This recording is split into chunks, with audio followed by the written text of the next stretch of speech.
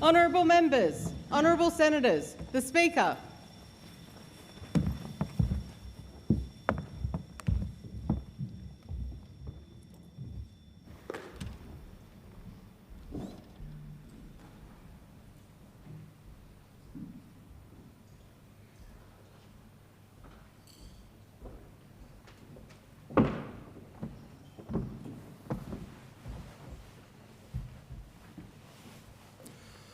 I acknowledge the Ngunnawal and Ngambri peoples who are the traditional custodians of the Canberra area and pay respects to the elders, past and present, of all Australia's Indigenous peoples.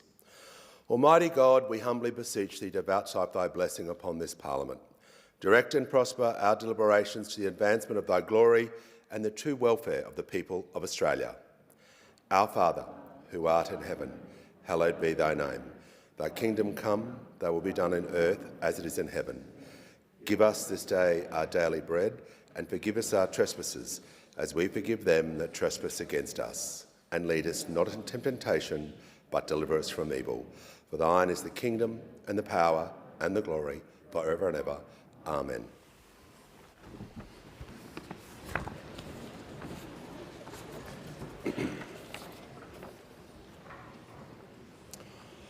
On behalf of the House, I welcome as guests the President of the Senate and honourable senators to this sitting of the House of Representatives to hear an address by Her Excellency Ursula von der Leyen, President of the European Commission. Sergeant-at-Arms, please escort our guest to the chamber.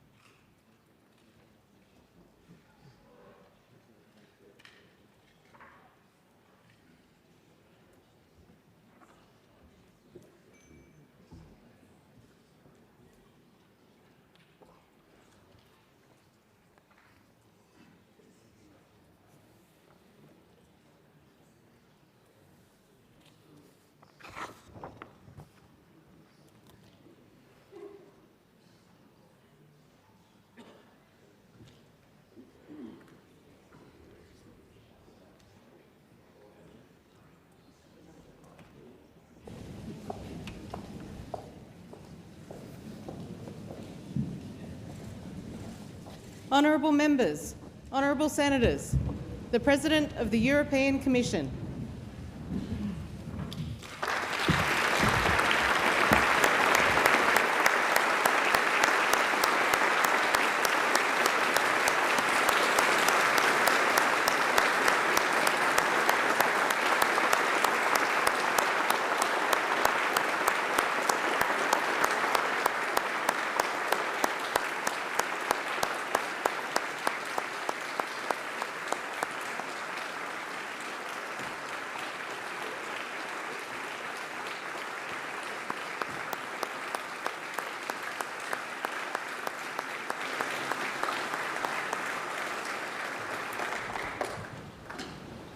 Your Excellency, I welcome you to the House of Representatives.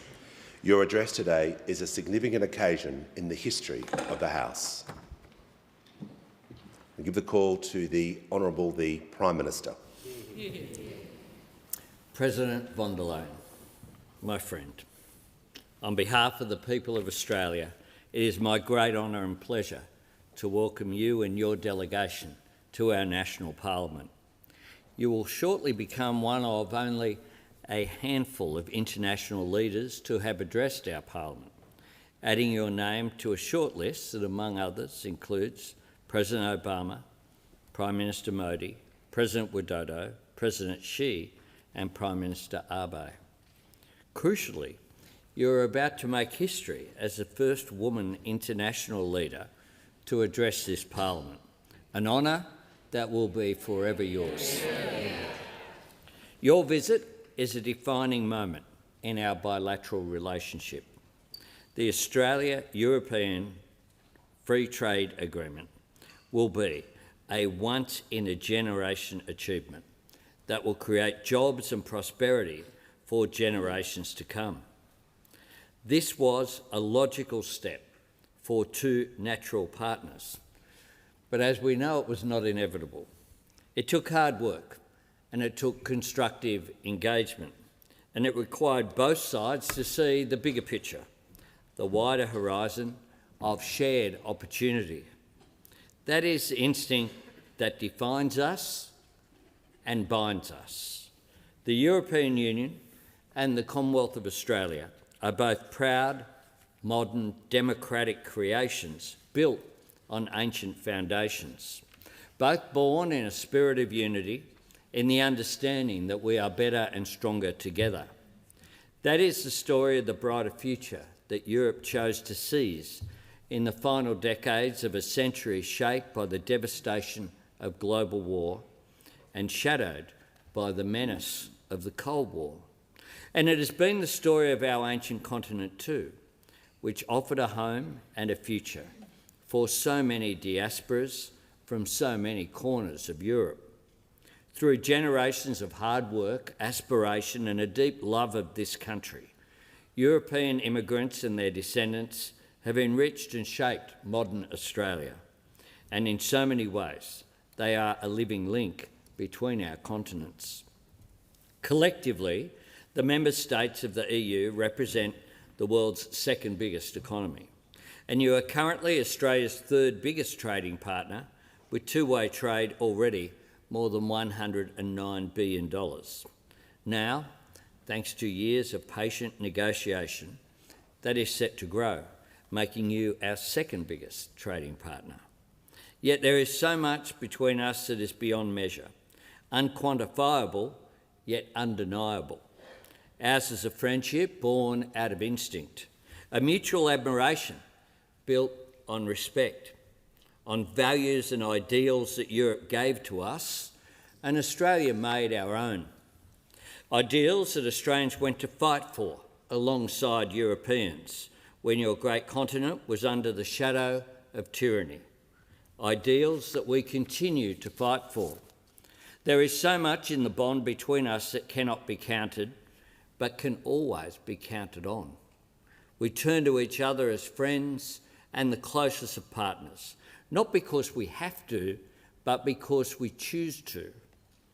As the world grows ever more uncertain, our best way of navigating the new reality is for us to do more together, not merely as a safeguard against present volatility or future uncertainty, but as the foundation for our future prosperity, resilience, security and stability.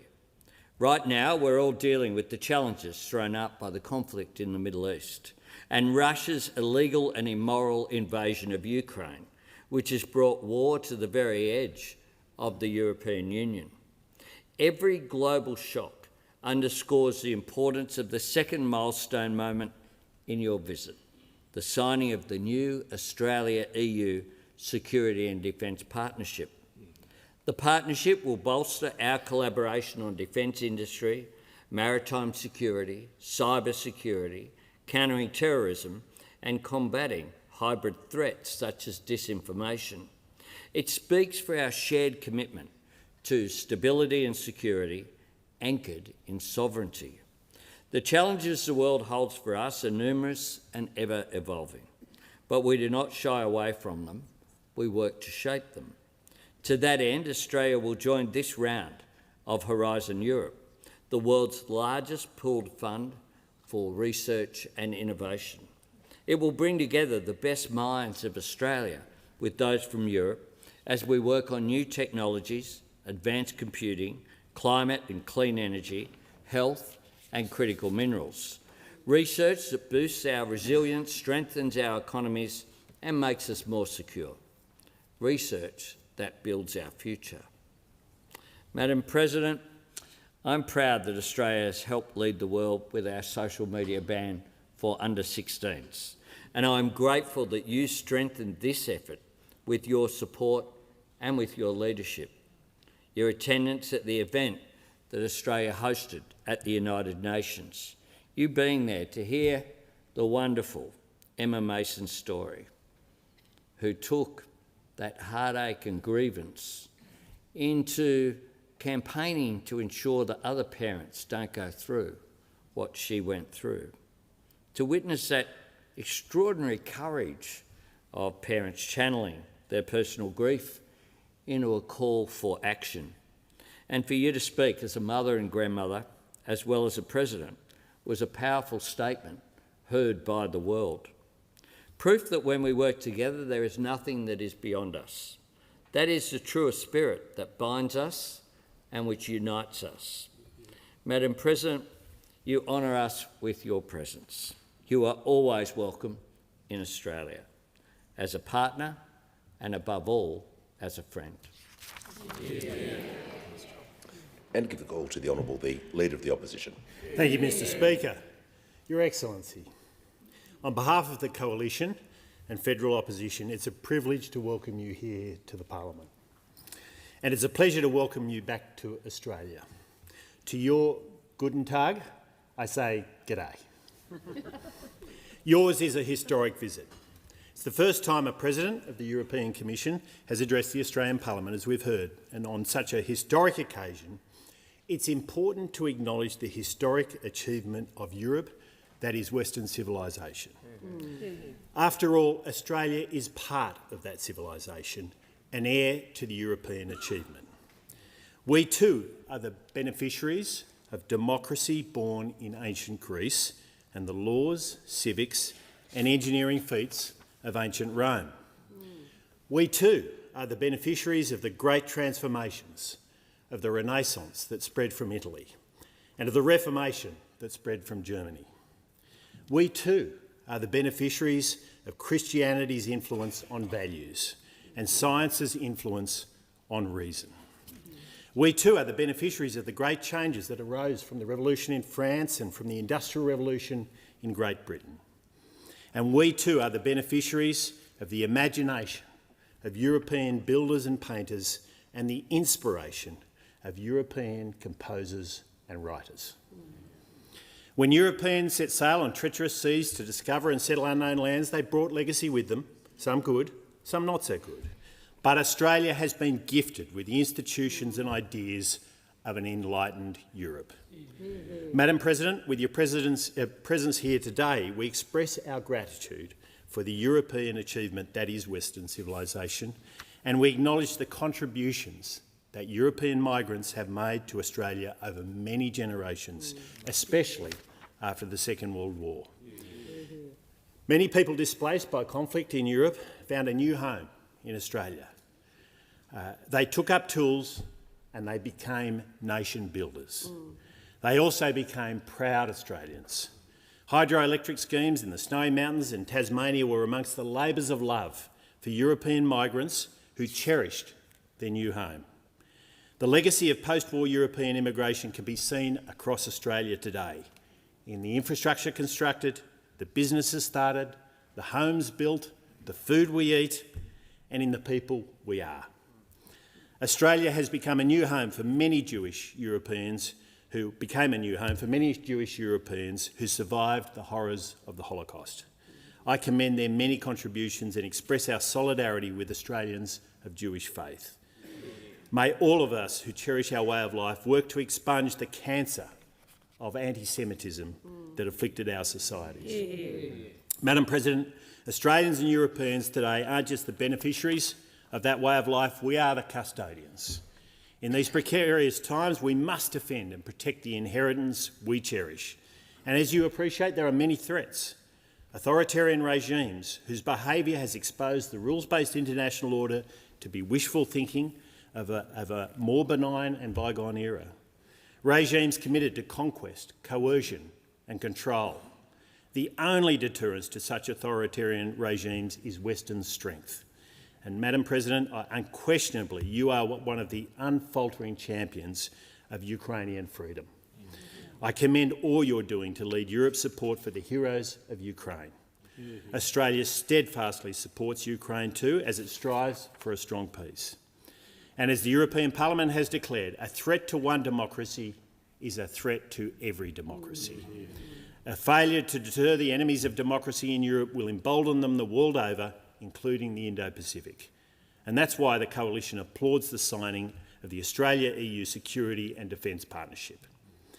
We stand together with clarity about what must be defended and what is worth fighting for. And so, Madam President, I also applaud the joint statement of nations who are willing to lend support to restore safe passage through the Strait of Hormuz. It was commendably signed by no less than 15 European nations. And I'm pleased the Australian government has now signed this statement too. Another mutual threat is Islamic extremism. In Europe and in Australia, the generosity of liberal democracies has been exploited. We've opened our doors to some people who don't want to embrace our culture, who want to erase it. The doors must be shut. Our culture can only survive by putting our values at the very centre of our immigration policies. A third threat is dependency. Europeans and Australians have become dependent on trading with nations in critical supply chains where there are real risks. But the age of free trade has not ended. Our goals of greater resilience, greater self-reliance and reindustrialisation are best served by working more closely with true and trusted friends. We believe in free trade. We know a good free trade agreement underpins mutual economic prosperity, and we must stand united against tariff barriers. The Coalition has a notable record in delivering high-quality free trade agreements.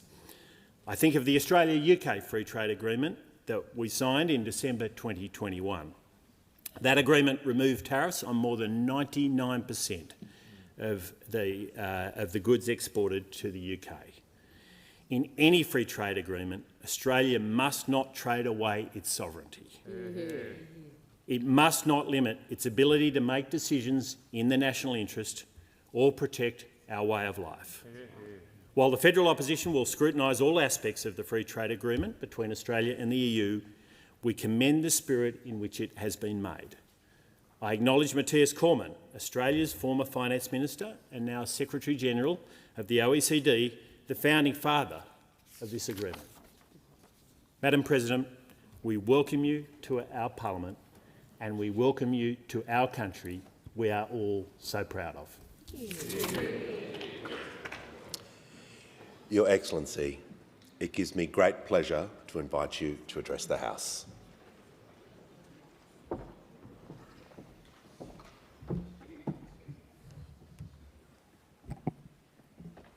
Mr. Speaker, Prime Minister, President of the Senate, Leader of the Opposition, honourable members and senators, distinguished guests. Indeed, my visit to Australia this week constitutes many firsts. I am the first President of the European Commission to visit Australia in more than a decade. I am the first President of the European Commission to address a joint sitting of your Parliament. And I am honoured to be the first woman leader invited to address this joint session of your Parliament. It's a great privilege. And one that I hope many more women will experience far sooner than my address has taken.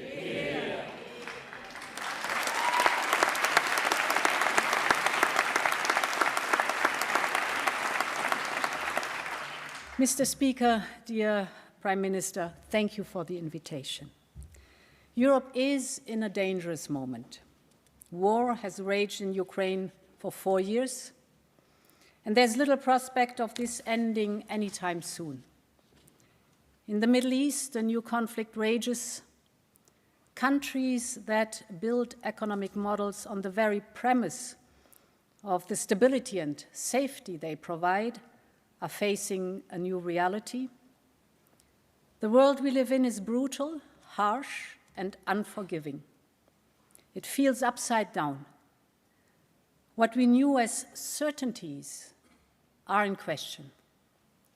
The comfort blanket of yesterday is ripped away. It is confronting.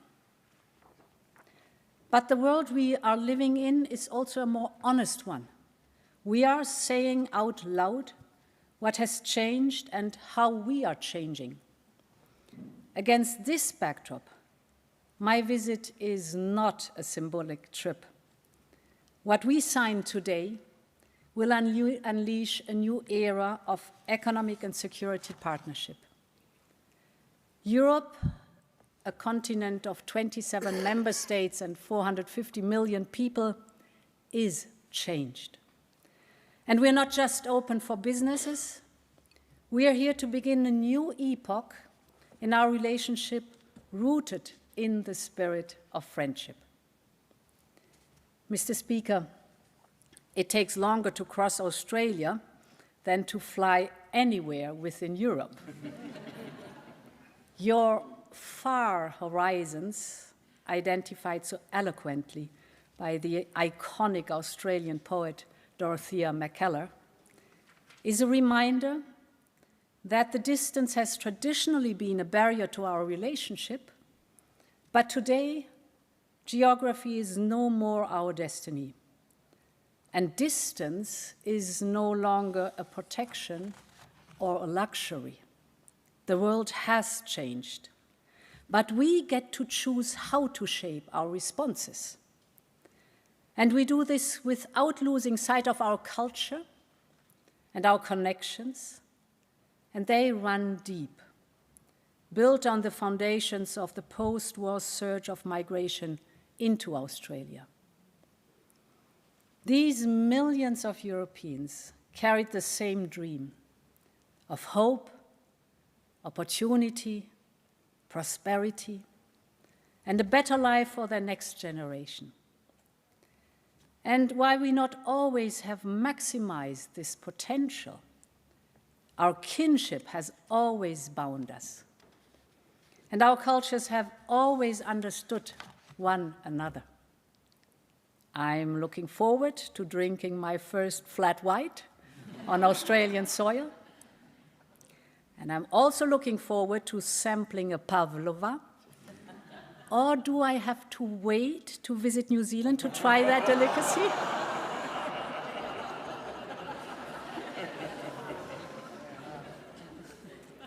Standing here in this majestic chamber, modeled after the British House of Commons, but rendered in this eucalypt color, I am reminded of how young and vibrant your democracy is, but linked to our enduring democracy in Europe, born in Greece thousands of years ago.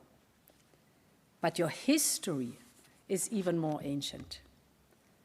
And I acknowledge all Aboriginal and Torres Strait Islander peoples and the world's oldest continuing culture. Yeah. Mr. Speaker, our continent owes so much to Australia. You fought for our safety, for a free Europe. As Defense Minister, I visited your war memorial. It was a solemn reminder of how much your country gave, and the everlasting obligation Europe owes to your men and women who sacrificed their lives for our common freedom. We have a duty to not just preserve their legacy, but to fortify it. Today, this task has a new urgency. I recently said that Europe could no longer be custodian of the old world order. This just reflects the reality of our changing environment. But this does not mean giving up on who we are, on our values. That matters, whether you are Europe or regional power like Australia. Accepting the world as it is simply means making choices sooner and smarter, both as governments and institutions. And I stand here today proud to tell you that Europe is changed. And you can see that with how much ambition I have for this relationship. One of the indulgences of past decades has been to think our world and our interests can be defined by our neighborhood. Nowhere proves that more false than Australia. It can take us more than 24 hours to fly here. But so many of the issues that challenge you in Perth are the same as in Paris. Take energy prices. None of us is immune to the shocks, both geopolitical and economic, that the war in Iran brings to our populations. Pain at the pump is hard for our citizens. And just another reminder that building our resilience is today's job. We in Europe have been reckoning with our dependencies, particularly with Russian gas. There were warning signs, and we learned the lesson in the hardest of ways in February 2022. For context, imagine, for example, if here in Australia you were forced to stop selling your iron ore overnight. In a way, this is what we have had to do in Europe. Russian gas, a no-go overnight. And after our societies had already withstood so much, first with the financial crisis, then the pandemic, then the beginning of the war in Ukraine, and now a second energy, gas, and oil price shock, diversification was and remains a necessity. And this is why I am proud that we have made decarbonization a defining pillar of our free trade agreement. It is hard-headed common sense. In my 6 years as president, I've witnessed firsthand how climate change is ravaging our continent, from floods in Valencia to the wildfires in Greece, which Australian firefighters came and helped put out. We all know what we are seeing is more severe. Dorothea McKellar wrote of Australia's droughts and flooding rains affecting your sunburned country. But the point is, these climate events have become more frequent and more intense, and it is our common responsibility to find solutions to power the planet we leave our children. This is why I am so pleased that Australia is considering entering Horizon Europe. Horizon is the world's largest research and innovation program. So joining this will put Australian researchers alongside Europe's to create tomorrow's technologies, whether in clean tech, quantum, or dual-use capabilities. Our brightest minds are coming together. With geopolitics at a boiling point, we know firsthand that the more you build homegrown energy, the sooner you get independent, and thus can shield yourself from energy price shocks. We are in a race to electrify our economies, and this is what future generations will judge us on. But the war in the Middle East is not just contained to the economic costs. Today's world shows that security threats are no longer restrained by distance, but are enabled by technology. Malicious actors are able to reach into our borders without ever leaving their own. Europe, like Australia, doesn't choose how threats come to us, but we all suffer their fallout. What happens in Ukraine matters in Unli. Australians have always understood this, which is why you have remained steadfast in support of European security. It should not be lost on anyone that the same surveillance plane that flew over Poland to help protect Ukraine is now in the Gulf, helping defend our partners under attack from Iran. Equally, it should not be lost on anyone that Ukraine has rushed to the aid of the Gulf states to help them defend their skies against the same Iranian Shahed drones that have been killing Ukrainians from the sky for years. Their cooperation has deepened, and there is no clearer example than the unimaginable sight of North Koreans fighting Ukrainians on European soil. We in Europe have also been battling attempts to undermine our democratic societies.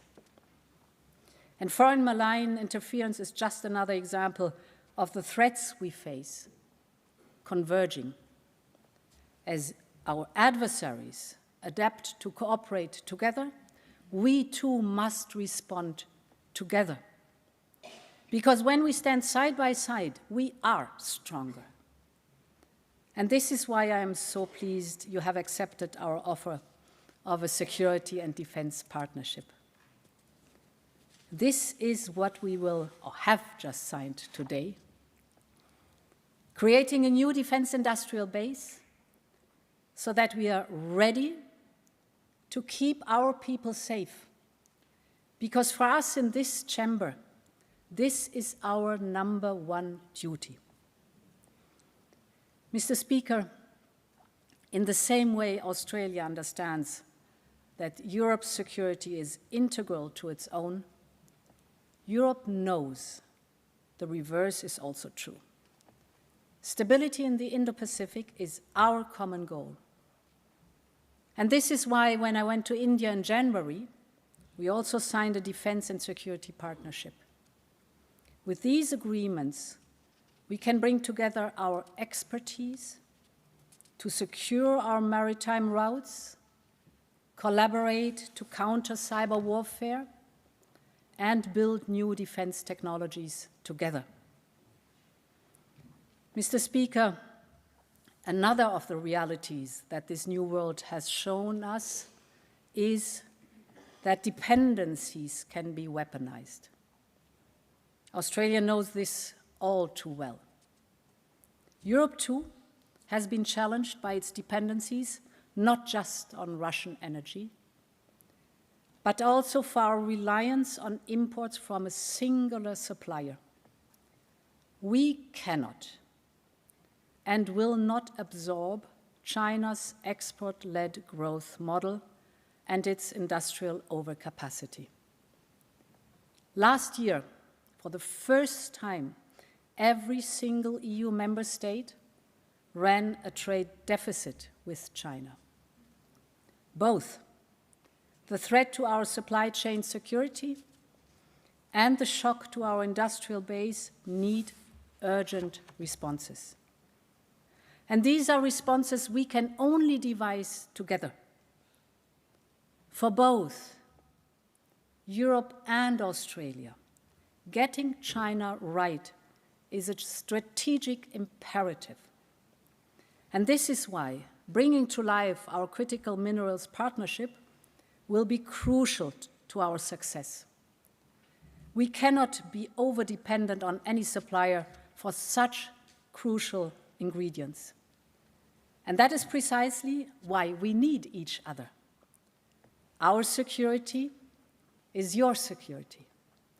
And with our new security and defense partnership, we have each other's back. Mr. Speaker, the Europe I am representing is very different to what you have known. It has been hard yakka, but we finally got there. Today, we finally conclude our trade deal. And we mean it when we say it. The trade deal is good to go. And I'm so proud that we got this done. Because it's a fair deal, and one that delivers for your businesses, and one that delivers for our businesses. I think you call that hitting it for 6. A trade deal many thought we might never land. But this reflects Europe's changing approach, from Latin America to India to, and I'm so pleased to add, Australia. When it comes to trade, Europe is open for business.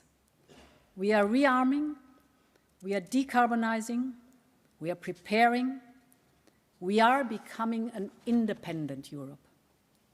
And this means a more outward Europe. And this is why I am here today, because showing up matters.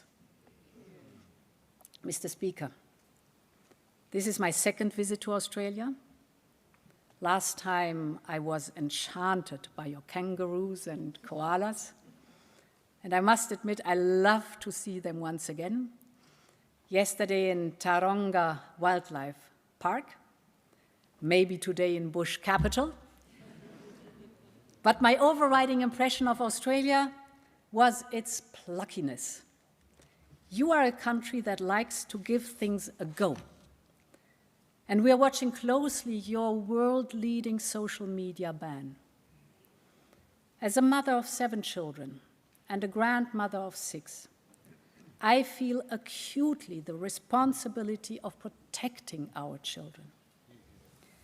It is we, parents, who must raise our children and not predatory, addictive algorithms. And Australia's example is one for all of us. Your social media ban was a community-led effort, bipartisan, and is up and running. We wish you every success. Several of our EU member states are looking to follow. And earlier this month, I convened for the first time my panel of experts. They are examining how Europe can implement possible restrictions in our union.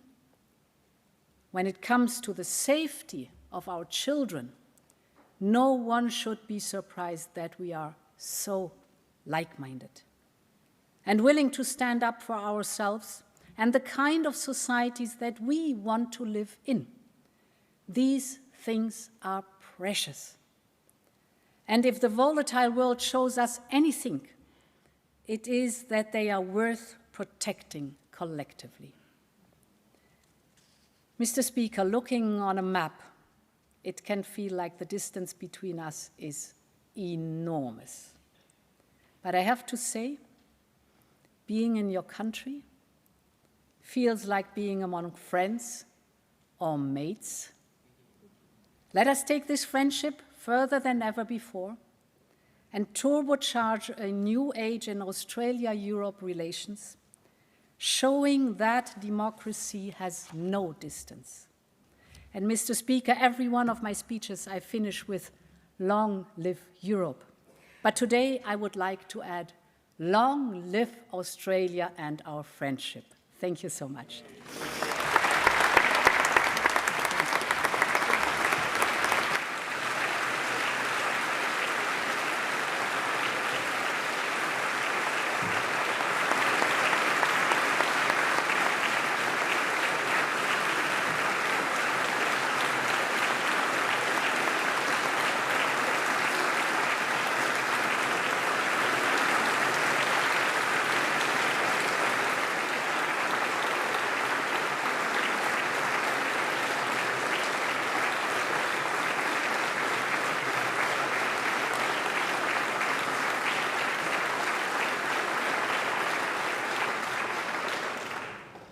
Your Excellency, on behalf of members and senators, I thank you for your address.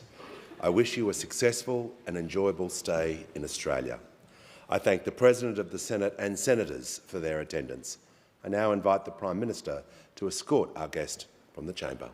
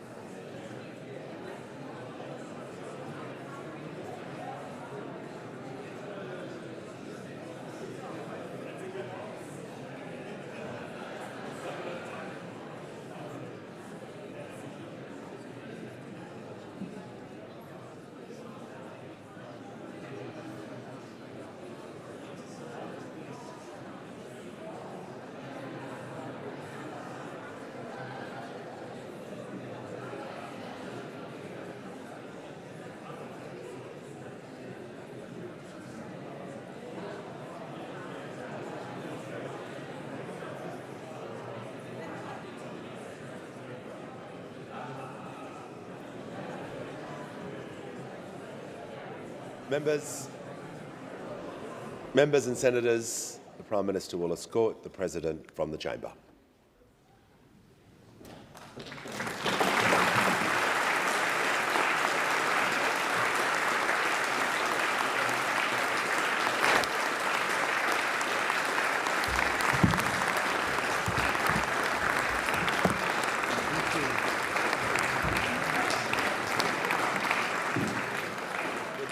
Will be resumed at the ringing of the bells.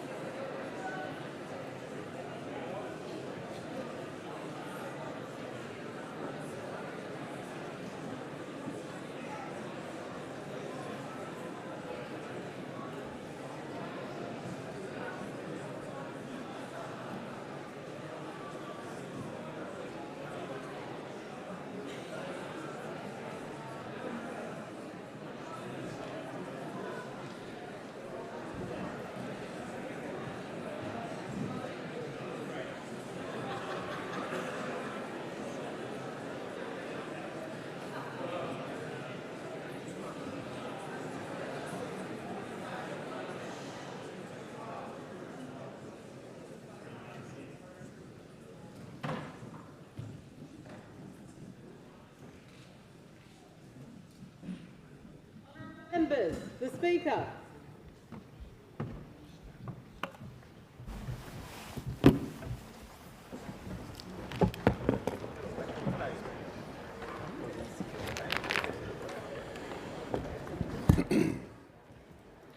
Before we begin question time, I'm pleased to inform the House that joining us today on the floor of Parliament is His Excellency Wesley Semina, the President of the Federated States of Micronesia. I'd also like to acknowledge the Honourable Esmond Moses, the Speaker of the Congress of the Federated States of Micronesia, and Her Excellency Ms Jane Chagall, the Ambassador of the Federated States of Micronesia to Australia.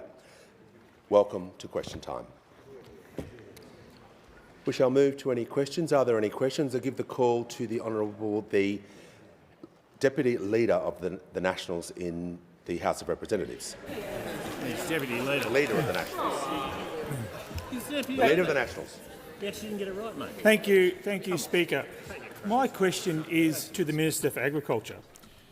At a time of a national fuel crisis, which is hurting our farmers, the National Farmers Federation is extremely disappointed with the free trade agreement announced with the European Union today and said Australian farmers, and I quote, will now pay the price for this subpar EU deal for decades to come. Minister, do you really believe this is a good deal for Australian farmers? Order. Order. Give the call to the Minister for Agriculture, the Minister for Fisheries and Forestry. Mr Speaker, and I do thank the member opposite for his question. What I'd say to the member opposite is we're strong advocates on this side of the House of farmers and producers, and that's what you've seen from us since we've been in government. That's what you've seen for us in terms of getting our world-class products right across the globe. Hang on, the Minister. Members on my left, we're not having yelling while the Minister is on her feet. The Minister in continuation. Thank you, Mr Speaker. The Albanese Labor government has worked day and night to rebuild our trading relations that we inherited from those opposite when they left office. Let's be honest about it, they left us with trade impediments of billions and billions of dollars. And indeed, today's Australia-EU free trade agreement represents an opportunity for Australian farmers, fishers and other agricultural producers. It's not only an important outcome at a time of global trade uncertainty, it further supports the diversification of our agricultural products and our agricultural exports. The EU is the world's second largest economy and Australia's third largest two-way trading partner, with our agricultural exports to the EU valued at $4 billion in 2025. This figure is set to grow under the Free Trade Agreement, which will ensure more EU consumers can continue to access Australia's high-quality food and fibre. The agreement eliminates the vast majority of EU tariffs on agricultural products. It will support around $17 million in tariff savings for wine based on current trade, along with a reduction in testing requirements, removing red tape and reducing export overheads. Order. The Minister was up. Just resume your seat for a moment, please. Leader of the Nationals in the House of Representatives. The Minister was asked a question about does she believe this is a good deal. She is going through exactly what she was asked about the deal she was asked. So I know the Leader would like a yes-no answer, but the Minister is being directly relevant. So at this stage, I'm not prepared to take the point of order. The Minister in continuation. Thank you, Mr Speaker. And the Chief Executive of Australian Grape and Wine, Mr Lee McLean, said today, and I quote, "The removal of tariffs on Australian wine entering the EU is good news for our exporters and for the long-term competitiveness of Australian wine in a major global market." The CEO of Ozveg, who said, and I quote, "Australia achieving an FTA with the European Union..." The Minister's going to pause. I was just to pause for a moment while she's concluding her answer. I was very clear I did not want yelling during this Minister's answers. The member for Maranoa has ignored me, so he'll leave the chamber under 94A. To have a continuing force of noise there when the Minister is updating the House on what she was asked about, she'll continue. Thank you, Mr Speaker. And I was about to quote the CEO of Ozveg, who said, and I quote, "Australia achieving an FTA with the European Union is welcome news, which will benefit Australian grower exporters of onions and other vegetable crops through tariff elimination and reductions." Mr Speaker, on this side of the House we do understand the importance of fair trade and the benefits that it brings to farmers and producers. Our agriculture, fisheries and forestry exports were valued at more than $82 billion in 2025. This is a 38% increase since 2021, the last time that you're in office. This has only been made possible because of the careful and considered approach that we have taken to restoring our international trading relationships. Give the call to the honourable member for Corangamite. Thank you, Speaker. My question is to the Prime Minister. Today, the Australian Government and the European Union reached historic agreements, bringing us closer together across trade, industry and defence. Why are these agreements important, and how do they deliver for Australians? Call to the Honourable the Prime Minister.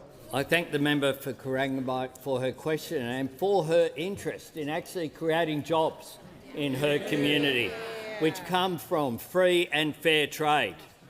As a result of this EU agreement, we'll have more Australian beef and sheep meat from Queensland and New South Wales. We'll have more Australian wine from Western Australia and South Australia. We'll have more Australian dairy from Victoria and more seafood from Tasmania. All proudly Australian products, the very best in the world, the very best in the world. After 8 years of negotiation, something that couldn't be done by those opposite, we have today signed the Australia-EU Free Trade Agreement. It represents a very good deal for exporters, for Australian consumers and businesses gaining more access to European products here at home at lower prices. The EU is the world's second largest economy and our third largest trading partner. Deepening cooperation in trade is important to both of our economies, just as strengthening our defence ties is important for our security as well. And today we've signed a new security and defence partnership, boosting Australia-EU collaboration across defence industry, maritime security, cyber security, as well as countering terrorism and disinformation.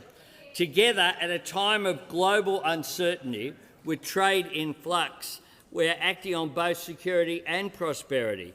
And it was a pleasure to hear the President's address to Parliament, the first female leader to do so with such warmth, friendship and good humour. Mr Speaker, I see comments about beef and sheep from those opposite. Let me just give a few facts. When we were elected in 2022, beef exports to Europe were worth beef exports in total were worth $9 billion. It's now $18 billion. $18 billion. Double. Last year, beef to the European Union was 4,000 tonnes. 4,000 tonnes. This agreement provides for guaranteed preferential access for 35,000 tonnes. 4,000, 35,000. That is the difference. That is the difference. And on sheep meat, so 8 times our current exports, and on sheep meat, this allows for nearly 31,000 tonnes, 5 times our current market access. That is what we have delivered. But those opposite only have 2 modes. 2 modes, talking Australia down and tearing each other down. That is all they do, constantly talk Australia down. The Prime Minister's time has concluded. Give the call to the Manager of Opposition Business. Thanks, Speaker. And my question is to the Minister for Climate Change and Energy. More than 2 weeks ago, the Minister told the House, quote, "Today the Treasurer and I have worked very closely together with the ACCC to ensure that the ACCC penalties are increased." With fuel prices having doubled in 3 weeks, has the Minister been advised as to when the legislation will actually be introduced? Give the call to the Minister for Climate Change and Energy. I have. Tomorrow. Give the call to the Honourable Member. Order. Order. When the House comes to order, the Treasurer. Order. The Treasurer will cease objecting. The Leader of the House will cease objecting. We'll hear from the Honourable Member for Solomon. Thanks, Speaker. My question is the Deputy Prime Minister. How will Australia and the European Union strengthen cooperation through the new Security and Defence Partnership? The call to the Deputy Prime Minister and the Minister for Defence. Well, can I thank the member for his question and acknowledge his distinguished service in the Australian Army. With Kaja Kallas, the Vice President and High Representative for Foreign Affairs and Security Policy of the European Commission, the Foreign Minister and myself signed the Australia-EU Security and Defence Partnership. Now, from the moment that Russia and China signed a no-limits agreement on the eve of Russia's immoral and illegal invasion of Ukraine, was the moment that a war in Eastern Europe became deeply relevant to Australia's national interest. Because there are not many rules-based orders, there is one. And the lessons, good and bad, that will be learnt in Ukraine stand to be applied in the Indo-Pacific. And so today there is, in fact, a deep connection between the Indo-Pacific and Europe, which is why this partnership is so important. The partnership will see increased cooperation between Australia and Europe across security and defence, in cyber security, in space, in combating terrorism financing, in sharing information. But really importantly, it will see greater cooperation in defence industry. So many of the platforms that are operated by the Australian Defence Force were designed or built by European companies. Navantia, a Spanish company, designed our air warfare destroyers, our supply ships, our landing helicopter dock ships, the largest ships in the Royal Australian Navy. Thales, a French company, has been building Bushmasters for the Australian Army in Bendigo for many years, and those Bushmasters are now providing critical service in Ukraine. And Rheinmetall, a German company, is building more than 200 combat reconnaissance vehicles, the Boxers, in Brisbane for the Australian Army, but in addition are building another 100 more which are being sent back to Europe for the German Army. And it's against this existing strong backdrop that the partnership will help provide for a seamless defence industrial base between Australia and Europe. Australia and Europe are both democratic. We enjoy freedom of speech. We share values and we have complete trust. And in difficult times, the Australia-EU Security and Defence Partnership will be the basis upon which Australia and Europe will navigate a challenging world together. Give the call to the honourable member for Mayo. Thank you, Mr Speaker. My question is to the Treasurer. For every litre of fuel sold in Australia, the government receives 52.6 cents in excise tax.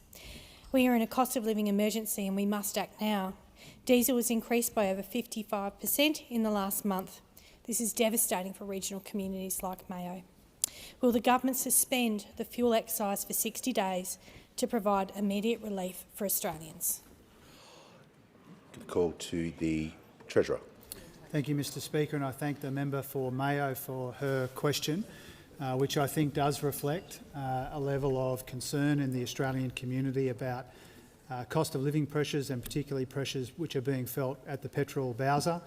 Unlike the Shadow Treasurer, the member for Mayo has appropriately represented how the fuel excise works. It's applied per litre of fuel. It doesn't go up when the price of fuel goes up. It's levied per litre. The amount that the member for Mayo mentioned is the accurate one, even if the Shadow Treasurer didn't know that when he was asked. Now, when it comes to the excise, when it comes to the proposal that the member for Mayo has, it's not something that we have been considering. We have been working very hard to provide cost of living relief in the most responsible way that we can. The tax cuts which are coming, rounds 2 and 3, are an important part of that. Cheaper medicines, more bulk billing, student debt relief and the like is all about recognising these pressures and to try and provide that cost of living relief in a different way than the way proposed by the member for Mayo. And in fuel markets more broadly, we're working very closely and as a team to make sure that there is supply that people need, particularly in regional areas, and to also make sure the ACCC is empowered to go after any suppliers or retailers who do the wrong thing. I do acknowledge that there are a range of views about it. The member for Mayo's question, I think, accurately reflects some of the suggestions which are out there. For our part, we're providing cost of living relief. We're working as hard as we can in fuel markets to recognise and respond to the pressures that Australians are under. Call to the honourable member for Hughes. Thank you, Speaker. My question is to the Minister representing the Minister for Trade. How is the Albanese Labor government delivering real economic benefits to Australian workers and families by signing a free trade agreement with the European Union? Call to the Minister for Northern Australia, the Minister for Resources representing the Minister for Trade. Thank you very much, Mr Speaker, and I thank the member for Hughes for his great question. I'm really proud to be representing in this place the finest Trade Minister this country has ever seen, in the form of Senator Don Farrell. Under Senator Farrell's leadership and that of the Prime Minister, this government has delivered economic benefits to Australian workers and families. Under the leadership of the Trade Minister and this Prime Minister, this government has removed $20 billion of trade impediments. We have signed an economic cooperation and trade agreement with India, FTAs with the United Kingdom and the United Arab Emirates, and today we have signed an FTA with the European Union. And all this, Mr Speaker, confirms that Labor is the party of free, open and fair trade. After all, it was the Hawke government that lifted the tariff wall in this country and opened our economy up to fair trade. We lifted the tariff walls, we support fair trade, we support free trade, and we are building more and more connections every single day. I want to acknowledge the European Commission President, Ursula von der Leyen, and I echo her views that both continents share the same challenges and goals. We need to maximise our potential together, and through this EU FTA we will do that. This has been 8 years in the making. It's a historic achievement achieved by this government. This European Union agreement combines us with the 27 member states, the second largest economy in the world, with a population of over 450 million people, with a GDP of $31 trillion in 2025. This free trade agreement between Australia and the EU means lower tariffs on imports from the European Union, including what's on shelves at grocery stores right around the nation. Lowering tariffs means more choices at lower prices to help ease cost of living pressures at supermarkets right around the country for all Australian families. Farmers and businesses will benefit from cheaper machinery, vehicles, parts and equipment that they source from the EU, and this will flow into households around the country. And really importantly, this government has protected— The Minister will pause. The Leader of the Nationals in the House of Representatives has had a really good go. I just need to hear what the Minister is saying.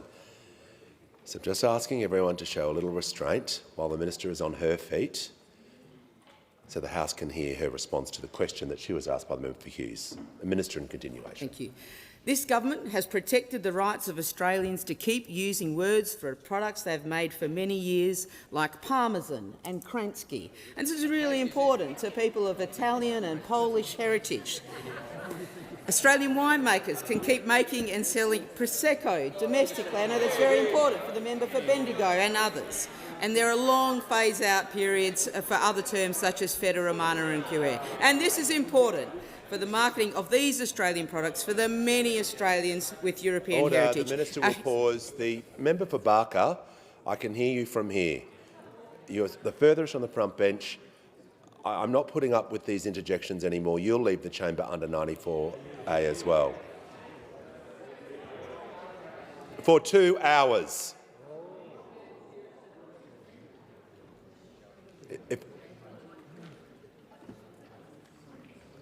My correction, 3 hours.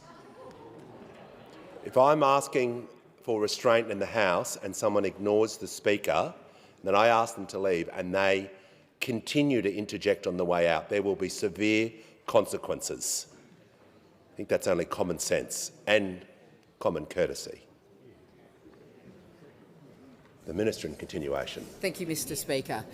This is a heritage many are proud of in this country, and indeed it's a heritage and a shared future that we are proud of, an Australian Labor government that has delivered a European Union Australian free trade agreement. Call to the honourable member for O'Connor. Thank you, Speaker. My question is to the Minister for Climate Change and Energy. On the 10th of March 2026, the Minister stated, and I quote, "The fact of the matter is we've got enough diesel in Australia for our needs for the foreseeable future, and it's important that government and industry are working together." Can the Minister advise the House as to how many service stations in each state and territory are currently out of fuel? Call to the Minister for Climate Change and Energy. Thank you, Mr Speaker. I thank the honourable gentleman for the question. In New South Wales, the figure is 164 without diesel, 289 without at least one type of fuel. In Queensland, the figure is 55 with no diesel, 35 with no regular unleaded. That's out of 1,800 service stations. I should have said in New South Wales those figures are out of 2,417 service stations. In Victoria, the figure is 162 with one or more grades unavailable out of 1,627 service stations. In South Australia, it's 46 with one or more grades unavailable out of 700. In Western Australia, I'm advised it's 6 out of 771 with a total stock out.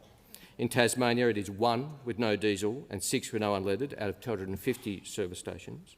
In Northern Territory, the Northern Territory Administration advises me that there are no shortages as a result of fuel supply, but there are, of course, issues in relation to flooding and road access, and there are no outages in the ACT.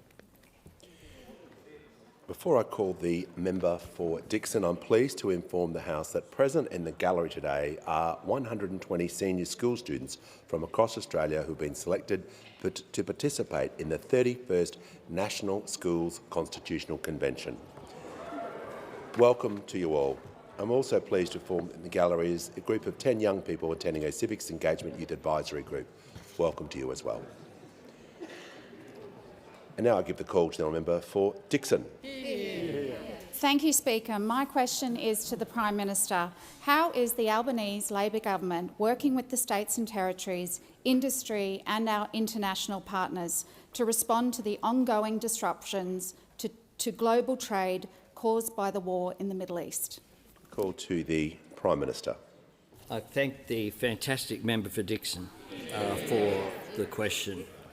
And as we heard from the President of the European Commission, Ursula von der Leyen, and as most people around the world would recognise, this is a global issue, and there are global pressures on trade, there are global pressures on energy supply, there are global pressures on inflation as a result of the actions, particularly of the Iranian regime, which is engaged in attacks on neighbouring nations in the Middle East and effectively closed to almost all traffic, the Strait of Hormuz. It is imperative that freedom of navigation in the region recommence unhindered. And we again reiterate Australia's call for Iran to cease this reckless action, which is having consequences of isolating itself even further from decent people right around the world because of the actions and the reckless way in which they are seeking to damage ordinary people, ordinary citizens of people in their region of the Middle East, but right around the world. Disruption to 20% of the world's oil supply is continuing to impact nations, and indeed we heard that as well about the impact of these actions on the economies of Europe. We live in a world which is more connected than ever before, where no one is immune from these shocks, and we know that increased petrol prices put pressure on Australians. And that's why it's so important to work with every partner that we can, both at home and overseas, to shield our nation as best as possible from the worst of global uncertainty. That's why I engaged with Prime Minister Lawrence Wong of Singapore and issued a statement yesterday, a joint statement with him.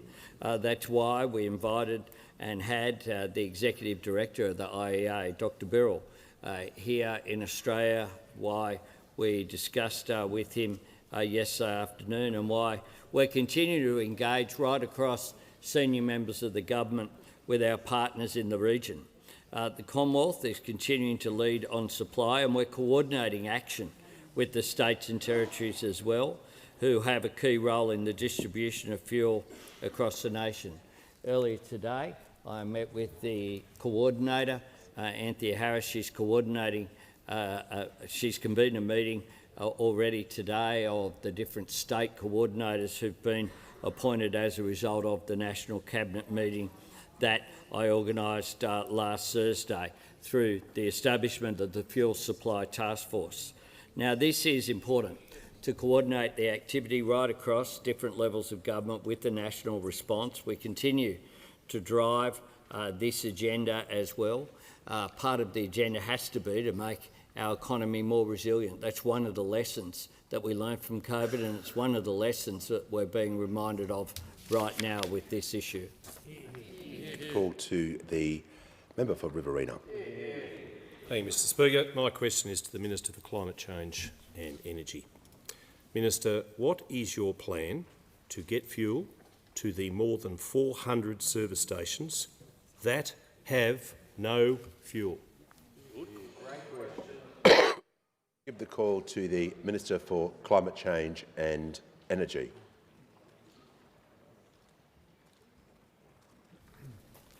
Thank you very much, Mr Speaker. The government's plan is to work to increase the fuel supply in Australia by releasing 20% of the minimum stock obligation, which we have done. And we have done so on the condition from the minimum stock entities that they see that fuel flowing to regional Australia.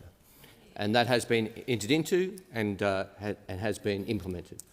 I also announced a temporary relaxation of the rules for sulphur for petrol, which will see an extra 100 million litres of fuel be supplied to the system each month.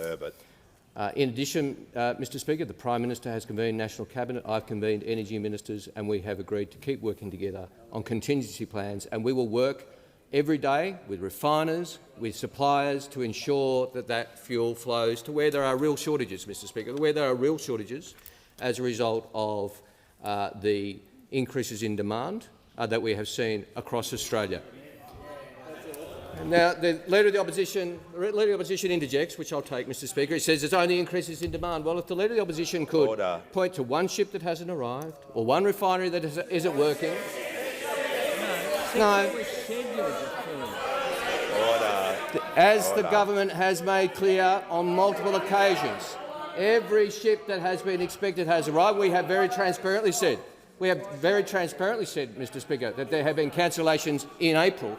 The Leader of the Opposition is the one who has misled people and said that we are stopping exports from Australia, which is not true. The manager on a point of order.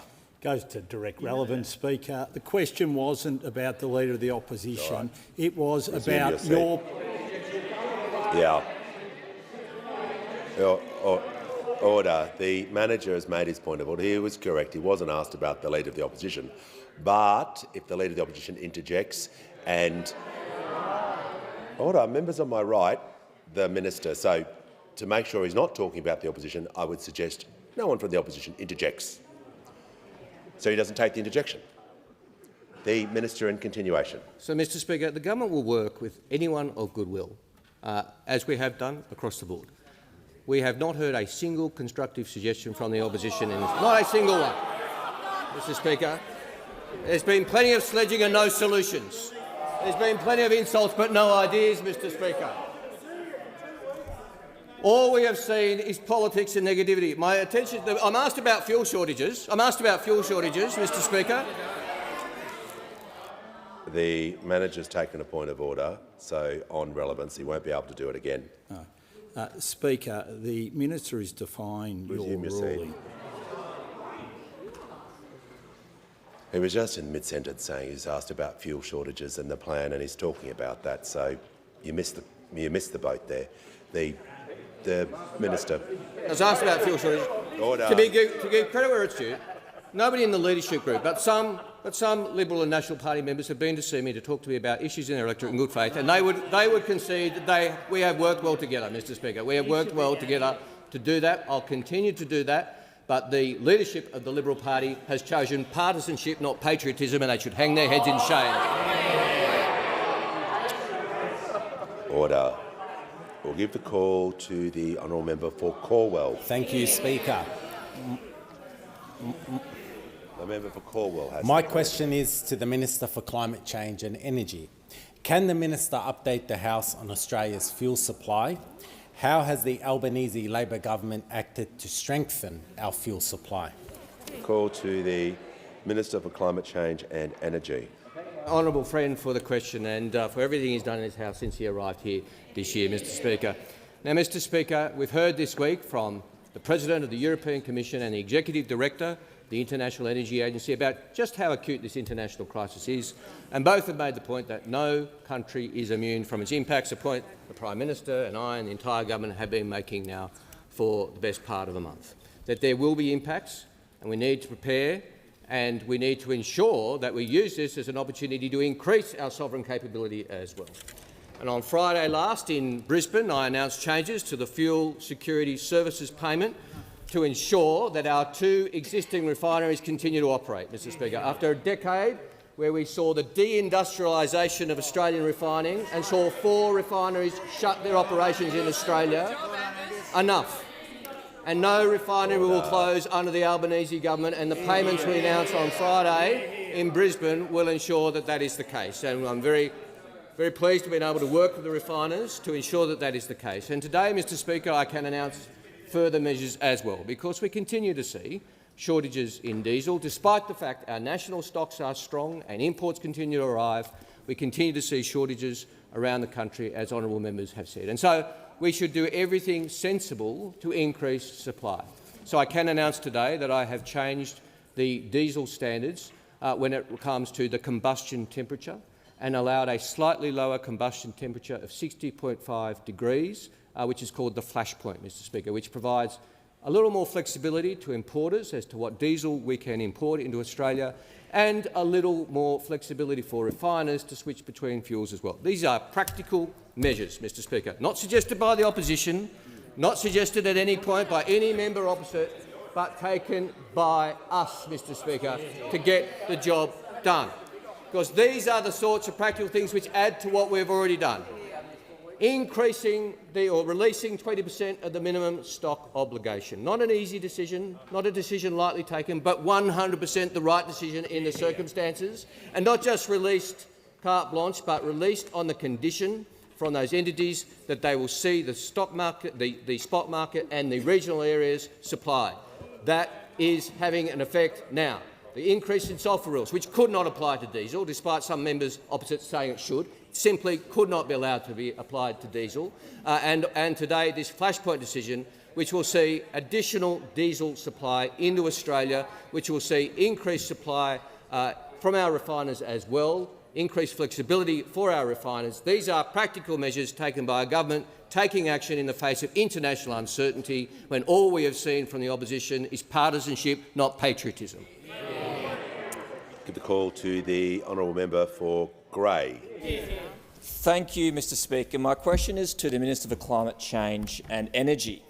I refer to the front page of today's Sydney Morning Herald with an article titled "States Warn Albanese of Fuel Ration Confusion."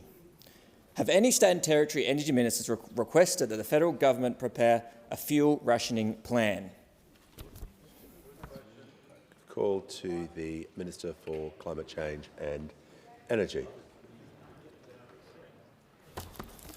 Well, Mr Speaker, I refer the honourable gentleman to my answer yesterday, in which I confirmed to the House the great revelation that the energy ministers had met last Friday and issued a communique, which is not a secret document, Mr Speaker, and for the benefit of honourable members opposite, the communique reads, in part, ministers agreed that there are shared responsibilities and it will be critical to work together to maintain fuel security by anticipating risks and enabling timely, coordinated responses.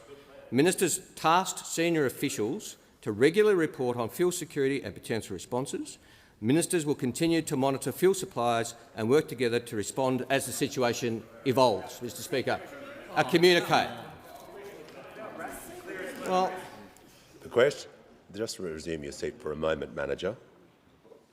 The question was about a media report that Member Grey asked about had meetings or requests been to lead to fuel rationing plans.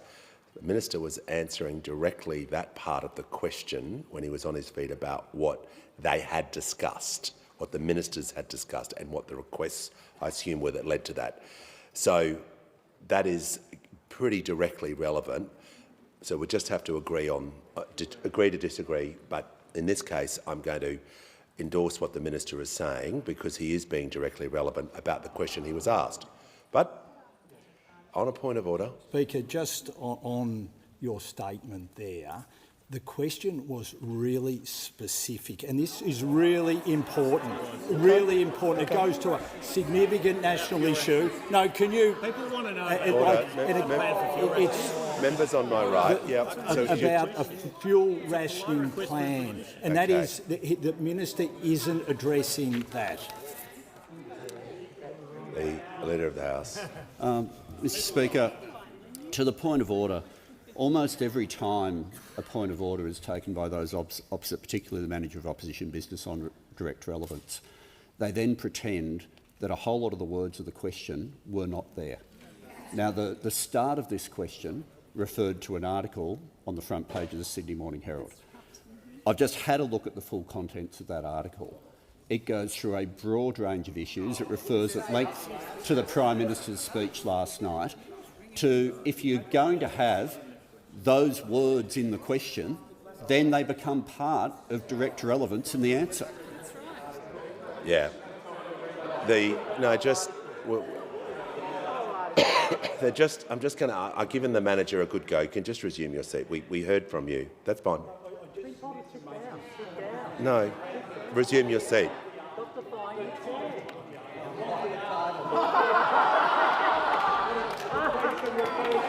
Resume your seat. Order. Yes, I understand that, but common sense would prevail. If a member is asking about an article, you just don't refer to the title of the article. It's about the article itself. But we're not getting into the semantics here. Order.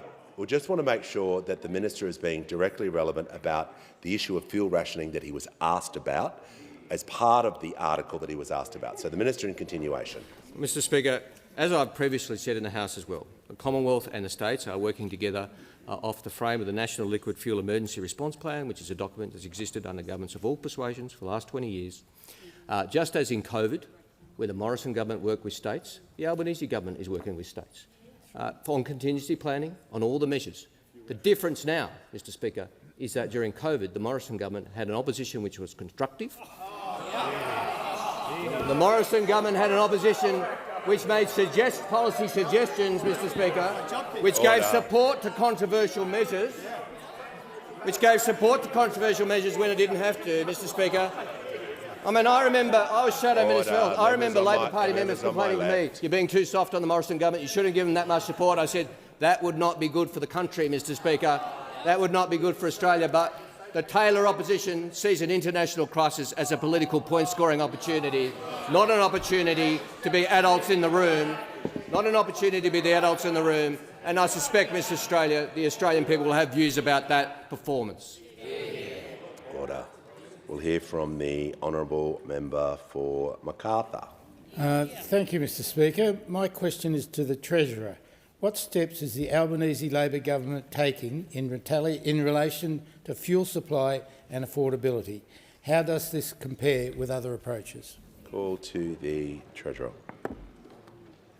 Mr. Speaker, I hope it's okay that I also shout out the National Schools Constitutional Convention friends who've joined us today, and I thank the member for Macarthur for his question. As a wonderful local member in an outer metro community, a bit like mine, I know that he understands the pressures that people are feeling right around Australia. Australians are under cost of living pressure, and the conflict in the Middle East is adding to that pressure. We recognise that, but more than recognise that, we're taking action to help address it.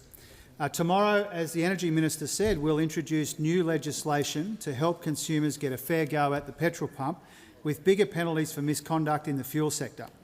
Now, the conflict overseas is no excuse for suppliers or servos to take advantage of Australians, Mr. Speaker. We are putting the petrol companies on notice. Our new laws will double the penalties for false or misleading conduct and cartel behaviour to a maximum of $100 million per offence, Mr Speaker.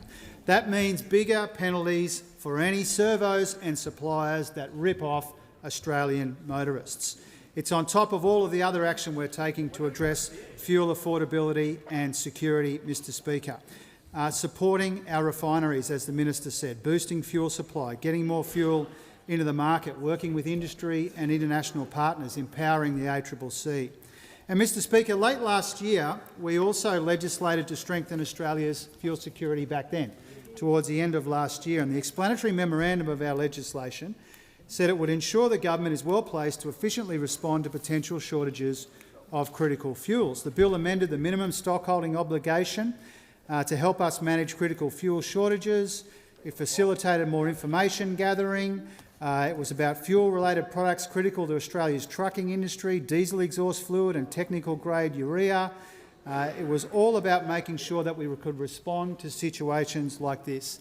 And, Mr Speaker, I remind the House that those opposite voted against fuel security at the end of last year. They had the opportunity to support some sensible measures to make it easier for Australia to deal with and respond to threats to our fuel security, and they voted against it, Mr Speaker. I call on them to not make the same mistake again when it comes to bigger penalties for servos and suppliers who are doing the wrong thing. We call on them to back this bill to put in place higher penalties for petrol companies and to protect motorists, Mr Speaker.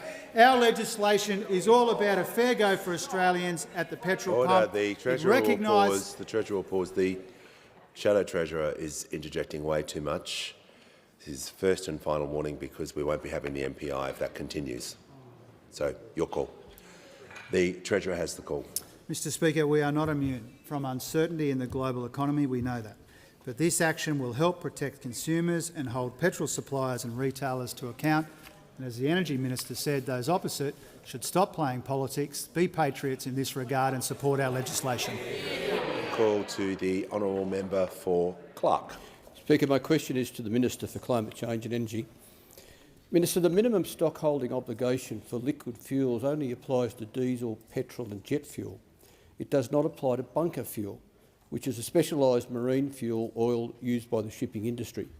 So, Minister, seeing as shipping is responsible for transporting almost all of our island nations' trade, and indeed Tasmania's trade, will you use your power under the Liquid Fuel Emergency Act to bring the same priority to bunker fuel?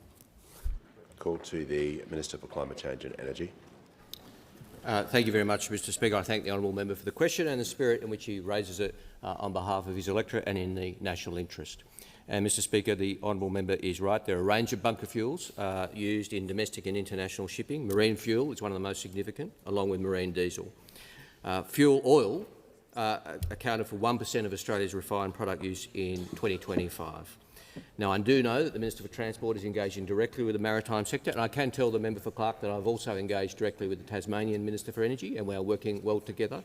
I can also tell the honourable member that as part of the release of the minimum stock obligation, although the member is right, bunker fuel is not in the minimum stock obligation, nevertheless we were able to make a condition of the release of some of the minimum stock obligation, prioritising maritime oil supply for cargo and passenger vessels to Tasmania, ports, fisheries and forestry. So that has been done as part of the MSO release. I can also tell the member for Clark that approximately 13% of the production from Geelong is for fuel oil, and last year total fuel oil production in Australia averaged 23 million litres a month, with the production of fuel oil supported by the announcement I just referred to that we made on Friday of support for our two refineries to ensure that Australian domestic capability. In relation to the honourable member's question about the Liquid Fuel Emergency Act, I pointed out before that the bar for the test for invoking that act is very high, quite rightly. It has never been invoked in the last 40 years. Not through the two Gulf crises, not through COVID, not at any other time.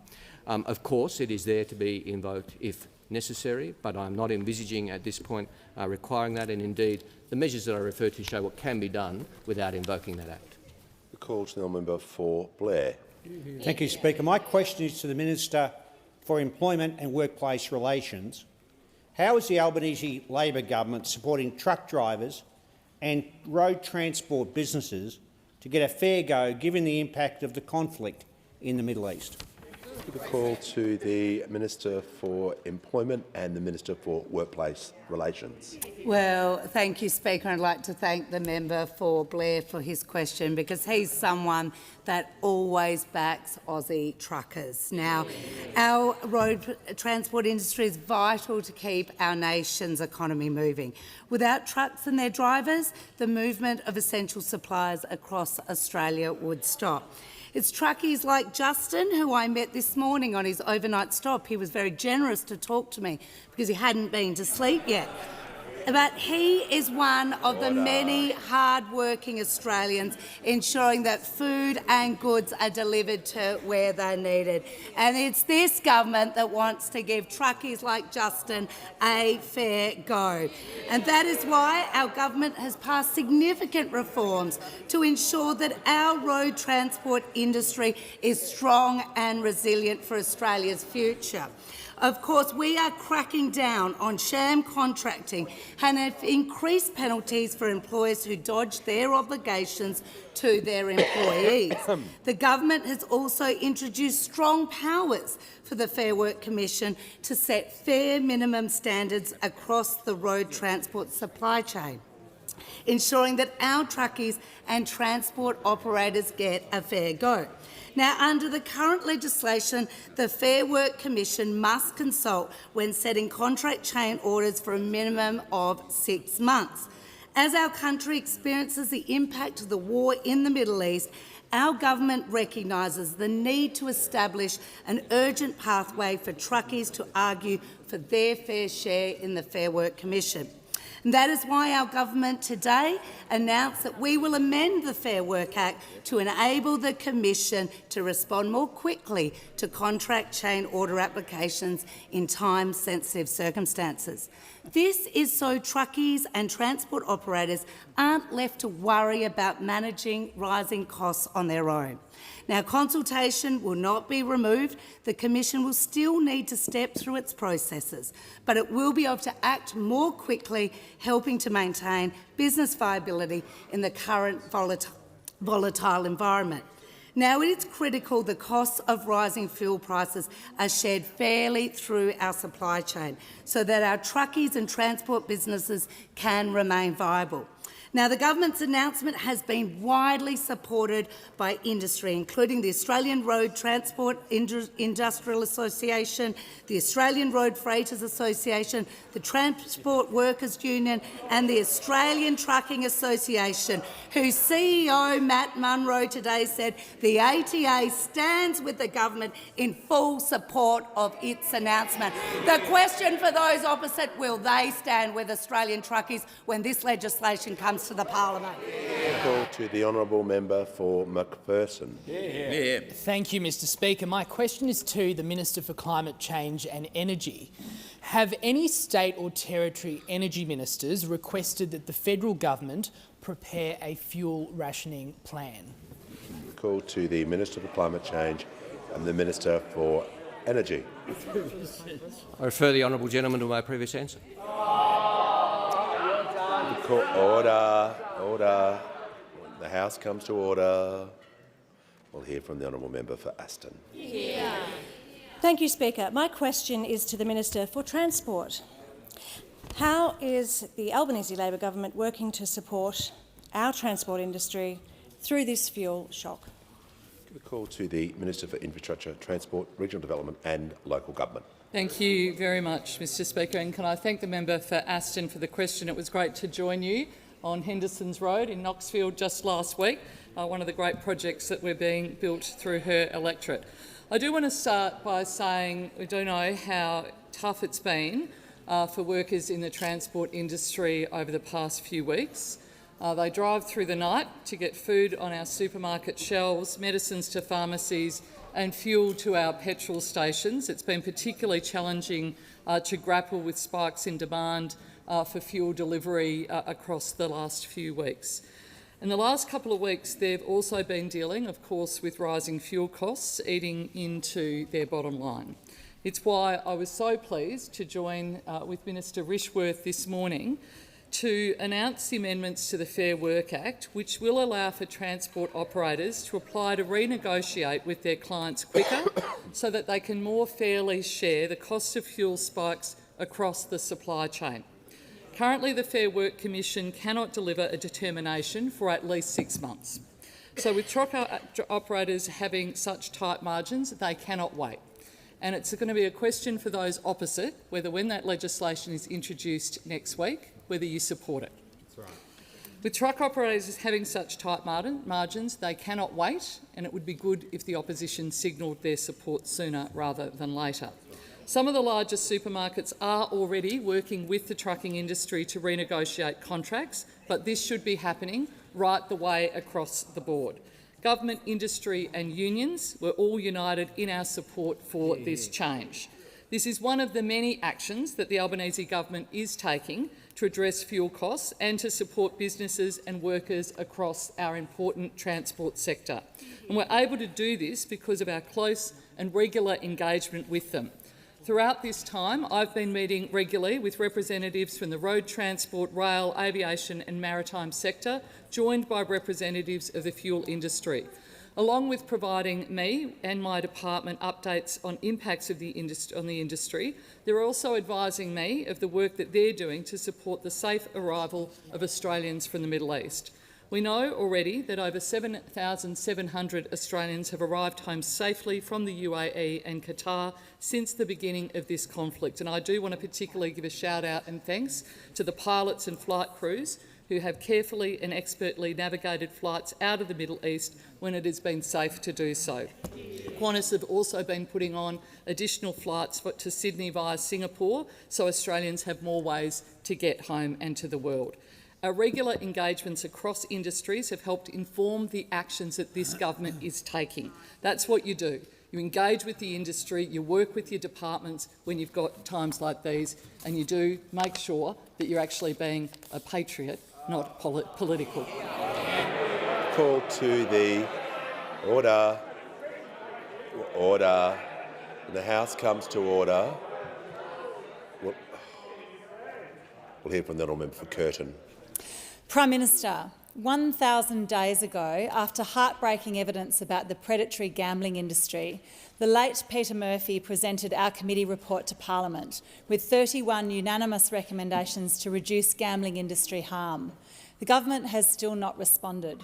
You claim to have done more than any other government, but none of your actions were in response to the inquiry's recommendations, and Australians still lose more through gambling than any other country.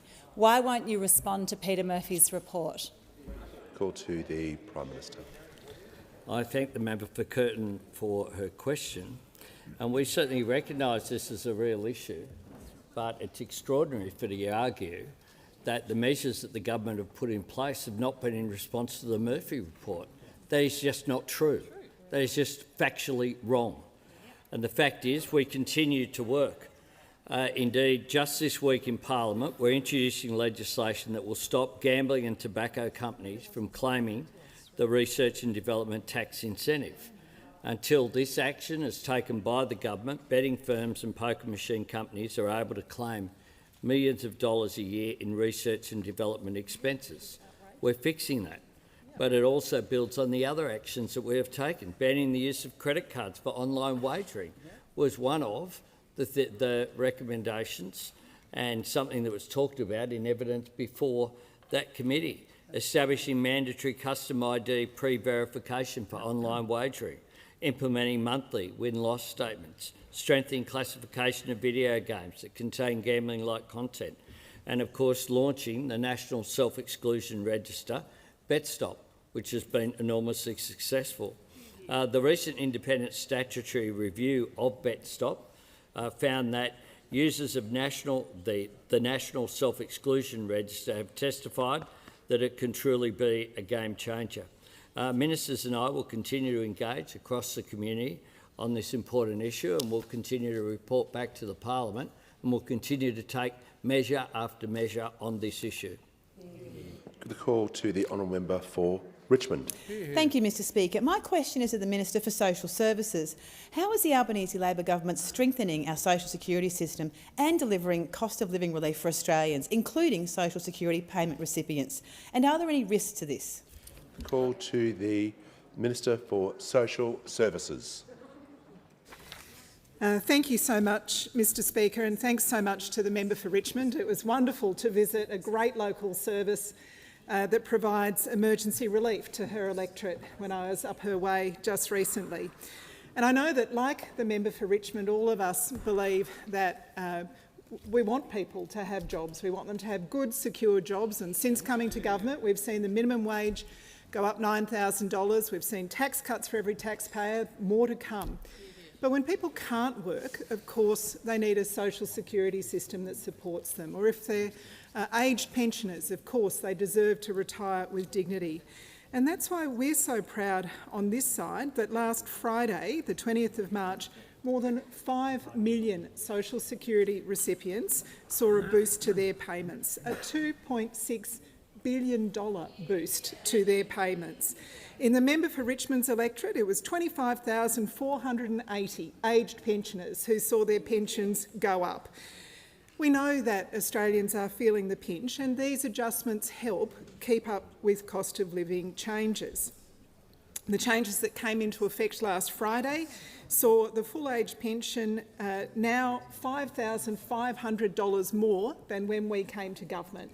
They see job seekers who've got $4,300 a year more since we came to government. Rent assistance has gone up. The maximum rate has gone up by about $1,900 a year since we came to government.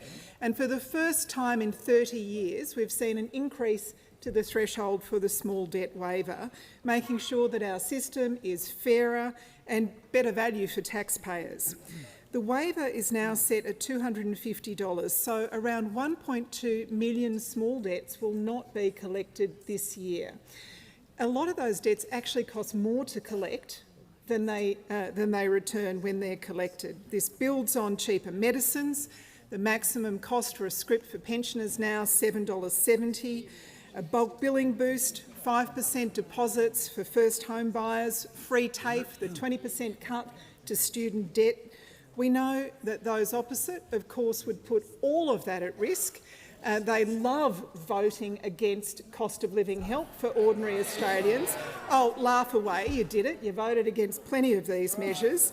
And we know that when they were last in government, despite promising not to touch the aged pension more than 9 times, they actually tried to raise the pension age to 70 when they had the opportunity to do that. Those opposite have not changed. They have not learned. They're the same old Liberals, focused on themselves while we're focused on making life a little bit easier for Australians. Call to the honourable member for Lindsay. Thank you, Mr Speaker. My question is to the Minister for Energy. New South Wales Premier Chris Minns has just said in the New South Wales Parliament in relation to fuel supply, quote, that demand management procedures are required. That might be rationing. It should be a nationally consistent approach, end quote. Does the Minister agree? Give the call to the Minister for Climate Change and Energy. Well, Mr Speaker, I thank the honourable member for a question, but perhaps the honourable member didn't take in when I read out the communique from energy ministers when we agreed to work together on coordination measures over coming weeks and months, Mr Speaker. That's why we appointed a supply coordinator to work not just across the federal bureaucracy but across the states to work with industry, because Mr Speaker, that is the appropriate thing to do. But this question, Mr Speaker, this question really goes. Order. Order. Members on my left and This question really goes to the approach of the opposition here. Asking constructive questions about fuel supply, making constructive suggestions, no. Fear-mongering, Mr Speaker, disinformation, that's the opposition's approach. The minister's concluded his answer. Has the minister concluded it? Has the minister concluded his answer? Yeah. The manager on a point of order. relevance, Speaker. This question had nothing to do with the opposition. It was about whether there's going to be a nationally consistent approach to fuel rationing, and what the Australian people want to know an answer. The manager is correct. It was not about the opposition, so there's not much more. If the minister's got nothing else to add, he'll have to be brief with his remarks. He won't be able to, for the remainder 2 minutes, talk about the opposition. He wasn't asked about that. I simply say, Mr Speaker, this government will continue to work constructively with state governments and will continue to work constructively with industry and state governments like Tasmanian State Government, which is working very constructively with this government across the field in this difficult environment, Mr Speaker, because that's what sensible adult governments do. That's what serious people do. Non-serious people play politics in an international crisis, Mr Speaker. Call to the order. The Minister for Employment is warned. Order. The Minister for Climate Change and Energy. Members on my left, when they cease interjecting and when the House comes to order, we'll hear from the honourable member for Leichhardt. Thank you, Speaker. My question is to the Minister for Health. How is the Albanese Labor government making it easier for Australians to see a doctor when they need urgent care? Why did the government introduce this new model of care? And how does it compare to other policy approaches? We call to the Minister for Health and Ageing, the Minister for Disability and the National Disability Insurance Scheme.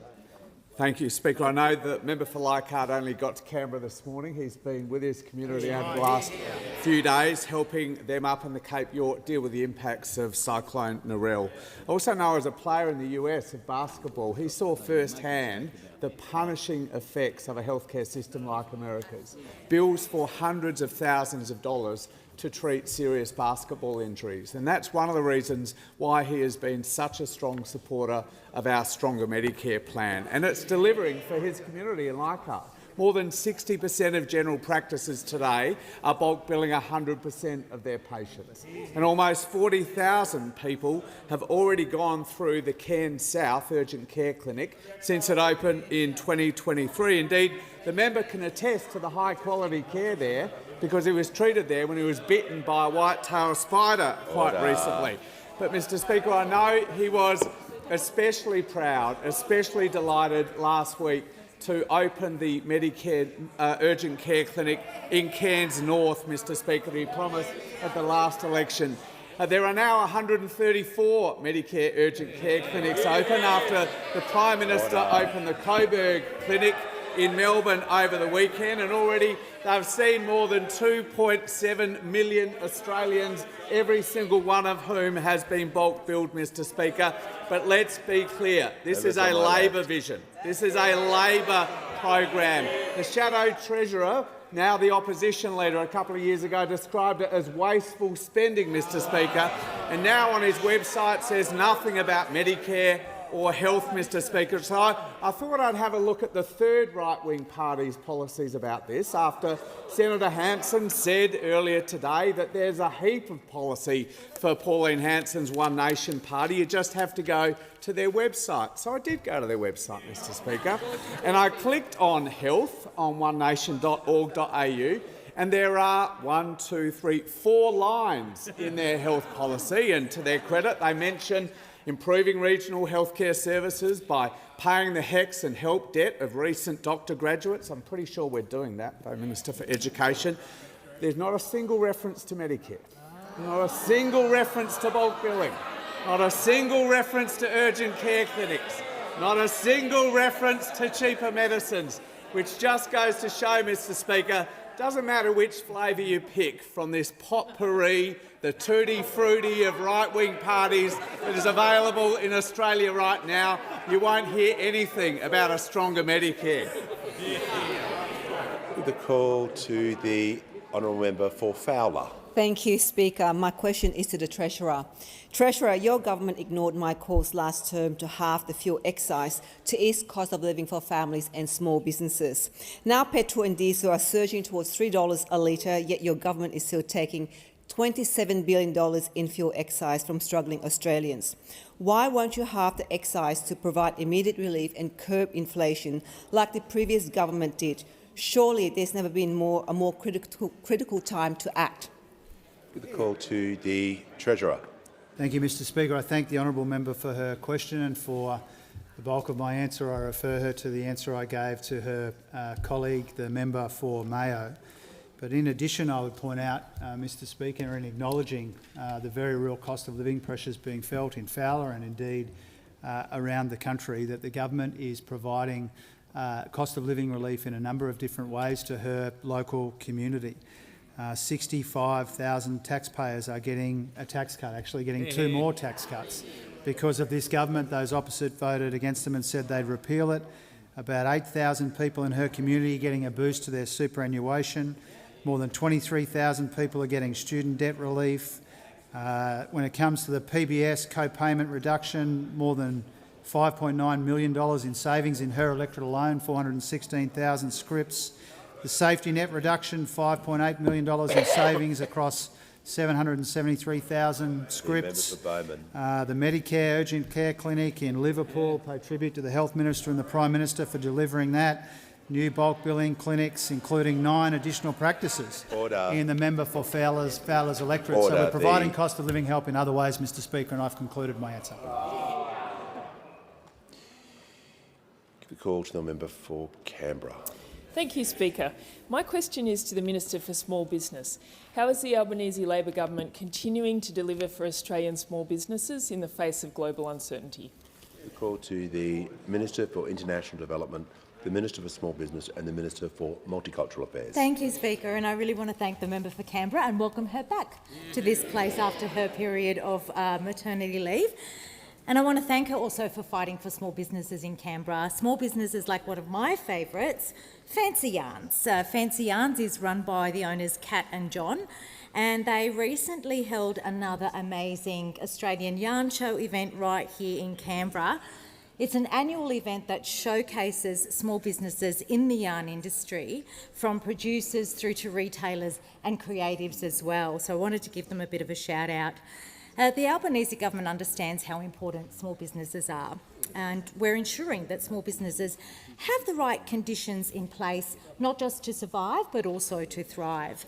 And since we came to government, Mr Speaker, Australians have established more than 26,000 new small businesses every month.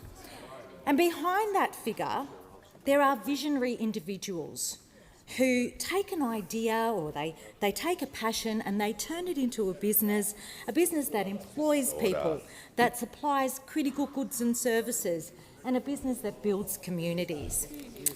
Our National Small Business Strategy, the first of its kind, means that we're working closely with states and territories across 3 essential pillars: supporting small businesses to grow, levelling the playing field for them, and easing the pressure on small businesses.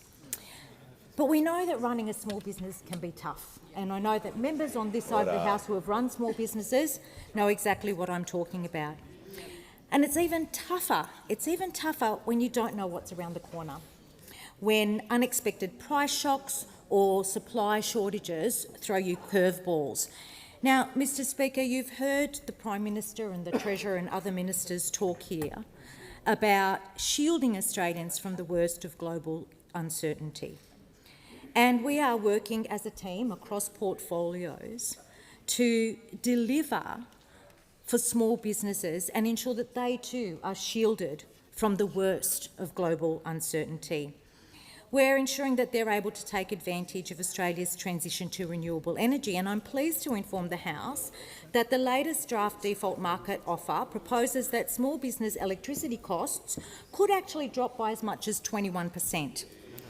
We're also ensuring that they can reduce their energy costs by accessing the home battery program, which thousands already have done. We're boosting fuel supply, amending fuel standards, working with industry and international partners, and including, as the Minister announced earlier today, including the standards for diesel as well.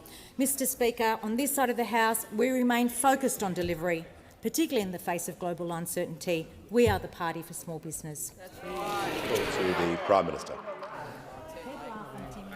Prime Minister has the floor. Order. I ask further questions to be placed on the notice paper. Order. Members can leave the chamber quickly and quietly. I'll just deal with the Minister for Climate Change first of all. He has indicated he's adding to an answer. To add to an answer? I add to the answer from the member for Lindsay. The member for Lindsay, in her question to me, asserted that the Premier of New South Wales had said, and I quote, "Demand management measures are required, that might be rationing."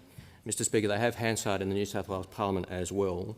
In fact, the Premier of New South Wales said, if demand management measures are required, that might be rationing, that might be working from home, that might be other programs or remedies that we can introduce in the marketplace, Mr Speaker. This is another example of the opposition seeking political point scoring dishonestly in the midst of an international crisis. Order.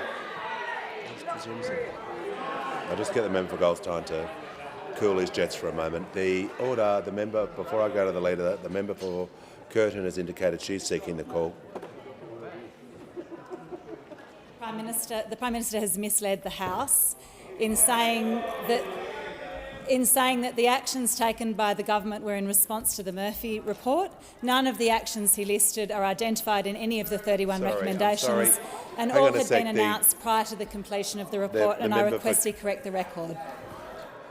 Well, the member for Curtin was seeking the call to correct the record, but it wasn't her record she was trying to correct. It was a...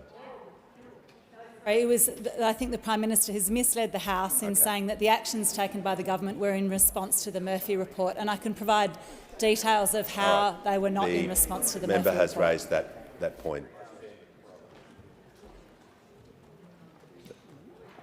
Well, I'm not sure what the member is asking. She's raised her point of order. She's indicated to the House where she feels that someone has misled the House, but there's no action I can take regarding... Yeah. Yeah, the member's made her point. I have no... you're asking me to do something I don't have the power to compel a member to do, but you've raised the point. Before papers, the... Speaker, when the Minister for Energy added to his answer and specifically referenced the quote that was used in question time, he didn't read out the full quote. He left out the operative part about a nationally consistent approach. So he selectively quoted what the question was that was put. Resume your seat. So you've done just what the member for Curtin did as well. You're claiming something. This is not the time to claim those things. At the time, when someone believes someone has misspoken, that's the time to do it at the time. But I think you both raised your point, and it's now on the record. The Leader of the House with papers. Speaker, these documents are tabled in accordance with the list circulated to the honourable members earlier today. Full details of the documents will be recorded in the votes and proceedings. I have received a letter from the honourable member for Goldstein proposing that a definite matter of public importance be submitted to the House for discussion, namely the failure of the government to secure adequate fuel supply, pushing up the cost of living across the economy. I call upon those honourable members who approve of the proposed discussion to rise in their places and give the call to the Shadow Treasurer. Thank you, Speaker. Speaker, just think about the challenges Australian families are facing right now. You've got parents who are waiting patiently as they turn up to the petrol station, wondering what the cost is going to be to fill up their car, wondering whether there's going to be any fuel. In New South Wales, we know 10%, based on the minister's answers in question time today, are absent fuel. Waiting, waiting, waiting. Waiting at the supermarket to see whether you can afford to pay the final bill. As you scan the items, and increasingly we hear so many Australian families that choose the self-checkout lane to stop the humiliation they feel if they have to return an item from their basket. waiting, waiting, waiting to see whether they can afford the bill, waiting to see whether there's going to be a situation in the future where they're going to be able to continue to afford their mortgage, seeing inflation continue to rage, interest rates continue to rise, and looking at their diminishing bank account under this government and wondering how much longer they're going to have. The experience, Speaker, around the country is real. 16% increases in food prices since the election of this government. 166 petrol stations now out of fuel. And we know that as inflation continues to rage, households are going to feel the pinch and they're going to look to the future and wonder whether they can get ahead. Because there is a follow-through from events overseas, but there is also a follow-through specifically from what people are living right now. Deputy Speaker, I ask a simple question. What do these things have in common? The lowest consumer confidence on record, expected highest inflation on record, highest small business insolvencies on record, record government spending outside a war or pandemic, record taxpayers' money handed to organised crime, record taxpayers' money provided to corruption rather than to essential services like the NDIS, healthcare and childcare, record jobs created by public spending. The one thing all these things have in common, Deputy Speaker, is the Albanese government. Because what this government is doing is running Australia into the ground. They are not seeking to boost it, to grow growth or opportunity for the next generation of Australians, and all they are hearing from this government is excuses. Well, if only you could fill your car with the Minister for Energy's excuses. If only you could buy a home with the Prime Minister's excuses, and only if you could pay off your mortgage with the Treasurer's excuses. Because Australians know right now the pain that they are living under this Albanese government. And they know because they know the consequences, as the RBA Governor said only last week, were, quote, material. After announcing an interest rate hike off the back of inflation data from the second half of last year, the RBA Governor made it crystal clear that unfortunately we may not have seen the end of this inflation pressure and interest rate hikes.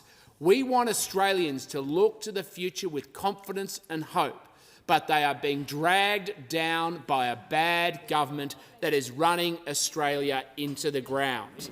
And this is the problem Australians are facing right now. The government, in a point of arrogance and hubris, continue to pour debt petrol on the inflation fire. They continue record spending, and no matter how much and how many times they're called out by economists or they're called out by the Reserve Bank Governor, the only response from the Albanese government is to try and bully their critics into silence. And there is a compelling reason why Australians must stand up and call out, and are standing up and calling out, because they know that they are living the consequences of this government's agenda. And more to the point, they know that when the government runs out of money, they're coming after Australians' money instead. They run out of money, they come after yours. And that's the problem with the Albanese government. And even worse than that, Deputy Speaker, while Australian households are going to the supermarket and wondering if they can afford the next 15 or 30 bucks in their trolley or in their red basket, the Albanese government is participant in providing $15 to $30 billion to organised crime through the CFMEU Labor cartel. And their only solution to that is to turn around and go after more Australians' money as they float new taxes and new charges in the forthcoming federal budget. I think we need to, Deputy Speaker, put this in perspective. The scale of the problem this country has under the Albanese government and the CFMEU Labor cartel. So I thought the best place to go was to look at Transparency International's 25 corruption scandals that shook the world and go through them each one by one and identify where is it that the CFMEU Labor cartel and handing to organised crime sits in the rankings of the most corrupt regimes on earth. Well, Deputy Speaker, the lowest one they came up with was Nigeria. You know, the sort of Nigerian prince arrangements. They came up with about $5 million. Then they looked at Spain. $5 million. No, this is amateur hour stuff, I'm afraid to say, leader of the opposition business. Spain, the Watergate papers, €5 million. Turkey, gas for gold, $17.5 million. Peru, death squads, embezzlement and public relations, a mere $600 million. This is amateur hour in comparison. You keep going through each one of them and finally you get around where we are in Australia right now. Tunisia, the shutting down competition scandal, that was $13 billion. Well, we didn't quite win. I will accept that, Deputy Speaker. I'll tell you who won outside of the Albanese government and their behaviour is coming in third place was Russia, which was the Troika laundromat where a full-scale bank laundered money to the scale of $26 billion. That's third place. This list hasn't been updated. That was once silver, but now it is bronze. Then, of course, you have the CFMEU Labor cartel, and between $15 to $30 billion of Australian taxpayers' money has been handed into the hands of organised crime. Well, let's see, Deputy Speaker, who is it that managed to beat the CFMEU Labor cartel? Well, it was the missing millions scandal for Ukraine of up to $40 billion. In this case, a Ukrainian court found a particular individual guilty of high treason and sentenced them to 13 years in prison. As they left behind documents that showed how they financed a life of luxury at the expense of citizens, using nominees as frontmen in a complex web of shell companies from Vienna to London to Liechtenstein. I could almost add there potentially to some super funds, but we won't go there. In February, Swedish broadcasters eventually reported that the shell company with a Swiss bank account received $3.7 million just in one bribe alone. But what was the answer to what happens when you have this industrial-scale corruption? Well, eventually the family fled to Russia in February 2014 after civil unrest sparked deadly conflict, claiming over 100 lives, including by sniper bullets. Well, what do we have with a regime that is alleged to have laundered between $15 and $30 billion to organised crime of public money through the CFMEU Labor cartel? Well, they sit in government, Deputy Speaker. And this is the problem. In Victoria, you've got the Allen government, and in Canberra, of course, you've got the Albanese government. And the consequences of that is Australian taxpayers' money. And when Australians are going to the petrol station to be able to get the fuel they need, they're finding they're not getting at a price they can afford, if there's even anything in the bowser. There's plenty of fuel for inflation, but there isn't for farmers and families. What are they experiencing when they go to the supermarket? Increasingly, they're having to put items back because they can't afford the cost of inflation that this Albanese government is imposing on Australians, because they keep borrowing from the future to pay for the day, and create an intergenerational problem where the next generation of Australians aren't just going to live the consequences of inflation, they're going to live with the consequences of the taxes to pay for it, because it's also fuelled by the debt. At every point, this Albanese government has no understanding of the consequences of what they're doing, but I can assure you one thing, Deputy Speaker, when they run out of money, they're coming after Australians. And just please, if you're leaving the chamber, just please go quietly and quickly. And I'm giving the call to the Assistant Minister for Competition, Charities and Treasury. Thank you, Deputy Speaker. The three major parties to the right in this country have one thing in common. They're very happy to trade in anger, very unhappy to actually come up with answers. They are all about slogans, but they have no solutions to Australia's problems.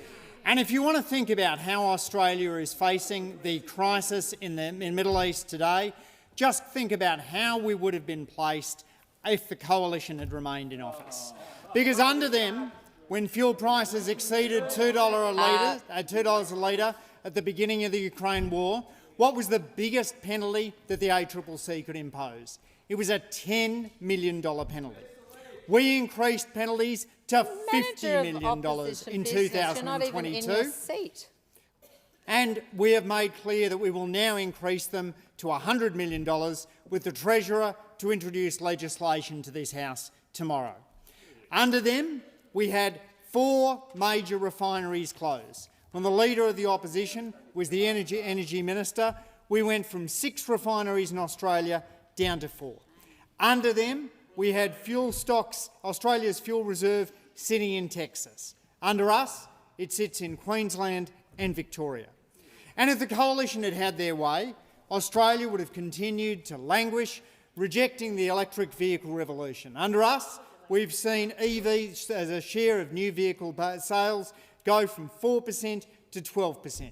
That means fewer Australians are lining up at the Bowser, and that the fuel is better able to get around existing vehicle owners. Under them, they opposed the new vehicle efficiency standard, which is seeing more Australians move to more fuel-efficient vehicles, again taking pressure off the fuel supply. Under them, in their last summer in office, there was twice the amount of gas used in the national electricity market as there was in the most recent summer. And we've just heard from the Shadow Treasurer a whole litany of things which surprisingly had nothing to do with the MPI topic that he decided to bring forward. So, given that he decided to stray off the topic, I think it's worth just reminding the House of a few of the points that the Shadow Treasurer has stood for in the past. Because, let's face it, if there was a frequent flyer program for unpopular ideas, the Shadow Treasurer would have lifetime gold status. He has in the past derided work-from-home arrangements as, quote, professional apartheid. He has criticised the Fair Work Commission's decision to deliver a real wage increase to low-income workers. He's advocated repealing protections for minimum standards for gig economy workers. And he's criticised better wages for frontline workers, aged care workers, early childhood workers as, quote, borrowing from future generations. This is someone who talks about a cost of living crisis, but who has opposed every serious measure this government has put in place to raise the wages of low and middle income Australians. The Shadow Treasurer has called the dismantling of universal superannuation a form of economic social engineering and a form of economic insanity, and he's called for the dismantling of universal superannuation. He's railed against paid parental leave, and he has called for the doubling of the GST. When others see social insurance, the Shadow Treasurer sees a target list. He has claimed that social housing suffocates the spirit of entrepreneurialism and said, quote, our real objective should be not to produce more social housing. He talks a lot about freedom, but when he talks about freedom, what he really means is the freedom from workplace standards, the freedom from progressive taxation, the so-called freedom from public services. And when it comes to some of the pressures that Australians are under in paying their mortgage, it is important to remember the Shadow Treasurer's track record on interest rates. On the 10th of November 2020, he said, quote, nobody wins from low interest rates. On the 23rd of October 2019, he said, at the beginning of this term, I deliberately communicated my concern about the Reserve Bank continuing to cut interest rates. On the 27th of February 2018, he said, quote, we need to create the policy settings to progressively increase interest rates, and went on to say, money is too cheap. So when Australians are considering what they're paying on the mortgage, they should remember that this Shadow Treasurer is a Shadow Treasurer who has championed increasing interest rates. Just as he's invested in a fund which pays off when the Australian economy does badly, he has said that he wants Australians to be paying higher interest rates. Now, this Labor government has been very clear about what we are doing in order to deal with the war overseas and the impact that that is having on Australian fuel prices. Our strategy comes in three areas. First, we're coordinating supply. We've put in place a fuel security coordinator, Anthony Harris, who will work with state and territory counterparts in order to coordinate supply and unblock bottlenecks. This builds on work that we have done since coming to office in maintaining sovereign refining capability through the Fuel Security Services payment, investing $1 billion in low-carbon liquid fuels so our refiners can modernise and make more fuels here, and bringing diesel storage across the country to over 3.7 billion litres with over 90 diesel terminals. Second, we're releasing fuel from the national fuel stockpile. We've released 20% of those fuel reserves in order to deal with shortages which are being driven by spikes in demand. Let's be very clear. Australia has as much fuel here as we had before bombing started in the Middle East. We are currently holding more than 1.6 billion litres of petrol, more than 800 million litres of jet fuel, more than 2.7 billion litres of diesel. This is a dramatically better position that Australia was in under the former coalition government when there were 4 fuel refineries closed under the leader of the opposition's time as energy minister, and in which he put our fuel reserves in Texas. And third, we are cracking down on anti-competitive conduct. We have seen the ACCC announce that they are carrying out an investigation against 4 major fuel companies. Last month, they secured a $16 million fine against Mobil for making false or misleading representations about fuel. The ACCC has hauled the fuel companies to an urgent meeting to explain their pricing conduct. The ACCC has more resources than ever before, and under the chair of Jenny Cass-Gottlieb, has done work to ensure that they are focusing on fuel supply. They are ramping up fuel monitoring, reporting weekly, and taking a focus on unusual price spikes, ensuring that motorists are not taken for mugs. So those 3 measures, coordinating supply, releasing fuel and cracking down on anti-competitive conduct, see Australia in a dramatically better position to address the challenges that are emanating from the Middle East. Our government has been clear with those parties to the conflict. We have expressed our view to the United States that it is time to wind down this conflict with the principal objective of reducing the risk of Iran creating a nuclear weapon having been achieved. In this government's view, it is time to bring the conflict to an end. That is in the interests of all countries. We have also been very clear with Iran that its conduct is utterly unacceptable in attacking neighbouring countries. And we have worked with those neighbouring countries, particularly the UAE, where there are 24,000 Australians, in order to provide wedge-tail aircraft and to work to ensure the safety of people in those regions. We were not notified of this conflict before it began. We are not a party to this conflict, but it is having a clear impact on Australians.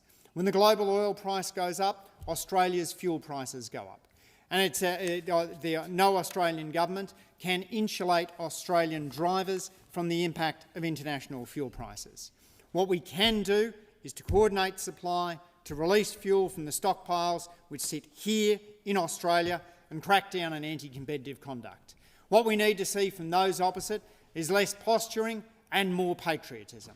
A commitment to putting Australians first, not fear-mongering like their friends in One Nation. I'd like to give the call to the Member of Opposition, but I'm going to require less interjection.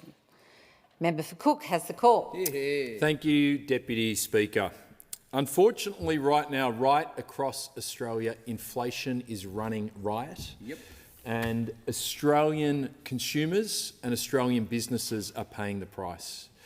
Today I heard a story of a business owner worried about self-harm. Self-harm because he risks losing his business because of the increase in fuel costs. I met a woman in Sans Souci in my electorate in tears, losing her house because she can't make the interest repayments. These are the many stories, the many faces of this cost of living crisis right across Australia. People who don't have a voice, in this parliament, who can't stand up and change these circumstances. But us in this building, we do. We do have a voice, Deputy Speaker. We can do something about it. Now, prior to this fuel crisis, Australia was not well positioned. We had the highest inflation of any advanced economy in the world. Australians rightly expect a national government should be sheltering them, protecting them from external shocks. Instead, Treasurer Chalmers has left the Australian people, the Australian business owners, flailing in the wind with the highest inflation in the advanced world, more than the US, more than the UK, more than the EU, more than Japan, more than Canada, more than any other advanced nation. We're out there flailing in the wind for this fuel shock to come along and hit us, and it's going to hit us harder than any of those countries because of where this Treasurer has left us. And what has he done in this time? He's increased government spending to a 40-year high. A 40-year high in the highest that it has ever been since 1986 outside the pandemic. Yes, and the Reserve Bank Governor herself admitted that this is adding pressure to inflation and interest rates. This is contributing to that poor man I heard about self-harm for his trucking business, to that, well, how do we help? That's a really good question. How do we help? I'll take the interjection on how we help, because yesterday we asked the Energy Minister about fuel. We asked and we said, can you explain the fuel reserves in South Australia, Northern Territory and Tasmania? Instead of actually giving where the shortages were, the Energy Minister cut short his answer, never answered the question and said, I'm done, and sat down. Well, I was pleased today, overnight, someone had given the Energy Minister those numbers. He was able to report them. But you would think what the President of the IAE said this week, this is going to be a fuel crisis worse than what we saw in the 1970s. You would think the Energy Minister himself would know the numbers of shortages in SA, in Tasmania, in Northern Territory. He could not answer the question. Today in question time, they asked him about demand rationing. He said, well, someone will be appointed to look at a national strategy. What does he think his job is? Who's going to be appointed? We need the Energy Minister to lead and look at this demand rationing. Now, while inflation is just burning down Australia, fuel is in everything. It's in food. It's in agribusinesses. They need diesel to plant seeds and harvest crops. It's in freight, in agriculture, in construction, in concrete, and Australian mums and dads getting around in cars. Yet right now we have over 400 petrol stations out, and an Energy Minister 24 hours ago who could not tell us where those outages were. Energy markets are up 40%. This minister has lost control. He's lost control of energy. He's lost control of fuel. It's like a runaway train, and he has no idea how to get it back on track. We live in perhaps the most energy-abundant country in the world. We have oil. We have the world's largest uranium. We have solar and wind, some of the best resources. We have gas, uranium and coal. So why don't you explain to me if it's exactly, I'll take the interjection. Why don't you explain to me why we have some of the highest energy prices in the OECD? Why is that the case? I don't hear anything. I hear crickets. I hear them talking about 5 years ago when we were in government. Well, we live in one of the most abundant nations in the world.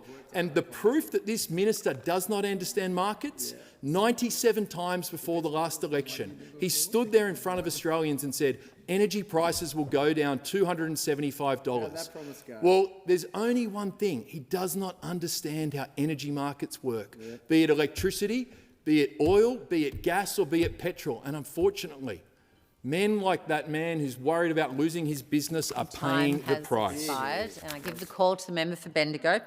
Thank you, Deputy Speaker, and it gives me an opportunity to set a few facts straight in this debate. It is disappointing to hear the dribble of the second speaker on this MPI that we've just heard. And I say dribble, and he's still dribbling as he sits there. If you want to be in government, smarten up your arguments, have a bit of fact, have a bit of detail, understand how markets work and understand how fuel excise works. Let's deal with a few facts. Fact, Middle East conflict has caused real disruption. There is no disagreement by that. It was a war started not by us, it'll be a war ended not by us. But we in Australia, a smart, responsible government, will work with industry, work with community, work with our allies, work with international partners on how we can best manage this crisis. That's what responsible governments do. They don't fearmonger, they don't make up nonsense, they don't create misinformation campaigns like we are seeing from the people who claim to be the alternate government. When it comes to the fuel shortages, as established by industry in Australia and by what we're seeing in the regions, it is a spike in demand. It is a spike in demand. That is what we are seeing in regional Australia. People buying more fuel than what they would usually do. In my own electorate in Bendigo, we've had a few places where they have run low on fuel. And when you talk to the people that work in these stations, they tell you straight out, it's demand. We get one truck that comes through a week, and that's usually all we need. But we've had more customers than what we usually would. It's simple market, supply and demand. You would think that the Liberal Party would understand that and respect that fundamental basic principle of economics, but yet they've thrown economics out the window for a cheap political point. Another point about fuel stocks in regional Australia. Before this conflict, it was not uncommon to go to petrol stations in Castlemaine or in other parts of my electorate where you would have out of order on one of the pumps. And you ask the people, why is that one out of order? Because nobody buys that fuel here in Castlemaine. So they just don't stock it. So when you're talking about pumps out of fuel, do we know what context it's in? Because not all pumps in all regional service stations supply all the possible fuels because there's just not the customers for it. Now, I do stand here and say I do feel for our farmers that are going into harvest who are excited about what this harvest could look like. We've had early rain and it does look like it will be a good growing season.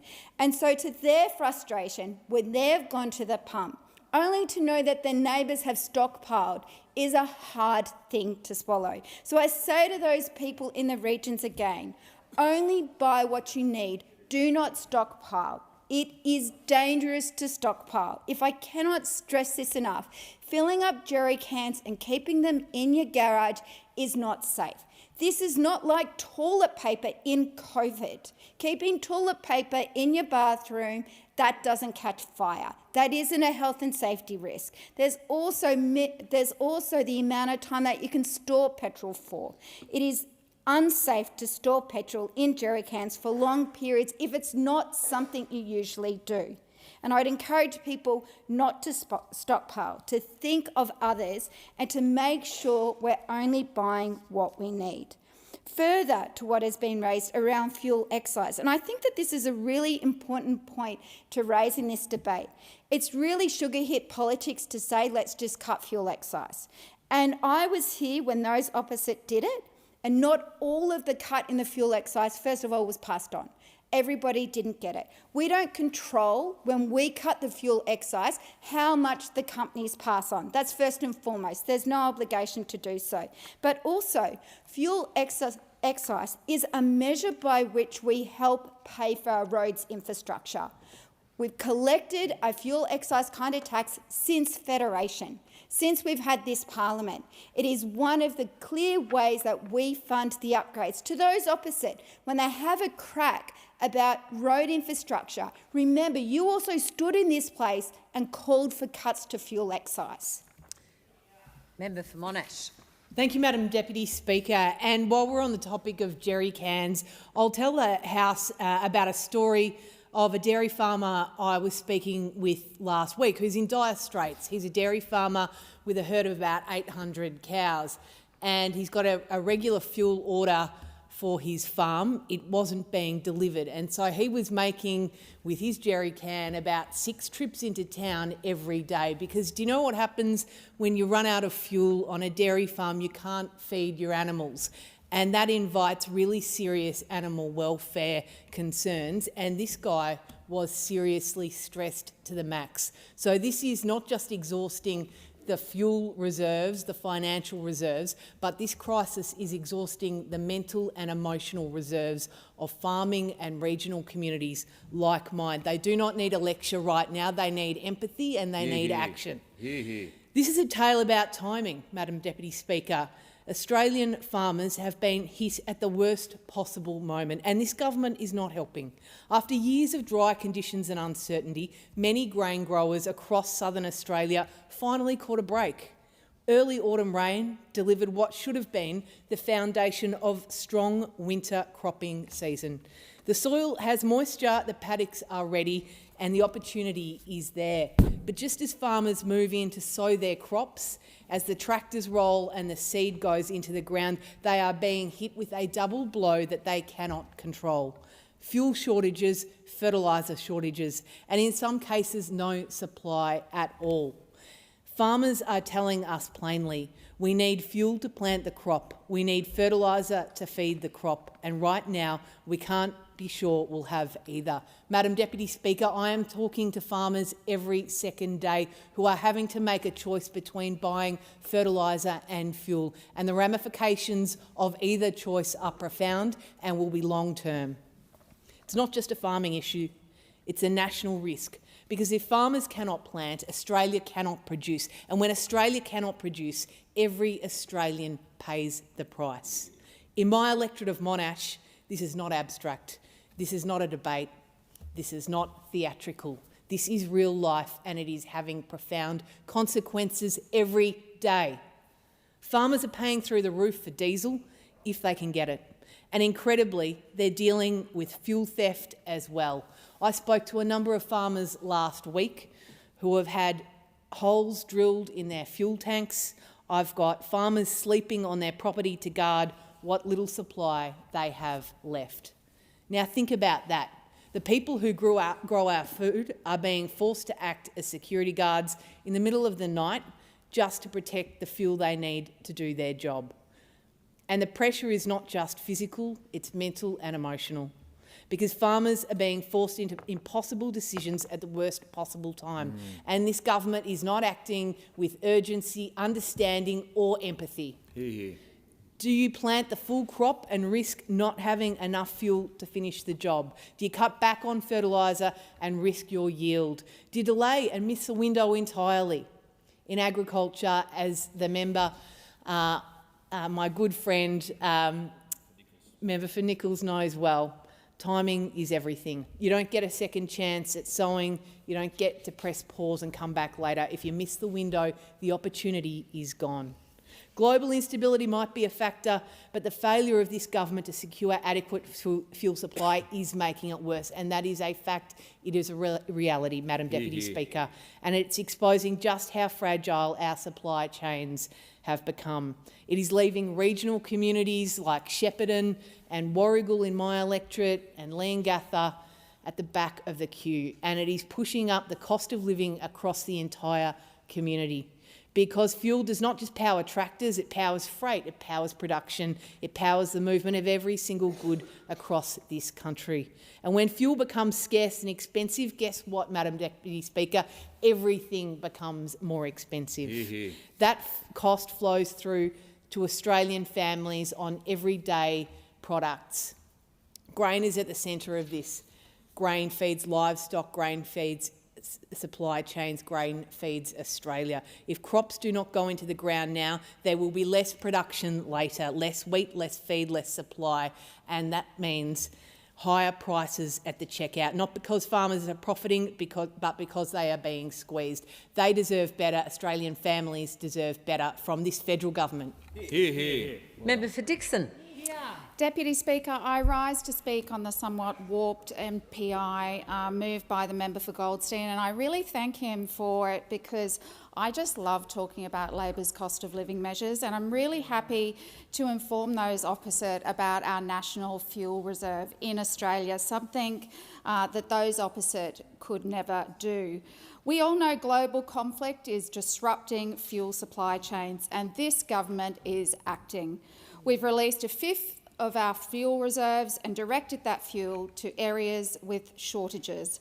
We've temporarily allowed lower quality fuel that was destined for export to be used in Australia, enabling an extra 100 million litres of fuel to areas of need. We're also supporting Australian refineries to produce more domestically. Our new fuel supply task force is working directly with states and territories to make sure fuel gets to where it is needed most. We are cracking down on petrol price gouging, doubling penalties for companies that try to profit at the expense of Australian families to 100 million. We've taken real action on fuel security and are responding to global changes. And unlike those opposite, we are actually delivering. Mr. Speaker, those opposite left us a dire inheritance: fuel insecurity, record debt, a housing crisis, energy uncertainty, and a healthcare system under serious strain. We now have a national fuel reserve in Australia because when we came to government, we established one. In 2023, we introduced new rules requiring Australia's 2 remaining refineries and major importers to hold baseline stocks of fuel onshore. Prior to that, the Coalition, under the direction of the opposition leader, held our fuel reserves in Texas, not Australia. Those opposite also presided over the closure of 4 of Australia's remaining 6 refineries while in government. Your record on fuel security was appalling and put our country and primary producers at risk. Now, the member for Goldstein moved this motion, so let's move on to his record and those opposite, their record on cost of living. It's no secret the member for Goldstein, the new Shadow Treasurer, supports privatising Medicare and has talked about patients taking on the financial burden of public health care. Translation: the member for Goldstein wants patients to pay more. And let's not forget their $600 billion nuclear plan. That would take 20 years to build and push up household electricity bills by hundreds of dollars. Unlike those opposite, we are delivering real cost of living relief for Aussies. It is our #1 priority. We're cutting taxes for every Australian taxpayer, with another round of tax cuts taking effect on 1 July and again the following year. We've delivered increases in the minimum wage and major pay rises for workers in feminised industries. We've provided energy bill relief and taken 30% off home batteries. Over 1,700 homes and businesses in Dixon alone have taken up that battery discount. Those opposite called it elitist. On Medicare, we have delivered the single largest investment ever, $8.5 billion for bulk billing and more GPs, and $1.8 billion in extra hospital funding. On housing, we have an ambitious $45 billion plan to build 1.2 million homes, despite those opposite blocking our housing legislation along with the Greens. And right now, 153 new social and affordable homes are being built in Joyner, in my community, as part of our $10 billion Housing Australia Future Fund. We're delivering tax cuts, higher wages, cheaper medicines, better healthcare and more housing, real relief. Those opposite oppose nearly every single one of these measures. On this side of the House, we are focused on fuel security and delivering cost of living relief. Those opposite have literally done everything in their power to make it tougher for everyday Aussies.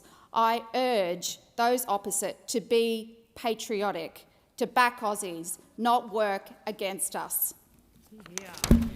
Member for Nichols. Thank you, Deputy Speaker. Deputy Speaker, earlier today I did what a lot of us enjoy doing, which is talking to a group of grade 6 students who are visiting Canberra.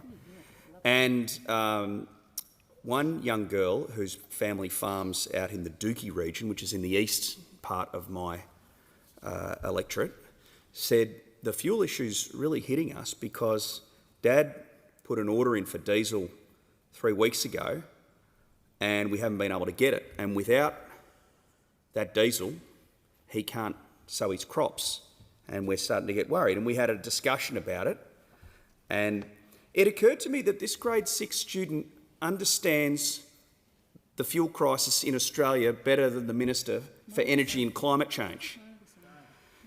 Now, we are at a point in broadacre farming where farmers are about to sow their crops, and I'm sure the member for O'Connor, who's from one of the great cropping regions of this country, will talk about this. They will probably sow with a fertiliser called MAP and DAP, and most of them are saying they've got enough of that.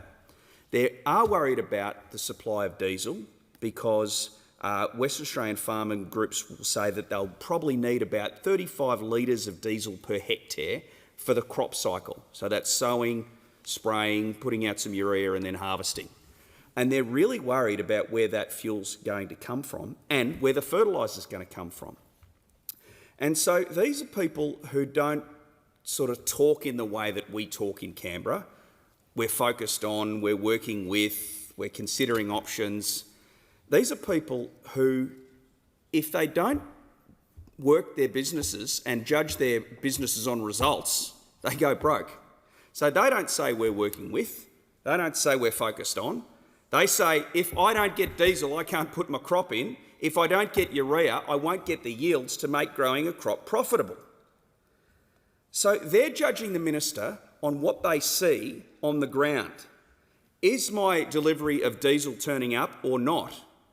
Is there a service station in regional Australia that has got fuel or not? And as we heard today, there are over 400 service stations in regional Australia that do not have fuel. So I'm happy that the minister's focused. I'm happy that he's telling us that he's working with.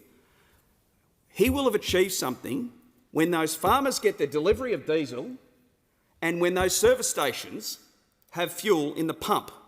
That's when he can claim success, and I look forward to that happening. Deputy Speaker, this is a real problem for Australian families because I just don't think people understand how important the food supply chain is in this country. Now, I've just come from the NFF Hort Council, who've told me that not only the cost and the supply of diesel is causing their harvest operations of, for example, avocados and bananas, making that unviable, but even if you can get the crop off, the diesel that you need to get it to market, and some of this stuff is grown in North Queensland, some of it in Western Australia, the diesel that you need to get it to market is not arriving, or it's too expensive.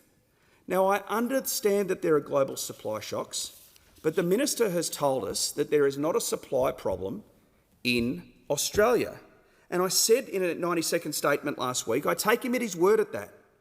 But the distribution issue has not been sorted out, and I failed to be convinced that the minister's doing everything in his power to sort that distribution problem out, because people are ringing us and emailing us saying, I can't get fuel. I can't get the delivery of fuel. I can't go down to the service station and fill up. So when Australian families go to the supermarkets, even if they do drive electric vehicles there, and they start to see shelves that don't have food on them, they will understand how significant this fuel issue is for the agricultural sector. And if we don't get fertiliser, we will see how significant this issue is in relation to a lot of the grain that we export.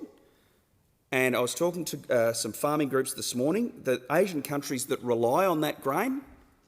We are a great exporter of food, but we can't do it without diesel, we can't do it without fertiliser, and I'm not convinced that the minister is taking this seriously enough and doing everything he can to ensure that the diesel and fertiliser supply and therefore the food issue is being sorted out. Member for Deakin. Thank you, Deputy Speaker. While I don't agree with every word the member for Nichols used, I appreciate that he has taken this issue seriously. in stark contrast to the mover of this motion, who spent a whole lot of minutes talking on a range of subjects, effectively providing us with his stump speech once again, but not touching on the very real issue and very serious issue of fuel supply. Australians are following events in the Middle East closely, and they are very much seeing and feeling the consequences when they go to the pump. The longer the conflict in the Middle East goes, I fear the more significant the impact will be on the global economy and on people in all of our electorates. Ensuring our farmers, our regional communities and the services all Australians rely on, and indeed all the goods, can continue to be accessed requires us to ensure that all levels of the supply chain have access to the fuel they need. Across the board, the Albanese government has been working through and planning for the impacts of this crisis and protecting Australians from the worst of this global challenge. We have empowered the ACCC to protect motorists from unfair pricing rises, boosted fuel supply by releasing 20% of the baseline minimum stock holding obligation for petrol and diesel, and we're acting to get more fuels into the Australian market by temporarily amending the fuel standards. Just today, Minister Bowen informed the House only a short time ago that the Albanese government has temporarily made further changes to the diesel standards, which will help suppliers bring more fuel into the country and provide domestic market access to our farmers, to the truckers, to regional communities. Incredibly important updates. Australian refineries will now have more flexibility for making diesel and widen the markets from which we can source diesel, including the United States, Canada and Europe, which will allow diesel with lower flashpoints. This will give companies more flexibility and more options to adjust supply chains to manage disruption from the Middle East. This builds on the range of the work this government has been doing to shore up Australia's fuel supply. We're working closely with industry, states and the territories, ensuring this fuel gets to where it's needed, particularly in regional communities, because we do appreciate the issues raised by the member for Nichols, the importance of regional communities having access to diesel, particularly as cropping is going on. Following a meeting of National Cabinet, the Commonwealth has appointed Anthea Harris as Fuel Supply Task Force Coordinator to support coordination across governments and sectors. And if you look at the National Fuel Emergency Response Plan, the staged approach, the methodical, well-planned, well-established approach to doing these things, coordinating and leading market-led solutions is the first and second stage. The idea of chucking rumours in about immediate rationing and things like that does not assist an anxious market. It makes it worse. It's rank opportunism and almost bordering on a self-fulfilling prophecy, trying to create the very anxiety that causes this supply-demand imbalance that we're seeing around the country. We know full well that there is no less fuel in Australia than there was a few weeks ago, that there is enough fuel in Australia to meet Australia's needs, but understandably at these times people are feeling anxious. They drive past the service station, they see how high the prices are, they know the fuel's available, so they utilise that moment. It's perfectly understandable. I have relatives on farms in the member for Monash's seat. I've got relatives who are tradies, and of course I understand where that anxiety comes from. It's completely understandable and I don't judge it, but it isn't assisted by people running around and saying, oh, panic, panic, panic, oh, we're about to have rationing, things like that, or even hinting it. The only relevant question they should be asking in a national situation like this is, what can we do to help? And we've heard none of that from the opposition. We've had rank political opportunism that serves no one but themselves. And people will not forget. We will not forget. This is the time for us to come together and provide fact-based information to the hard-working people in our electorates to make sure that we can carry on through this challenge as unscathed as possible. We're not going to be just stoking some ridiculous debates devoid of any facts simply to have a little bit of a political edge for one day in question time, or to try and treat this as a Facebook video studio so they can just get a little bit of attention they might be seeking or get a few more followers. This is not the time for that. It's not an election year. There is no need to play this petty little politics. This is a time for us to come together as mature adults, as leaders, and to try and assist our communities to get through this as much as possible. It's working with states and territories in a productive way to make sure that distribution of fuel can be done as effectively and responsibly as possible. It requires a mature group of people working maturely to actually address the challenges that we face. Now, we can't control what is happening in the Middle East. There have been incredibly disturbing developments there. We hope that those matters are resolved as quickly as possible, but the Albanese is doing its job, and so should you. The member for O'Connor has the call. Thank you, Deputy Speaker, and it gives me Great pleasure to have the opportunity to speak on today's matter of public importance, and the topic is the failure of the government to secure adequate fuel supplies, pushing up the cost of living across the economy.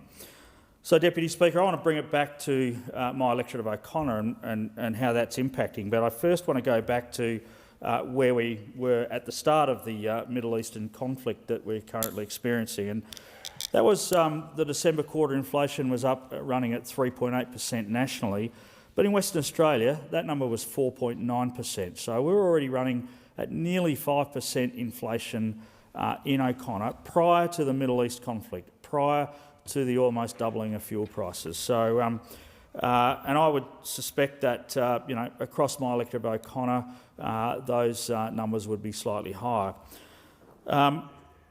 What that has led to is two hikes in the Reserve Bank interest rates, which is impacting not only mortgage holders but small business farmers and also those in the mining community who are borrowing money, particularly in the contracting part of the industry, people borrowing money to buy machinery and other plant. Government spending is running at 40-year highs at 28% of gross domestic product, which is fueling this inflation, and we've had that from the Reserve Bank Governor. So now back to O'Connor and where we're at today with the impact of the Middle Eastern conflict. So I was in the electorate on Friday. I was travelling over to Canberra over the weekend, but fuel prices for diesel in particular were well over $3 by that stage, and they've probably increased in the last day or two. What does that mean for cost of living? So for people that live in the electorate of O'Connor, their food, their groceries, their goods have to travel, if you live in Kalgoorlie, 600 kilometres from Perth by road. If you live in Esperance, it's 700 kilometres. If you live in Albany, it's 400 kilometres, 413 to be exact. And all of the trucking operators, because they have to make a living, they have to make a profit to keep their businesses viable, have put on fuel surcharges on that freight. So what we're starting to see now is the cost of goods on the supermarket shelf rising. So that's a direct impact on people. Obviously, when they go and fill up their cars at the service station, they're getting a $40 to $60 extra whack at that point, on top of the interest rate rises that we've already talked about. But looking a bit further ahead, we've got our farming community in the horticultural sector are currently harvesting, so they are paying more for their fuel. The trucks to move that produce from, for example, Dom Della's farm at Pemberton to the potato packing plant in Perth, that's a 3-hour haul, 300-kilometre haul. That is adding to the cost of those potatoes, and then they've got to be transported back out to the region. So these are direct impacts that we're seeing now. Now, the Minister, I just want to talk a little bit about petrol rationing, which has been discussed here today. The Minister's kind of dismissed it as one of the many options on the table. But let me tell you, petrol rationing is happening today in my seat of O'Connor, because what is happening is independent fuel distributors are being cut back to as low as 25% of their normal allocations. So that means if they've got a range of fuel stations, those fuel stations get 25%. And when the Minister was asked by me in question time today how many service stations had run out of fuel, he reeled off about 400, but he said 6 in Western Australia.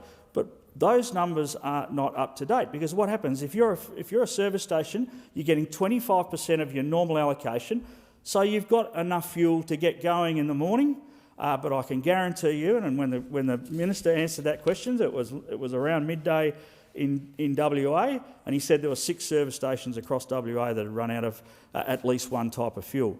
I can guarantee you that by 5 o'clock this evening, there will be over 100 service stations across my electorate that have run out of their 25% allocation. That is fuel rationing. There is no other way to describe that, because the majors are restricting the amount of fuel that they are allowing the independent distributors across my electorate of O'Connor to have on a daily basis. The member for Whitlam has the call. Thank you, Speaker. Labor has always been a party that cares deeply about the impacts of toughening economic conditions on those who are impacted the most. This is fundamental to our cause as a party. As the opposition has shown, it's easy to be reactive, to trot out an empty slogan, or to misrepresent the facts to score cheap political points. What's harder and requires more sophistication is to pull the right levers at the right time in a dynamic and challenging geopolitical context.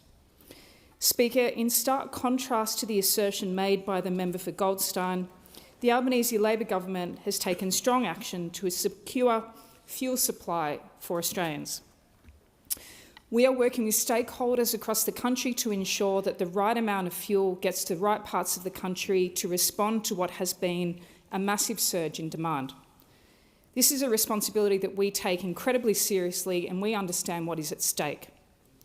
We've appointed a fuel supply task force coordinator to support coordination between the Commonwealth and state and territory governments on fuel security and supply chain resilience. We are addressing fuel supply chain disruption by releasing up to 20% of the baseline minimum stockholding obligation for petrol and diesel. This allows the release of over 700 million litres of petrol and diesel from Australia's domestic reserves. We've also temporarily amended Australia's fuel quality standards to allow higher sulphur levels for 60 days. This will allow around 100 million litres a month of new petrol supply that would otherwise have been exported to be blended into our existing domestic supply. We've empowered the ACCC to impose fines of up to $100 million for price gouging and uncompetitive behaviour, which sends a very clear signal to anyone engaging in unethical behaviour in this crisis that they will be punished for it. A short time ago, we announced a 6-month adjustment to diesel standards that will help suppliers bring more fuel into the domestic market. Speaker, we understand that the conflict in the Middle East is causing significant challenges, and we're working as hard as we can to address these challenges as quickly as possible. And we understand that we are living in challenging times. When confronted with challenging economic circumstances, our government is doing what Labor governments do best. We're engaged in nation building. We're engaged in implementing reforms to make our society and our economy as fair as possible. As the gap grows globally between the haves and have-nots, it's part of the Labor project to ensure that our society and our economy may remain as fair as possible, and that means that we implement reforms which impact for every Australian, Australia-wide, to make our economy as fair as possible. I, for one, and I know this is true for all of my colleagues, that we'll continue to passionately advocate for fairness on behalf of the people of our electorates. Labor has delivered record investments in public hospitals, public healthcare and public education because we know that these great systems are also great equalisers. Labor has taken several steps to reduce pressure on households and to improve fairness in our system. When it comes to cost of living relief, we're working hard to relieve some of the pressures impacting on families, and we have delivered tax cuts for every Australian taxpayer, cheaper medicines for all Australians under the PBS, subsidised childcare, record investments to create more housing supply, particularly for those who need that housing the most. We've delivered targeted help for first homeowners and renters. We've increased bulk billing to reduce the cost of seeing a doctor. We've reduced HECS debts. We've delivered more support for apprentices. We've delivered fee-free TAFE. We've delivered for those workers, we've delivered pay rises for those workers who are critical to our society, such as early childhood educators and aged care workers. We've reduced unemployment and we've protected penalty rates. Labor understands this truth. Cost of living isn't just about prices, it's also about wages. The Albanese Labor government has worked to get wages moving again, backing pay rises for low-paid workers, supporting collective bargaining and restoring fairness to workplace laws that have been deliberately weakened. Australians believe deeply in healthcare, in ensuring that education, ensuring that a range of our systems, like aged care, need to deliver. They need to work for all Australians, and we're passionate about delivering fairness for all Australians. Thank you, Speaker. Thank you. The discussion has concluded. The following message from the Senate has been received. The Senate has passed the bill for an act to give effect to the agreement under the United Nations Convention on the Law of the Sea on the conservation and sustainable use of marine biological diversity of areas beyond national jurisdiction and for related purposes, and transmits it to the House of Representatives for its concurrence. Clerk. First reading, a bill for an act to give effect to the agreement under the United Nations Convention on the Law of the Sea on the conservation and sustainable use of marine biological diversity of areas beyond national jurisdiction and for related purposes.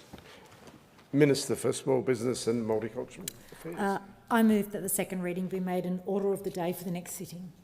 I'll now put that question. All those that opinion say aye. Aye. To the contrary, no.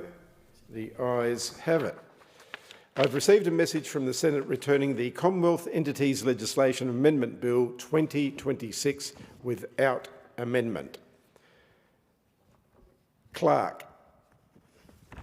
Government Business, Order of the Day number 1, Appropriation Bill number 3, 2025-2026, resumption of debate on the second reading.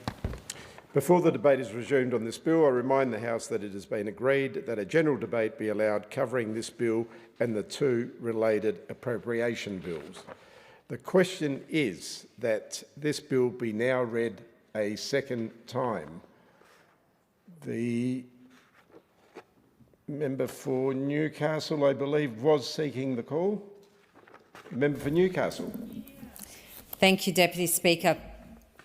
I'm incredibly proud to be part of the government that is delivering for my community of Newcastle, delivering real projects, delivering real investment, delivering real opportunity, because that is what Labor governments do. We build, we invest, and we back communities for the long term, not just election cycles. Over recent months, the people of Newcastle have seen that commitment in action. First, high-speed rail. For too long, people have said it would never happen, that it was a dream, that it was just a line in the map. But under the leadership of the Albanese Labor government, high-speed rail is not just talk. It's moving into its next development phase. The establishment of the High Speed Rail Authority in 2023 marked a turning point. For the first time in our nation's history, there is a dedicated body tasked with turning high-speed rail from a concept into construction. The next stage of work between Newcastle and Sydney is now underway. Detailed planning, corridor preservation, station precinct planning, the serious work that turns ambition into reality. For the people of Newcastle, this is transformative. It means travel times of around 1 hour between Newcastle and Sydney. It means students can access greater education opportunities with ease. It means workers having access to job markets without uprooting their families. It means being able to travel to a concert, a sporting event, or a business meeting and be home again on the same night. But more than that, it means economic development for our city. It means jobs during construction. It means new industries and new housing opportunities. It means investment confidence. And let's be clear, this is happening because Labor made a choice.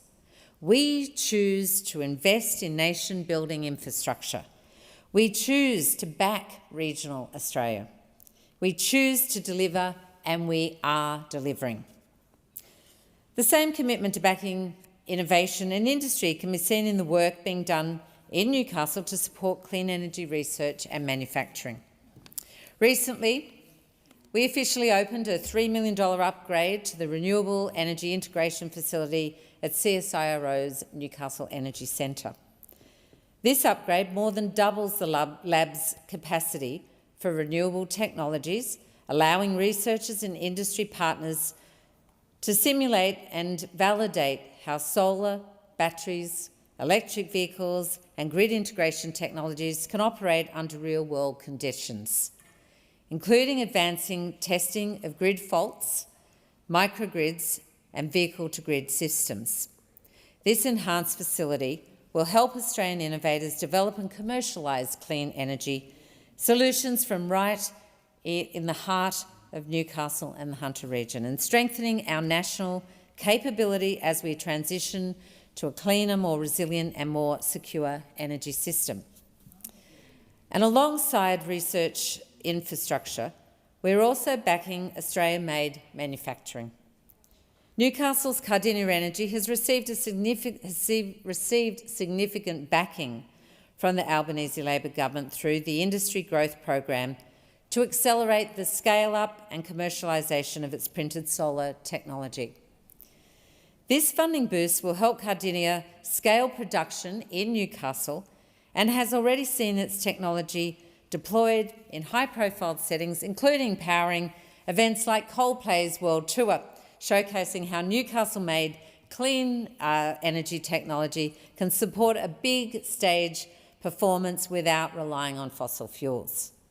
These are exactly the types of projects that turn ideas into real jobs, solidifying Newcastle as a hub for clean energy innovation and manufacturing, and giving local businesses the confidence to grow and compete on the global stage. Deputy Speaker, if we're serious about Newcastle and the Hunters' new energy future, we must also be serious about building the workforce that will power it. And that's why it is so exciting to see construction now underway on the new Energy Skills Hub at the University of Newcastle. This is exactly the kind of practical, forward-looking investment our region needs. A purpose-built facility, it's dedicated to helping train the next generation of workers for the new energy economy. A place where university, TAFE and public school students, alongside those studying in other training provider settings, have a very clear pathway to high-quality STEM education through access to hands-on learning, specialist equipment and direct industry engagement. In other words, this is making sure that local people can gain the skills they need for the jobs that are being created in Newcastle and the Hunter. Because the transition to cleaner energy is not some distant idea. It is happening now. And our region should not just be watching it happen, we should, and indeed we will, lead it. The new Energy Skills Hub will help ensure Newcastle remains at the forefront of that transformation, linking education, training and industry all in one place. And this is what our community excels at, that collaboration between education, researchers and industry partners. It'll support the development of a highly skilled local workforce, strengthen our region's capability and will help deliver the workers needed for those industries of the future. Labor understands building the future is not only about infrastructure, it's about people, it's about skills, and it's about giving communities like Newcastle the tools to seize those opportunities ahead. And with construction now commenced on this important project at the University of Newcastle, this is exactly what we are doing. Deputy Speaker, delivering for Newcastle also means investing in our cultural heart. I recently had the privilege of speaking at the long-awaited reopening of the Newcastle Art Gallery. This revitalised gallery is much more than bricks and mortar. It's a statement about who we are as a city. It's a place where First Nations art and storytelling are honoured and elevated. A place where contemporary voices sit alongside those historic works. And a place where young people can experience worlds beyond their own and maybe even imagine their own art hanging there one day. The expansion has created jobs, of course, during the construction phase. It's boosted local contractors and it will drive tourism and visitation in our region for decades to come. But more importantly, it gives our community space to gather, to reflect and to experience other worlds and experiences through art. Labor understands that infrastructure is not just about roads and rail. It's cultural institutions too. It is community spaces and it places that places that enrich our lives and strengthen social cohesion. And once again, Labor is delivering. Deputy Speaker, the reopening of the Hexham Strait and the restoration of the full 80 km/h speed limit might not make national headlines, but for the 50,000 locals who use that stretch of road every day, it matters. Hexham is a critical gateway into Newcastle and the Hunter. It carries freight, it carries commuters, it connects communities. The completion of this project has improved safety, reduced congestion and restored confidence for people who rely on that corridor, as I said, each and every day. And the job is not stopping there. Progress is continuing on the M1 extension through to Raymond Terrace, and I know my good parliamentary neighbour and electorate neighbour, the member for Patterson, is very pleased about that progress. But we're continuing that work on the M1 extension to Raymond Terrace, but also on the Newcastle inner city bypass, with the finish line now in sight for both projects, so stay tuned. But these are city-shaping investments that will take the pressure off local roads, improve freight efficiency and make those daily commutes faster and safer for everybody across our region. It's a reminder that sometimes the most meaningful investments are indeed the practical ones, the ones that make everyday life easier. And it's another example of this Albanese Labor government working to get things done. Across our city, the Albanese Labor government is delivering on real, tangible investments with more than $46 million directly going into the city of Newcastle to make our community stronger, safer and better connected. This is funding that people can see and use in their everyday lives. It's going into critical road upgrades to ease congestion, to improve safety and keep our city moving. It's upgrading local sporting fields and community facilities so that our kids have got better places to train and play and compete, and so that local clubs can continue to thrive. We're investing in disaster resilience, making sure our region is better prepared for the challenges that we know come with that changing climate. That means strengthening infrastructure, reducing risk and helping protect homes, businesses and livelihoods. Importantly, we're also backing the revitalisation of our local town centres because we know that strong, vibrant neighbourhoods are the heart of a connected community. From improved streetscapes to upgraded footpaths and public spaces, this funding is helping to create places where people want to gather, shop and spend time. And it's those smaller everyday improvements that matter just as much. Safer footpaths, better accessibility for people with disability, more welcoming public spaces for families. These are investments that deliver an improved quality of life. This is what Labor governments do. It's the kind of investments we want to make into communities, and it's the kinds of partnerships that we typically foster and help all across this nation with local governments. This is the way in which we have constructive relations across all levels of government to deliver for our communities. We're delivering the infrastructure that supports the growth while helping our cities remain livable spaces. For the City of Newcastle, this $46 million is more than just a number. It's a reflection of the Albanese Labor government's confidence in our city and its future. It's about backing the people of Newcastle, supporting the local jobs and making sure that our region continues to be a great place to live, work and raise a family. And I do want to tell you this, Deputy Speaker, we are not done. We have great ambitions for Newcastle and the Hunter region. And I know that myself and all our colleagues on this side of the House will work hard each and every day to make sure that regions like Newcastle and the Hunter, which contribute so much to the prosperity of the state of New South Wales and indeed our nation, will continue to do so for generations to come. Thank you. I thank the honourable I thank the honourable member. I was in Newcastle a couple of weeks ago for a wedding. It was a beautiful destination. The question is now that the bill be read a second time, and with that I give the honourable member for Bullwinkle the call. Thank you kindly. Thank you, Speaker. I rise today to speak in support of the Appropriation Bill number 3, 2025-26 and Appropriation Bill number 4, 25-26. These bills represent the Albanese Labor Government's unwavering commitment to delivering for all Australians. As we move through the parliamentary term, our focus remains clear, providing responsible economic management and cost of living relief.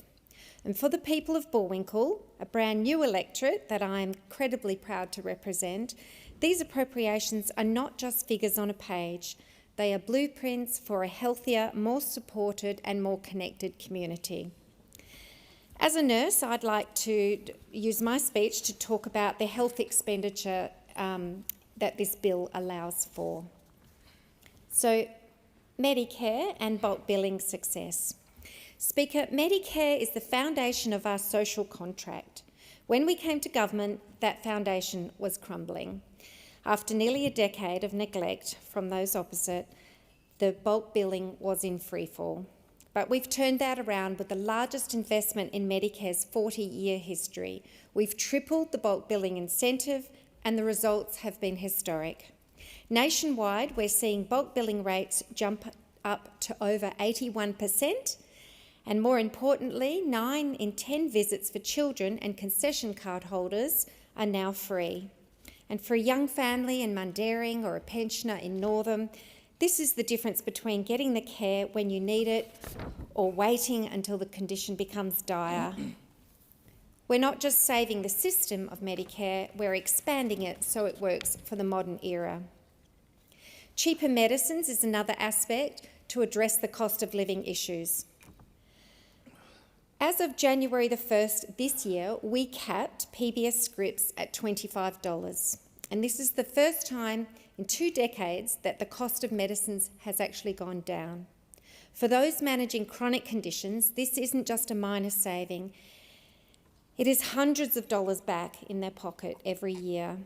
And this is what Labor governments do.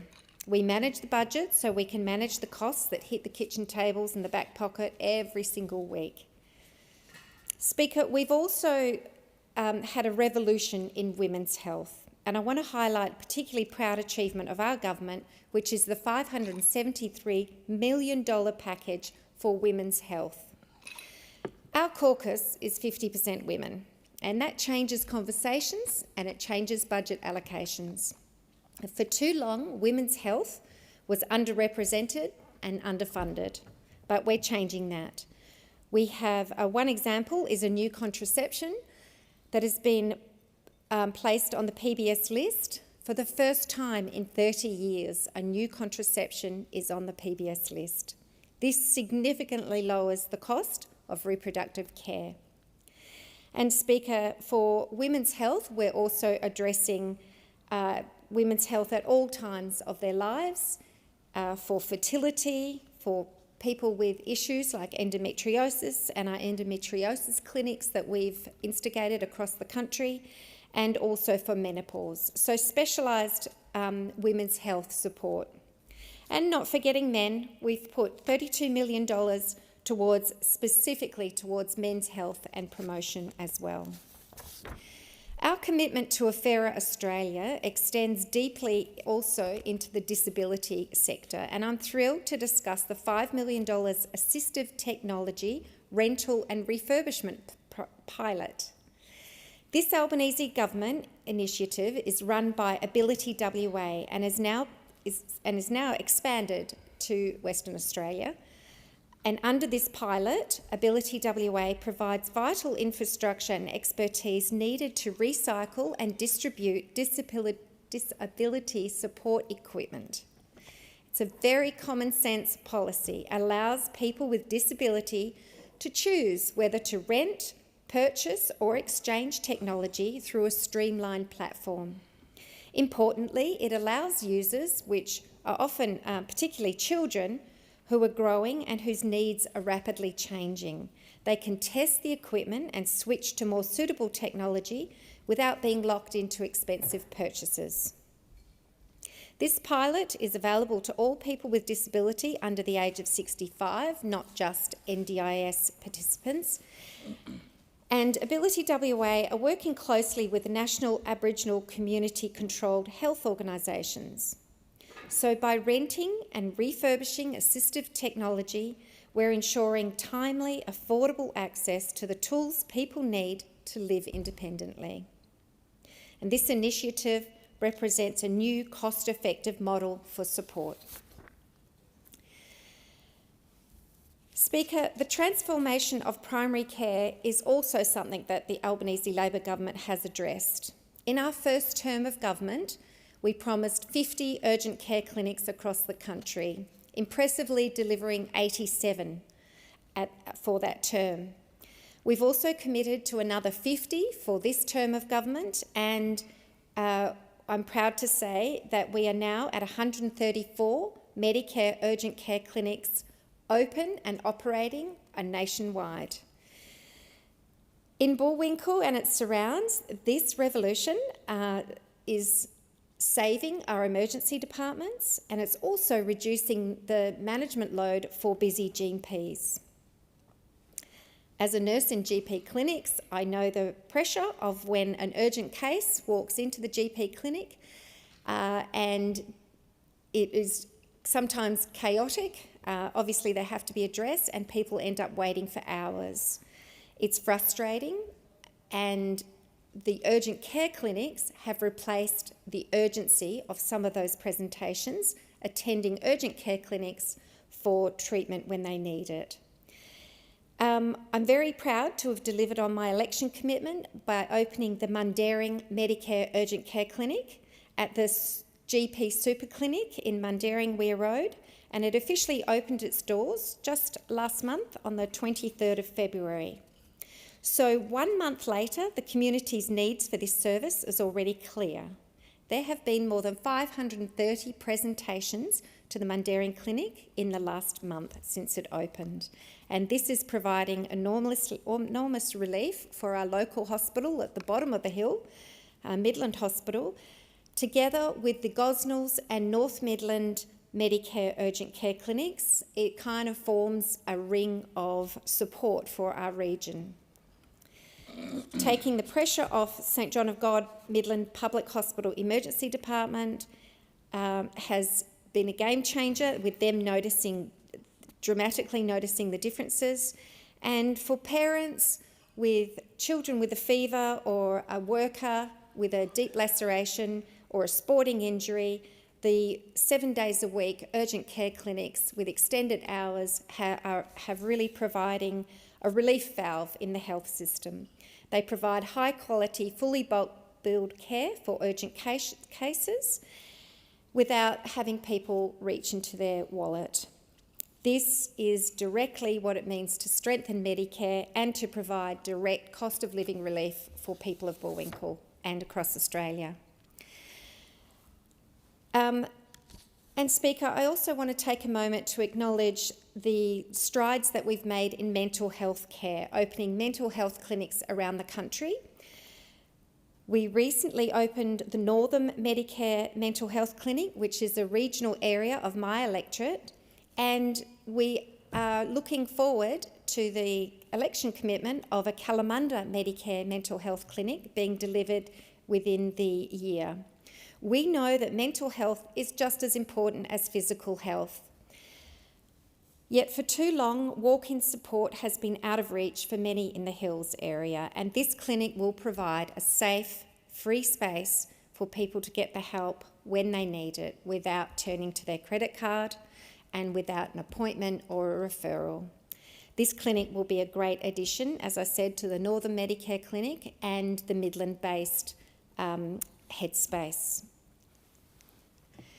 Furthermore, we're investing in the next generation, keeping the next little ones healthy and educated with a $5 million Mundaring Early Childhood Education Centre, and we look forward to finding a permanent home for this election commitment, and we hope to co-locate it with the local school.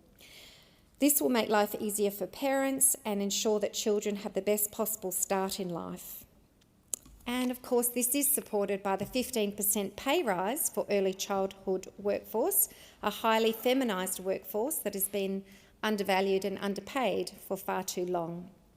So these are the commitments for the people of Bullwinkle, and they're commitments that only a Labor government will deliver.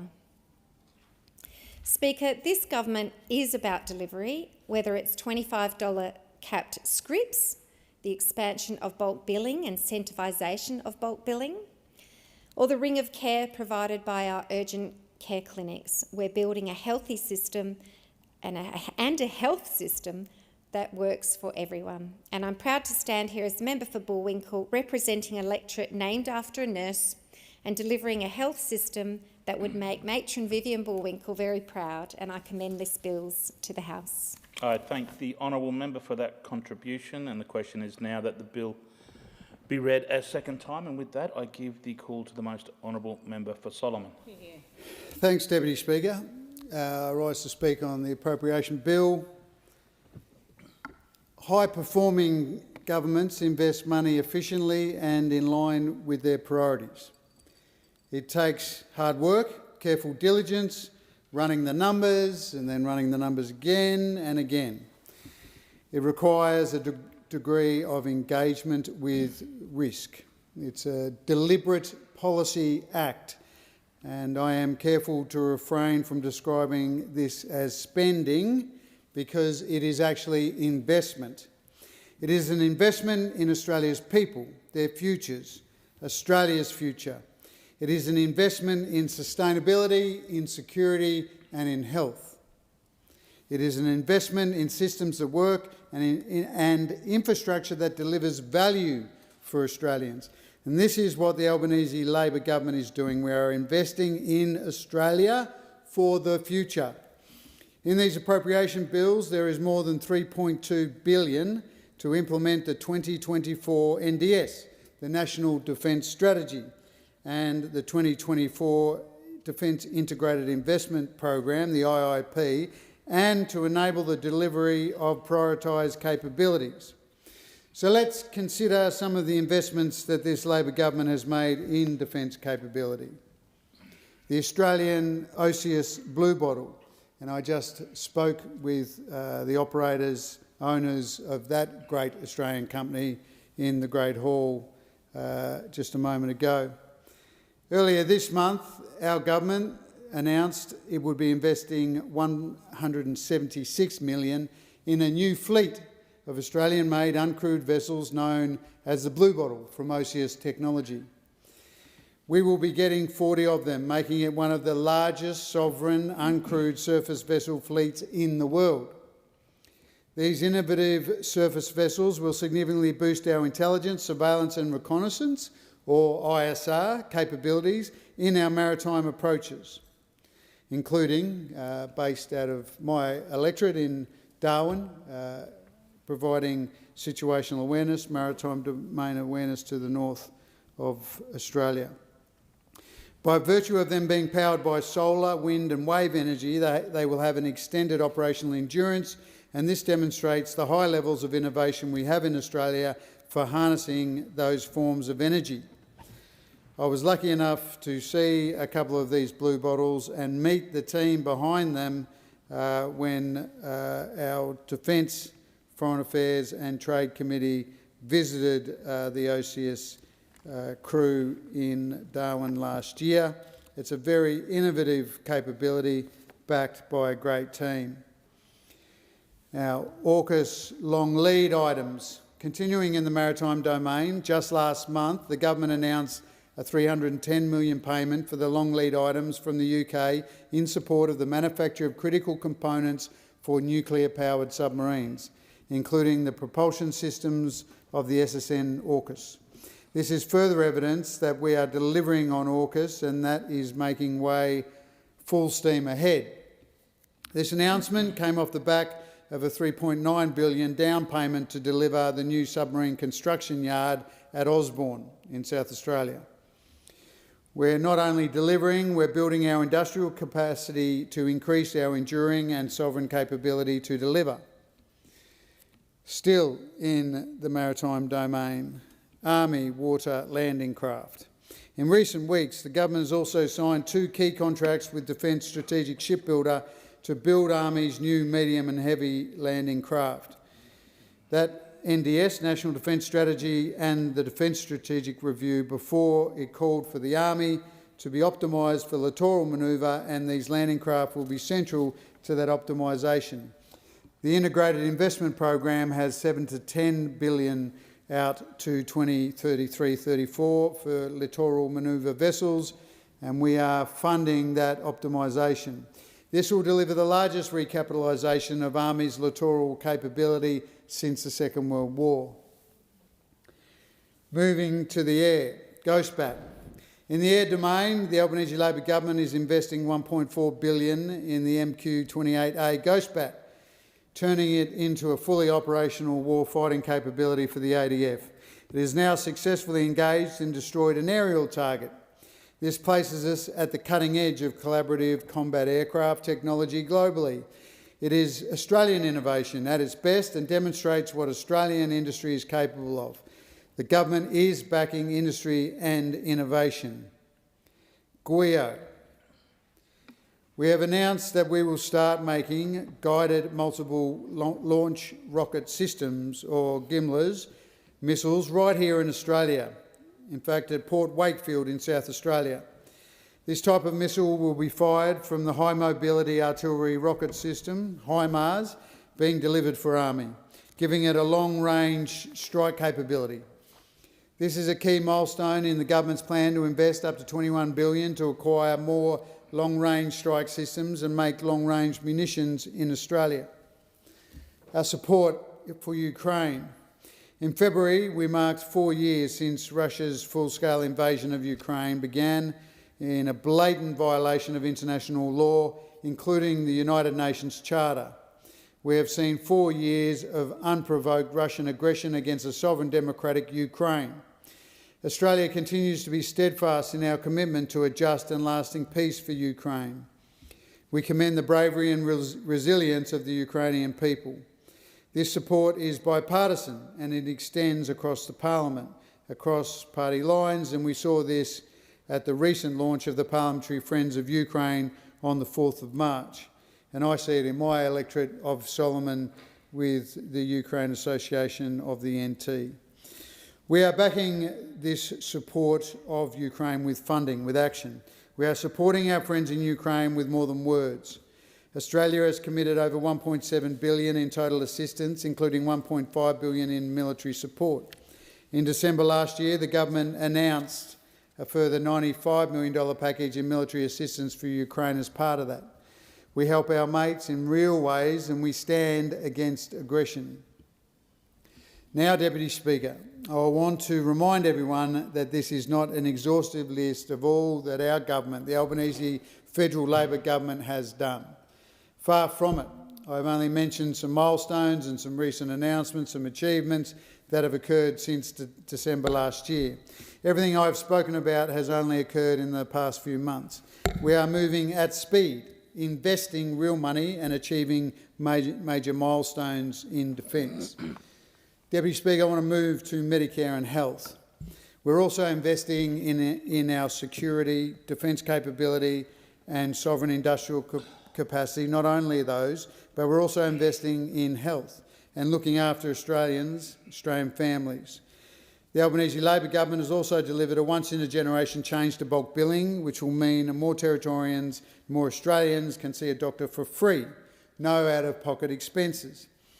We had some fantastic major announcements in my electorate of Solomon last month in Darwin and Palmerston, with the location of the Darwin Medicare Urgent Care Clinic being announced and the successful tender for the 120 to 150 bed aged care facility to serve Darwin and Palmerston as well as the top end. There are now 23 Medicare bulk billing GP practices across Darwin and Palmerston, allowing Territorians to access free medical support when they need it, which is particularly important in these times of cost of living stress.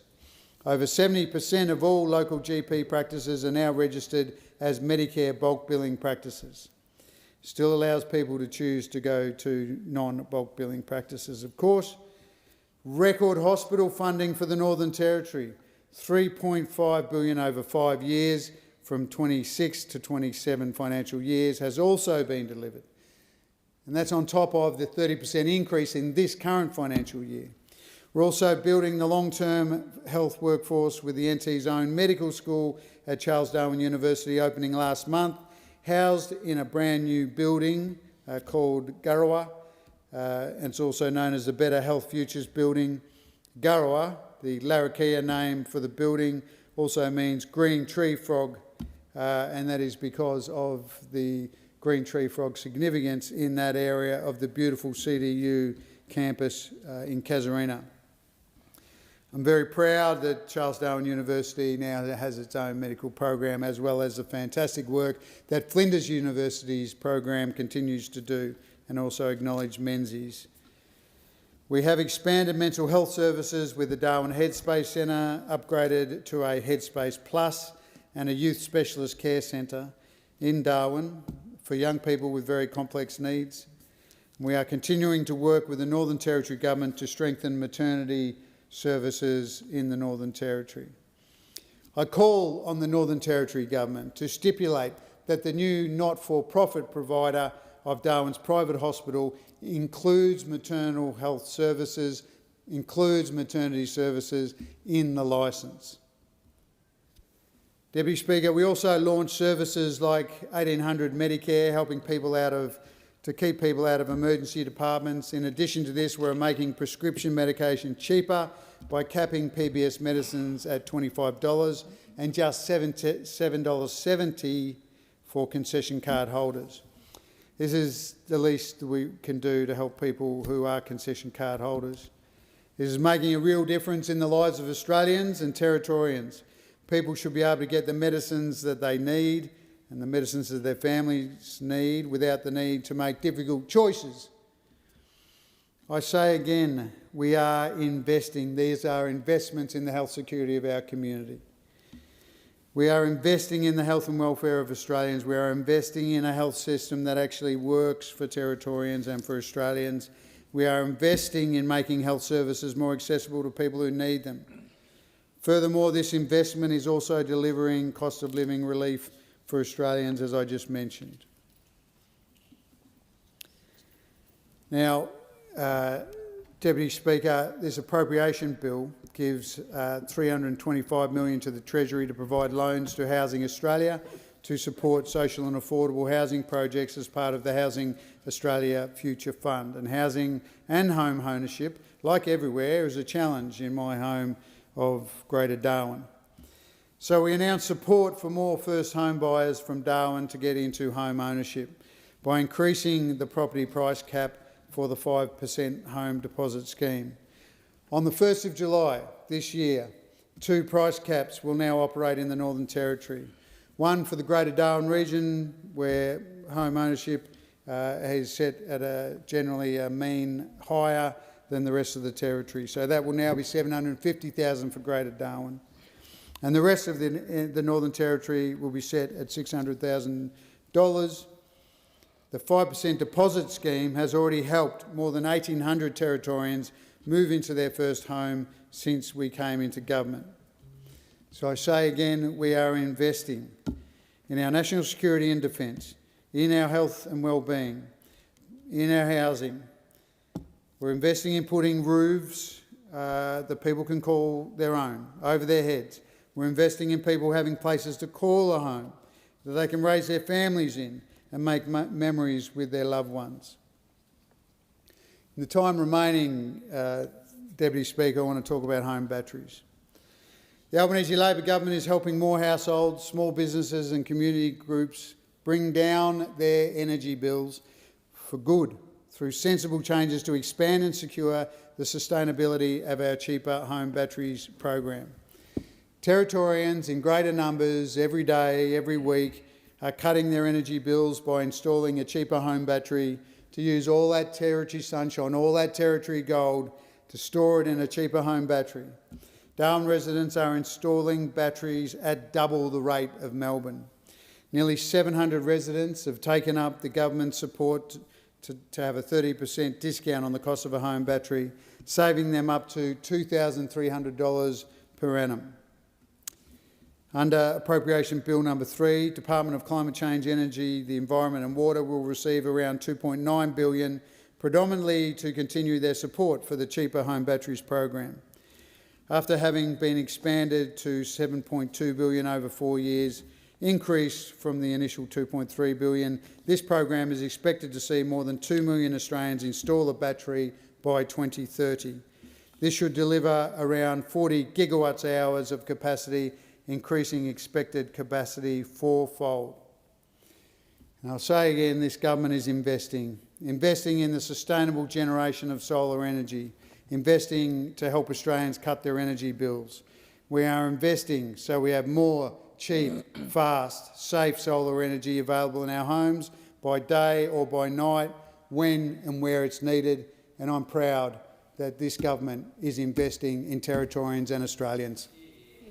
I thank the honourable member for that contribution. The question before the House now is that this bill be read a second time, and with that I give the call to the Honourable Assistant Minister for Mental Health, Suicide Prevention, Rural and Regional Health. The Minister has the call. Deputy Speaker, I rise to speak on the Appropriation Bill.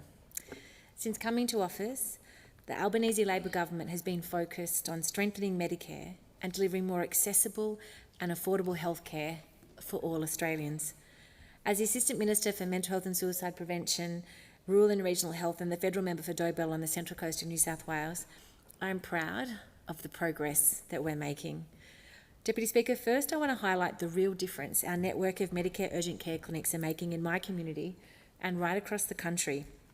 Medicare urgent care clinics treat urgent but not life-threatening health conditions: a sprain, fracture, cut, minor infection, burn, viral illness.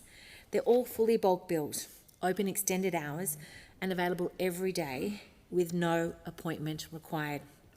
Since the first clinics opened in mid-2023, there have now been more than 2.7 million presentations, including nearly 500,000 across New South Wales alone.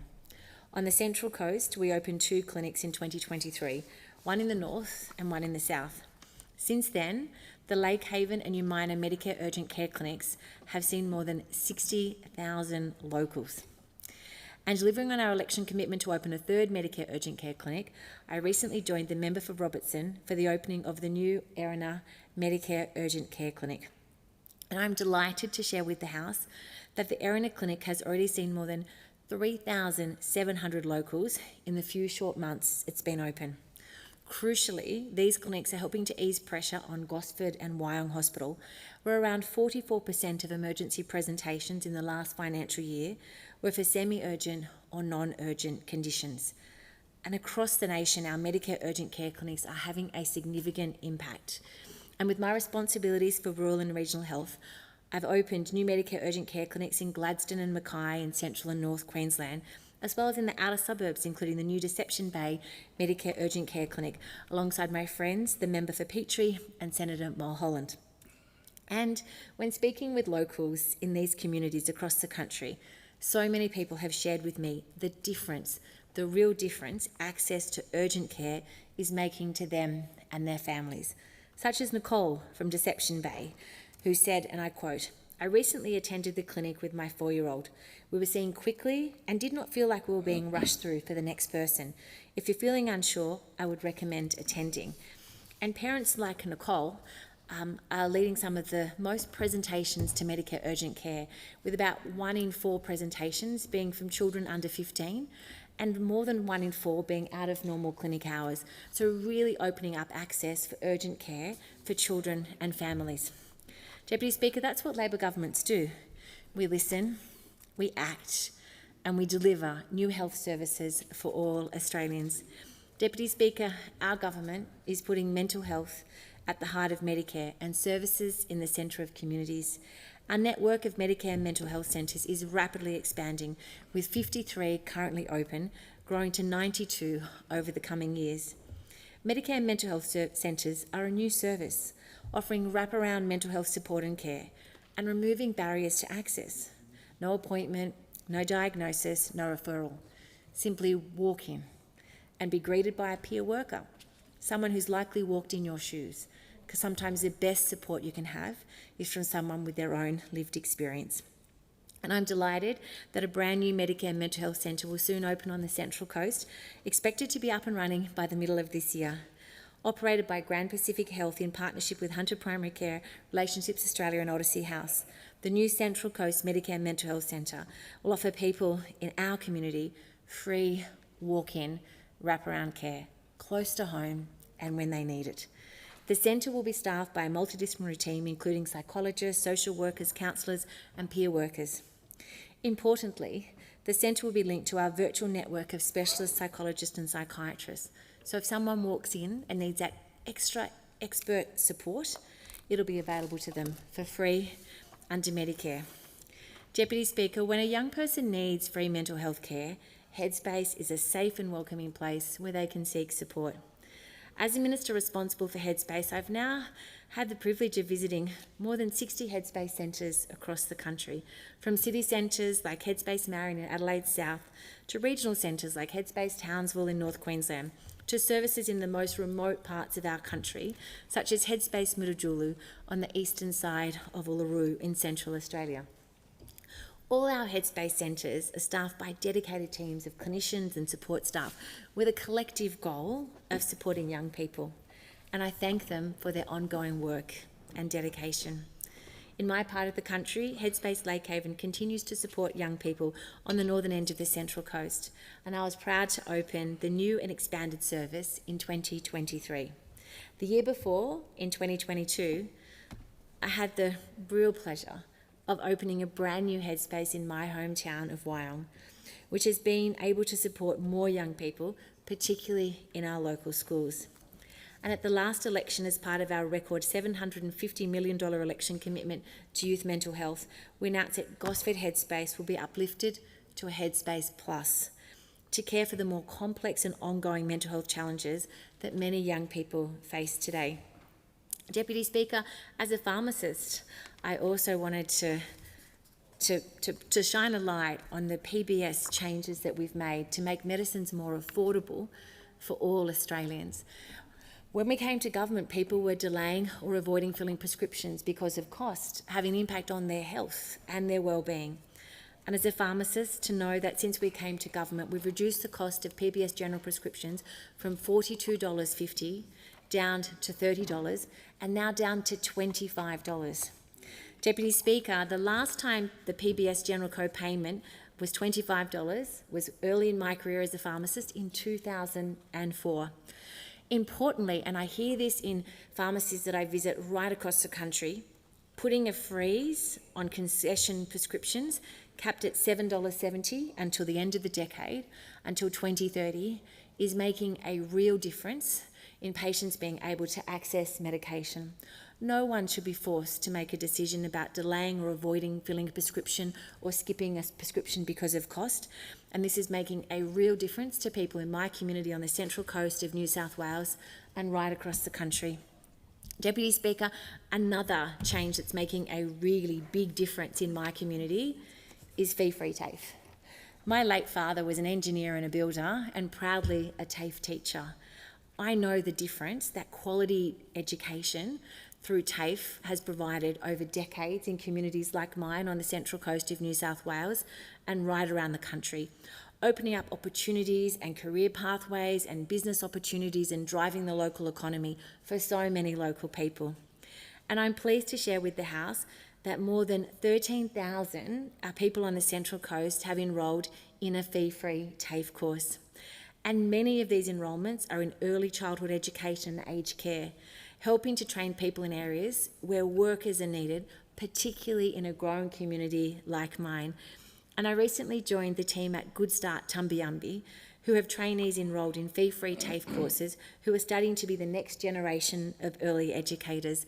And I want to thank Good Start Tumbiumbi for the care that they provide on most days to 120 children, more than 100 or close to 200 families getting quality early childhood education Also supported by the 3-day guarantee, which is making a really big difference in communities like mine. But fee-free TAFE has saved locals a collective $12 million in tuition and course fees. Deputy Speaker, the Albanese Labor government is investing in our communities. It's investing in the outer suburbs and the regions. We're providing cost of living relief and supporting individuals and families and businesses.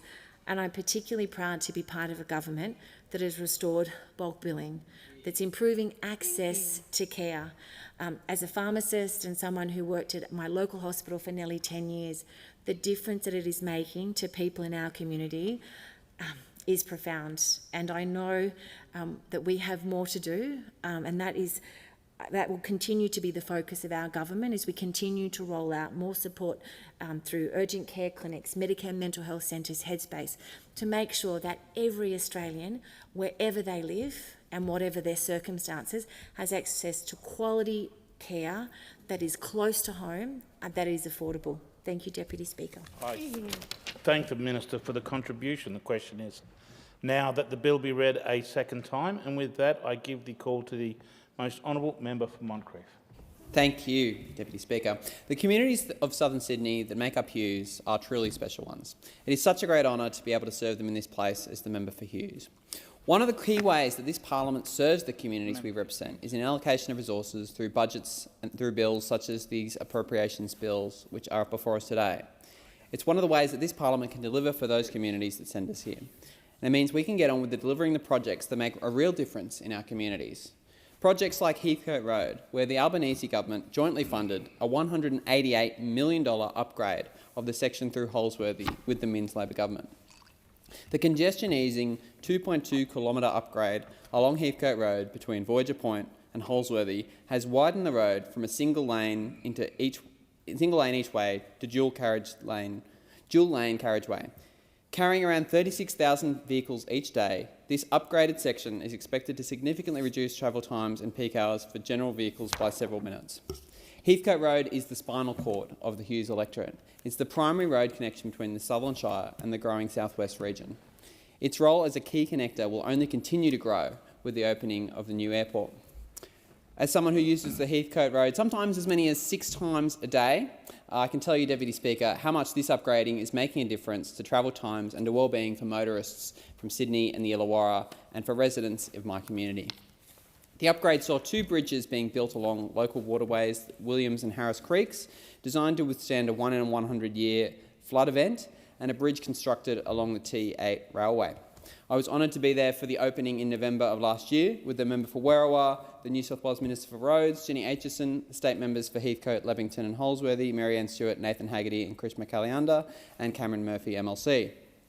The official opening featured a charity walk for cancer in honour of the late state member for Menai, Alison McGarity MP, who represented the area on Liverpool Council before serving as the state representative from 1999 to 2011. Alison was a tireless advocate for this improvement. She knew how important it was for this section to be upgraded for our community. Tragically, she lost a prolonged battle with cancer in 2022. Alison was well respected across all sides of politics and left a deep legacy in my community, which I referred to in my first speech in this place. It was such an honour to join with her family, including her husband Robert, to see her vision realised and the dedication of a new road bridge in her name. The Harris Creek crossing has been named the Alison McGarity Bridge, and it was so fitting that those who are now benefiting from Alison's legacy now have an ongoing reminder of this each time they use this road. On the day, I also participated in the community cancer walk along the footpath of this new upgraded road in support of the work of the Cancer Council of New South Wales.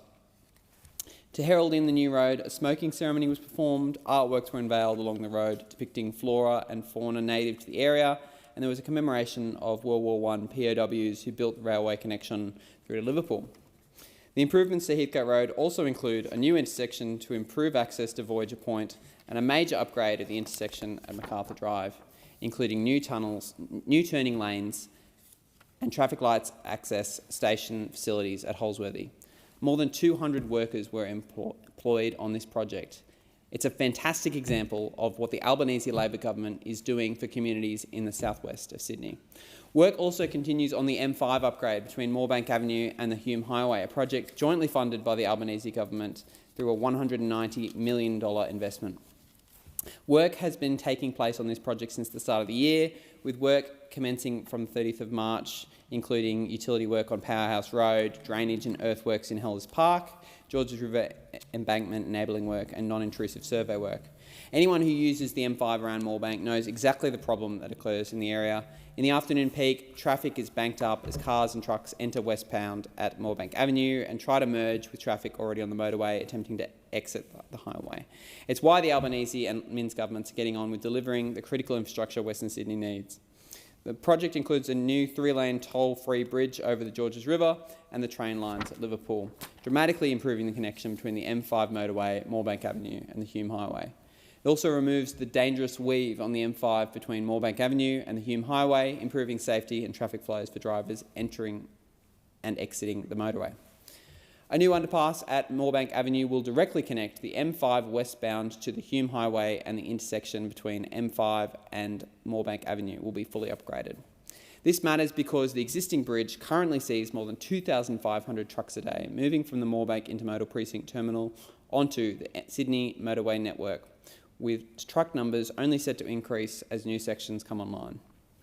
This project gives motorists the confidence that the road network is finally catching up with demand.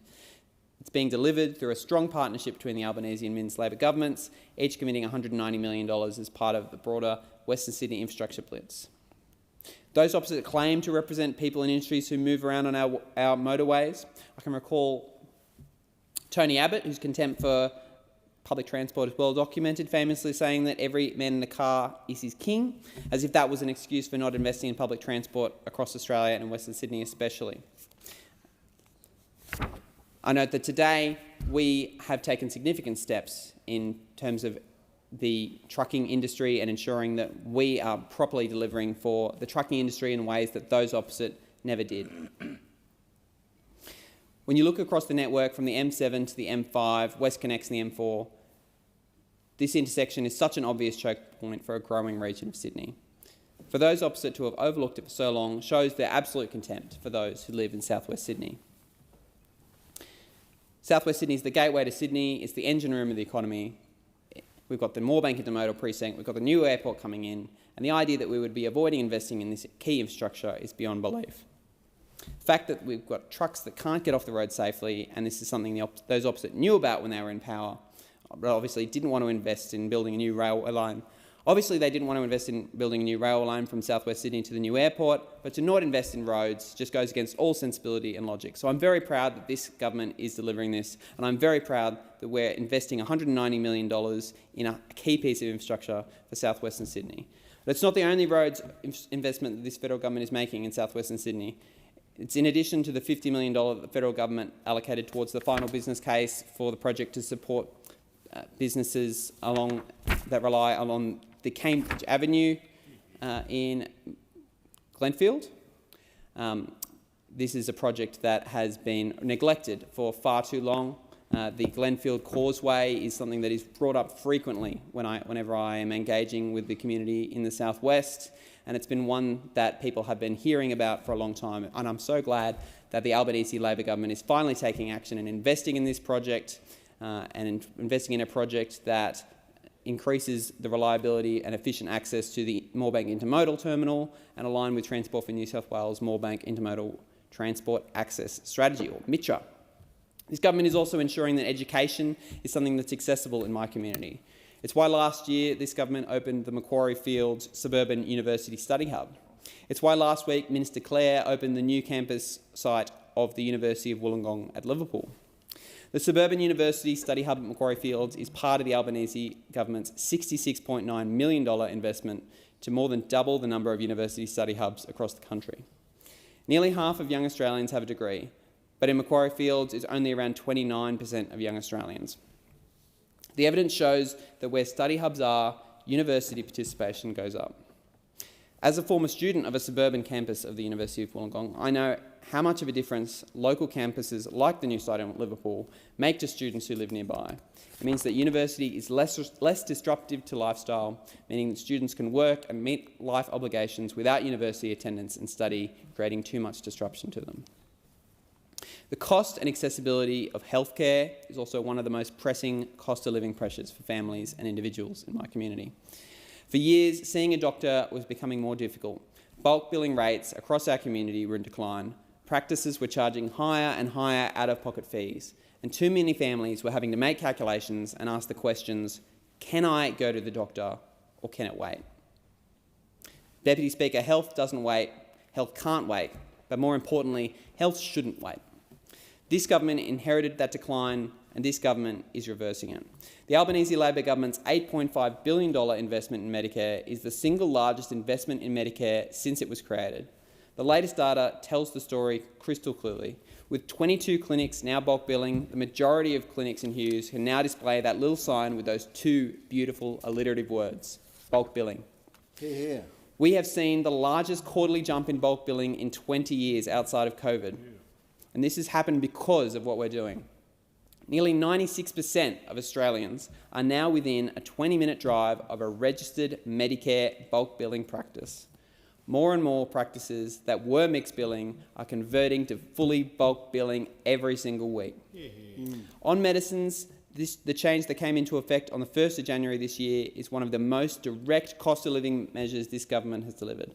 The maximum co-payment for a PBS script is now $25 for general patients, the lowest it's been since 2004. For concession card holders, it's frozen at $7.70.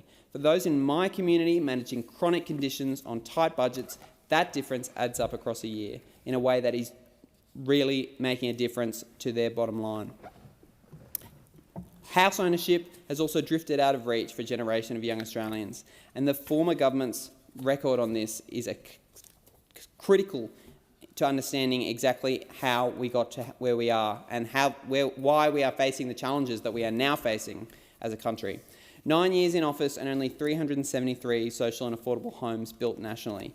Years and years of neglect.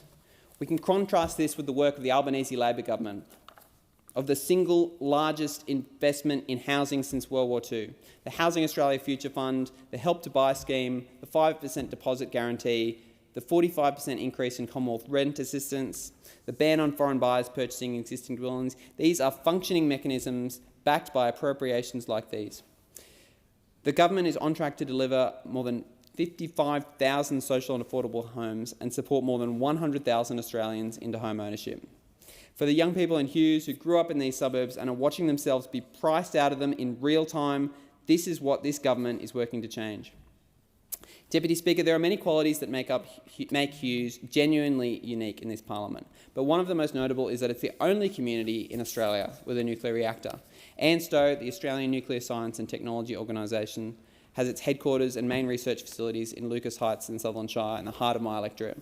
Each week, ANSTO produces approximately 12,000 patient doses of nuclear medicine, sent to around 250 hospitals and medical centres across Australia and the region. Around 75% to 80% of nuclear medicine isotopes used in Australia come from the Lucas Heights campus. On average, each person in Australia will require at least 2 nuclear medicine procedures during their lifetime. That means statistically everyone in this chamber and virtually every constituent across Hughes will one day depend on what is produced on that site. Australians like Will McDonald, who is a Channel 9 news presenter based at Adelaide. At 42 years old, fit and active, he went to his GP expecting to hear about a hip injury. What he was told instead was that he had stage 4 prostate cancer, already spread from his prostate to his hip, with no other symptoms. He was given a frank diagnosis. He would never be cured, only ever in remission. He's continued presenting the news throughout his treatment, undergoing hormone therapy and chemotherapy, all while advocating for men to prioritise their help and for the medical research that, in his words, will keep him alive. Will's story really struck me because Will's story is not unique. Prostate cancer is one of the most commonly diagnosed cancers in Australian men. 1 in 8 men will be diagnosed in their lifetime, and the treatments that give men like Will the best possible chance of surviving it, the diagnostic imaging, the targeted targeted radiopharmaceutical therapies, the nuclear medicine procedures that detect cancer spread before symptoms even appear. Those treatments rely on radioisotopes manufactured at ANSTO's Lucas Heights campus, right in the heart of Hughes. I had the privilege of meeting Will alongside representatives of Nuclear Medicine Australia, and when I sat with Will and the team from Nuclear Medicine Australia, the conversation was heartfelt and real about the benefits of the nuclear medicines like those produced by ANSTO. It was about a man who's alive and working and raising a young family because of the nuclear medicines that this country produces. This government is investing in the construction of new medical medicine manufacturing facility at ANSTO's Lucas Heights campus, purpose-built to produce and distribute nuclear medicine products to hospitals and medical clinics right across Australia. The new facility will replace the ageing Building 23, which has been operating since 1959 and is approaching the end of its working life. The project is now in the procurement and design phase, with expressions of interest already issued for the process, equipment and associated infrastructure. This is a major capital investment in Hughes, high-skilled jobs on the Lucas Heights campus, sustained and growth for decades, and Australian sovereign capability to manufacture the nuclear medicines that give people like Will McDonald a fighting chance protected. I want to acknowledge the workforce at Lucas Heights, scientists, engineers, technicians and support staff who are our neighbours and who do the work of genuine national significance. Deputy Speaker, our community in southern Sydney has always worked hard, and it's great to see that the federal Albanese Labor government is finally returning that investment. What residents tell me when they need from government is straightforward. GPs who can bulk bill, medicines people can afford, a pathway to home ownership that does not require a deposit the size of a small inheritance, an education system that comes to you rather than expecting you to travel long distances, world-class scientific infrastructure that is properly funded and protected, roads that work, schools that are fully resourced. These appropriations bill deliver on these things as funded operational programs that are already making a difference in the lives of people across Hughes and across the country. I commend the bill to the House. I thank the honourable member for his contribution, and for the benefit of Hansard, if you could just amend when I introduced the member, I referred to him as the member for Moncrief rather than his correct title as the member for Hughes. Yeah, well, my humble apologies, and I'll have the Hansard corrected so it reflects your contribution. The question before the House now is that the bill be read a second time, and I give the call to the most honourable member for Hunter. Thank you, Speaker. I rise to speak on the 2025-26 appropriation bills. These bills represent the continuation of our government's responsible and fair economic management. They provide roughly 7/12 of the annual funding required for this fiscal year, alongside allocations for budget measures announced earlier in the 2025 budget and some additional items since. That include funding for election commitments and measures highlighted in the pre-election fiscal outlook, and adjustments following machinery of government changes. It's worth taking stock, Speaker, of what we have already delivered in our first term. We've stabilised and strengthened the economy. We have made meaningful progress in easing inflationary pressures. Real wages have begun to recover after a period of decline. And we have maintained a strong labour market by historical standards, even in the face of global uncertainty. And we dramatically improved the budget position.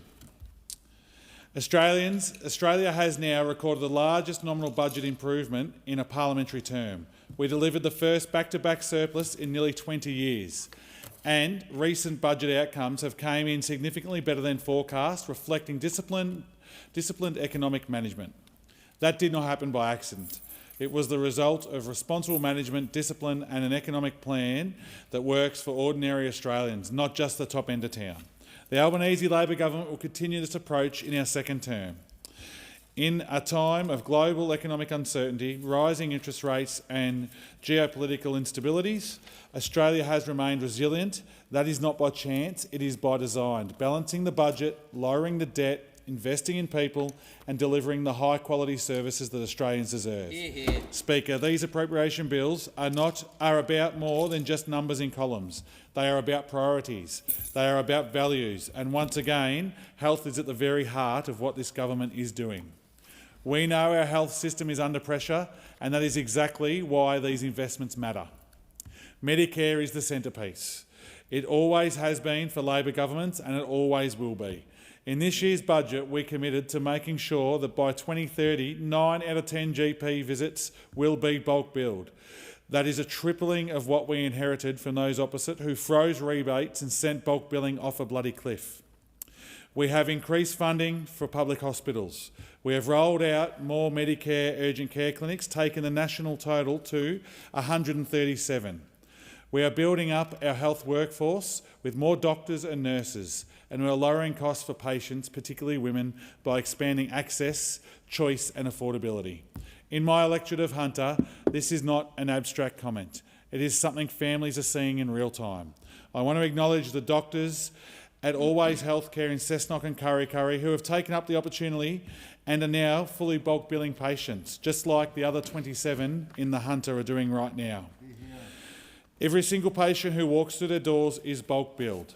That means more families in the Hunter can see a doctor without worrying about whether they can afford it.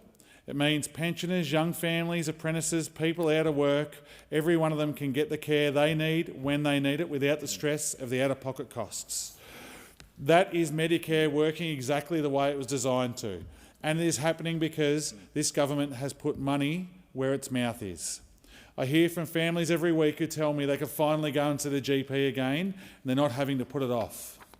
That they are not sitting at home hoping the cough or the pain just goes away. That is the difference bulk billing makes. That is the difference Labor makes. Speaker, I want to be crystal clear. If you live in Cessnock, Singleton, Curry, Toronto, Edgeworth, YE or Greta, Medicare matters to you. If you're a pensioner living week to week, bulk billing is the difference between getting care and going without. If you're a young apprentice with not much cash in your pocket, bulk billing means you can see a GP without worrying about how you're going to pay the next rent. If you're a single mum juggling work and kids, cheaper medicines and bulk billing will mean that you can keep your family healthy without breaking the bank. That is what Medicare is all about. Now, Speaker, I know families are doing it tough right now, and that is why we have provided responsible cost of living relief across the board. We have delivered more energy bill relief. We have delivered tax cuts for every taxpayer. We have cut student debt by 20%. We have made medicines cheaper because no one should be splitting pills in half or skipping prescriptions just to make ends meet. We have also supported renters and first home buyers with practical housing measures. We have helped parents with cheaper childcare and guaranteed preschool hours. We have backed apprentices with cash payments to keep them in training. Every part of this budget is about making life just a little bit easier while still being responsible with the nation's finances. These are practical, responsible measures that make real difference while not adding to inflation. And they are part of a bigger plan, a plan that takes the pressure off households right now, while investing in the services, skills that make life better in the long run. Speaker, I want to take a moment to focus on men's health. As colleagues are aware, I was asked to serve as a special envoy for men's health, and I take that responsibility very, very seriously. For too long, men's health has not been front and centre of the national conversation. We know the statistics. Men die younger. Men take their own lives at higher rates. Men are less likely to access preventative health services. Too many blokes put things off, stick their heads in the sand and think that going to the GP is not for them. We are determined to change that, and that's why we announced a dedicated $32 million men's health package, the most significant national investment in men's health in years. That package supports local men's sheds, which provide safe spaces for blokes to connect and look after each other. It supports targeted prostate cancer awareness and screening campaigns. It helps expand suicide prevention and mental health support. And it helps address the barriers men face in accessing the right care at the right time. In the Hunter, I've seen this up close. I've visited men's sheds from Cessnock to Singleton to Lake Macquarie. I've spoken with blokes who say that without the shed, they would be isolated, depressed, or even worse. These places save lives, and government is backing them in. We are also talking openly about things blokes often avoid. Prostate checks, mental health, heart health. I often say to blokes in the Hunter, it's not weak to speak, it's actually strong. And now, thanks to simple blood tests, there are no excuses when it comes to a prostate cancer checkup. Our investment is about sending a message. Your health matters. Your mate's health matters. And your government backs you in looking after it as well. Speaker, I also want to highlight women's health because the two go hand in hand. This government has put record funding into women's health because when women are healthy, families are healthy and communities are strong. We are expanding access to reproductive services. We are funding more endometriosis clinics. We are improving menopause care and research. We are backing in more Medicare support for women's health services across the country. And for the first time, women's health is not a side issue. It's a centrepiece of Medicare reform. This is about fairness. For decades, women were told to just put up with endo pain. For decades, menopause was ignored. That is changing under this government. And I know in my electorate, women are noticing. From Kurri Kurri to Morisset, from Broke to Cameron Park, women are telling me they finally feel like their health is being taken seriously. As Special Envoy for Men's Health, I want to be absolutely clear. Men's health and women's health are not in competition. We rise together. Supporting women's health makes our community stronger. Supporting men's health does the exact same thing. That is the vision underpinning our investment, and that is what Labor governments do. We invest in people. We put healthcare first. We back the services that Australians rely on every single day. Speaker, this budget is also about the future, a future built by skilled workers. I left school at 15 to become a fitter. I know firsthand how much opportunity TAFE provides you. It gave me a trade, a career and a future. And it's still doing that for thousands of young Aussies today. 10 to 11. That is why this government has made fee-free TAFE permanent, because skills are the backbone of our economy. Tradies keep the lights on, build the houses, fix the machines and keep our economy moving. Nurses, aged care workers, disability support workers, so many of them get their start at TAFE as well. In the Hunter, I meet young people taking up fee-free TAFE to become sparkies, chippies, plumbers and nurses. They are the workforce of the future. They build the homes Australians desperately need, and they will staff the hospitals, aged care homes and childcare centres that our communities rely on. We are also providing up to $10,000 for eligible apprentices in housing construction trades. That is practical support that helps people stick with their training, stay in the industry and deliver the homes of the future. And Speaker, I will say this bluntly. The other side never believed in TAFE. They cut it, they hollowed it out, and they pushed people into expensive private providers. We are rebuilding it because this government backs skills, backs training and backs Aussie workers. Speaker, this budget is also about homes, jobs and a future made in Australia. We are taking action to ensure Australian homes are prioritised for Australians, including measures to limit foreign purchases of existing homes. We are making Help to Buy bigger and fairer. We are investing in green metals, clean energy and the future industries. We are cutting reliance on consultants and labour hire, saving taxpayers billions of dollars. This is responsible nation building, investments where it matters, savings where we can, and always putting Aussies first. Speaker, people in the Hunter know what responsible government looks like because they are seeing the results on the ground. They are seeing it at bulk billing at our GPs. They are seeing it at the new urgent care clinics. They are seeing more TAFE opportunities, more apprenticeships and more homes being built. They see it better support for men's sheds and mental health services. They see it in cheaper medicines and stronger hospitals. They see it in investment in jobs and industries of the future, whether that is clean energy, advanced manufacturing or green metals, or our traditional industries as well. They also see it in everyday things that matter most. Kids getting better support at schools, older Australians being looked after in aged care, and young people getting a fairer go when it comes to jobs and housing. This is what Labor governments deliver. Practical, fair, responsible outcomes that make life better for working people. Speaker, the 2025-2026 appropriation bills are about keeping our economy strong, repairing the budget and delivering services Australians really rely on. We are continuing the fight against inflation while making sure Australians are supported through cost of living pressures. We are providing responsible cost of living relief and we are building for the future. At the centre of this all is Medicare. making sure Australians can see a doctor, get the care they need and look after their health without breaking the bank. I'm proud of the $32 million package we have delivered. As a Labor MP, I'm proud of our investment in women's health, in Medicare, in hospitals, in skills and in homes. As the member for Hunter, I'm proud that families in places like Cessnock, Curry, Singleton, Lake Macquarie are already seeing the benefits. Speaker, these bills are about building a healthier, stronger, fairer Australia. That is what Labor stands for, that is what Labor delivers, and that is what we'll keep delivering in this term and beyond. I commend the bills to the House. I thank the member for Hunter. The question is that the bill be now read a second time, and I call the member for Menzies. Thank you, Deputy Speaker. This bill is all about delivery of the commitments we took to the last election.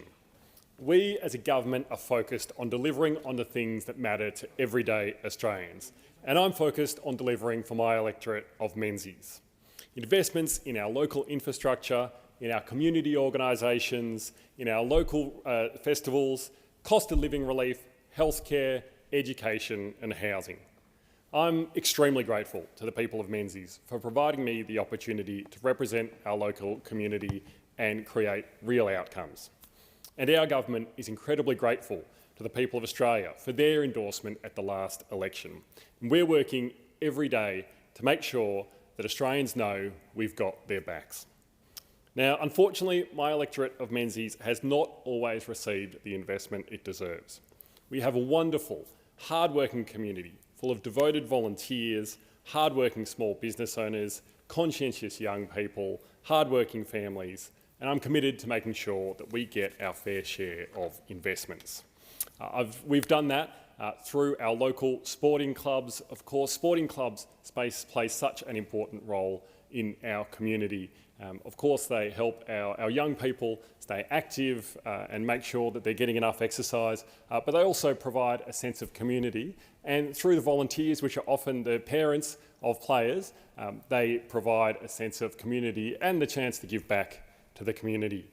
So we're making a long overdue investment in Bulleen Templestowe Basketball Club at Sheehan's Reserve. We've committed $3.5 million to upgrading the basketball stadium there. Basketball is absolutely booming in Melbourne's east, and that's especially the case with the women's game. And when Bulleen Templestowe Basketball Club, the Bulleen Boomers, when they approached me early on in the election campaign, they told me how their female players, because they didn't have enough space to get changed, were getting changed in the car park instead before they had to get in for the games. And the change rooms that they did have were pretty small. You wouldn't want to see a sweaty group of boys or girls getting changed in close proximity to each other there. And there was the floor cleaner that was in the same room. So badly in need of an upgrade. So this investment will go towards girls' change rooms to make sure that more of their female players have an appropriate place to be able to get changed, and also improving their general facilities, making sure that their courts are up to standard and safe for players to continue to play on. Now, I'd like to acknowledge all the hard work and advocacy of their President, Derek Pangborn, as well as other committee members, Mitch Burich, and local legend Michelle Timms, who, as we know, has given so much to women's basketball, not just in the local area, but in Australia. And their advocacy meant that I was very proud to be able to support this investment for both the Bulleen Boomers and also for the wider community and all the local teams who come and play at the stadium as well.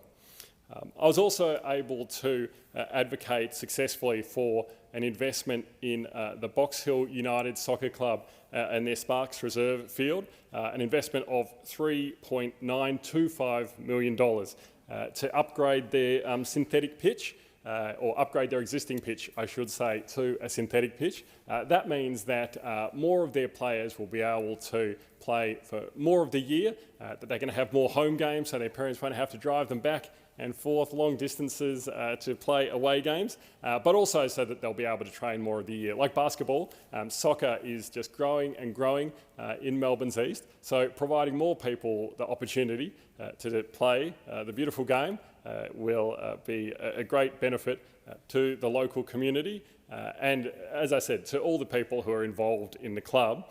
People like George Petheros, the president, and Scott Finlay, who advocated so strongly for this much-needed upgrade. Now, both of those commitments are taking place with support from the respective local councils, in particular Sparks Reserve, which has a commitment from Whitehorse Council.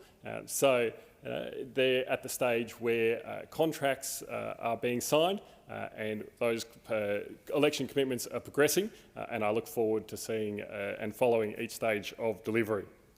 Now, we were also able to support some of our local arts organisations.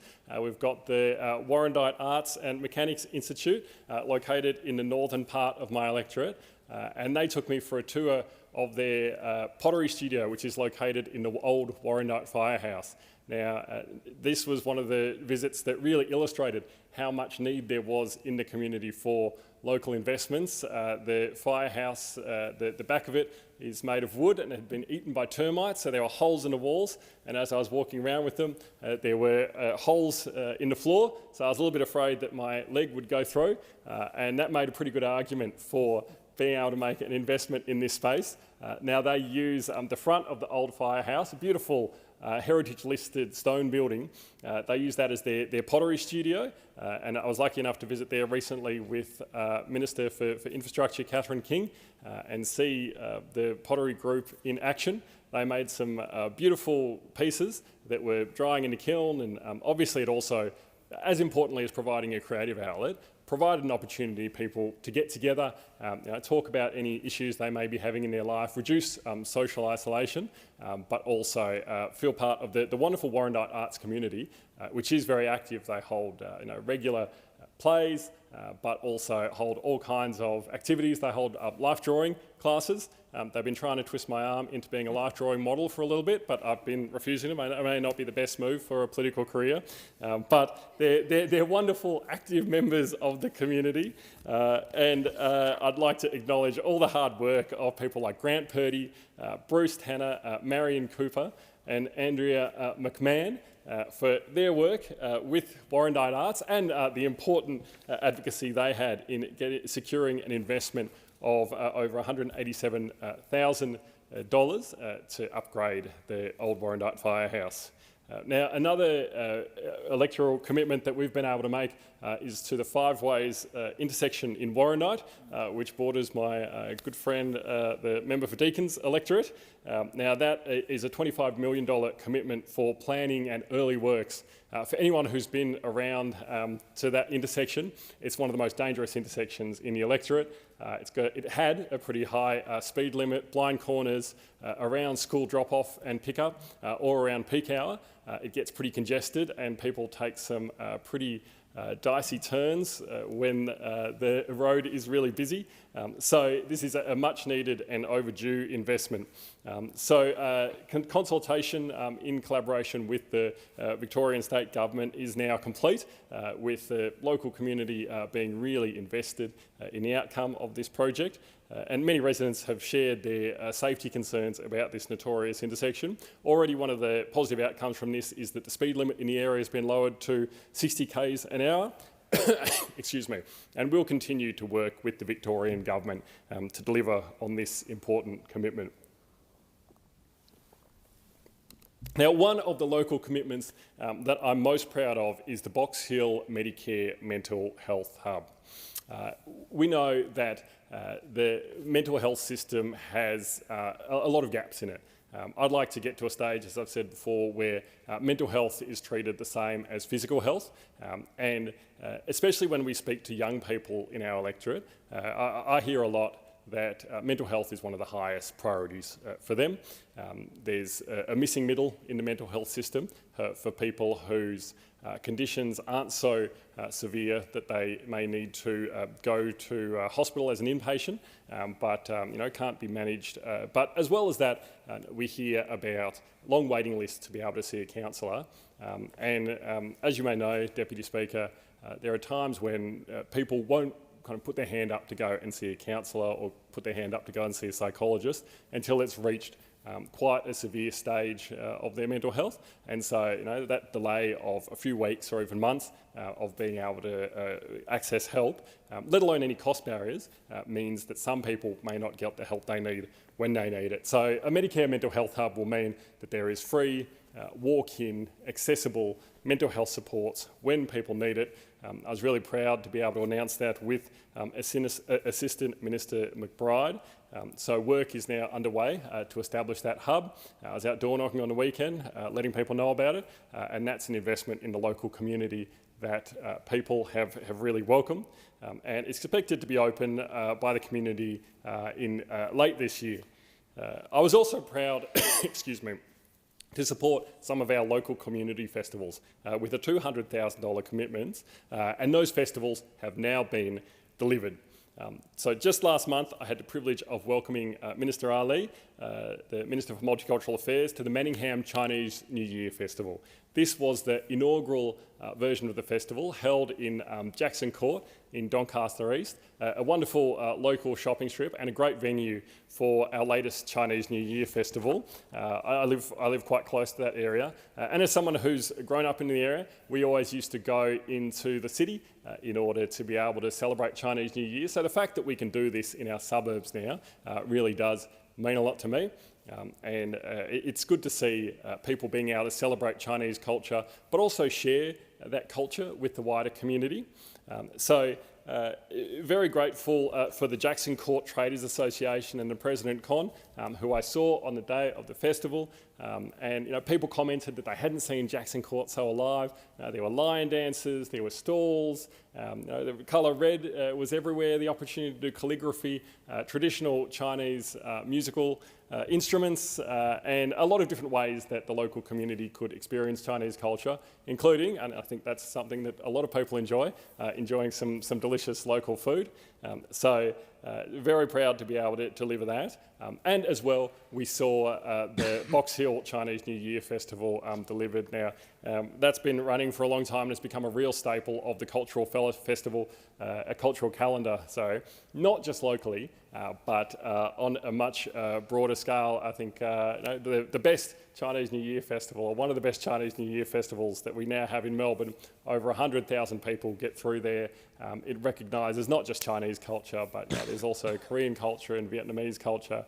And similarly, we're able to see some fantastic lion dances and traditional performances. And I'm grateful to Minister for Foreign Affairs, Minister Wong, for visiting that festival and sharing it with my local community. And I'd like to also acknowledge all of the hard work of the Asian Business Association of Whitehorse, Bi Hong Wang, Richard Shi, Charlie and Sean and Tim, and all the volunteers who put in so much work. The festivals always go off without a hitch and look flawless and get bigger and bigger every year, but I know that's because of a lot of the hard work that goes on behind the scenes. So full credit to the Asian Business Association of Whitehorse.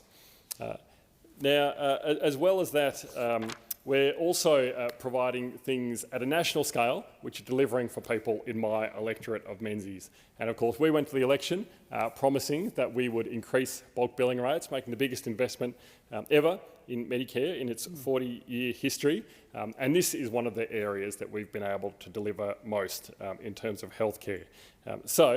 Recent data shows that bulk billing rates have increased to 81.4% nationwide, and this represents the largest quarterly increase in over 20 years outside of the pandemic period. And that's just since November, when the new bulk billing measures came into effect.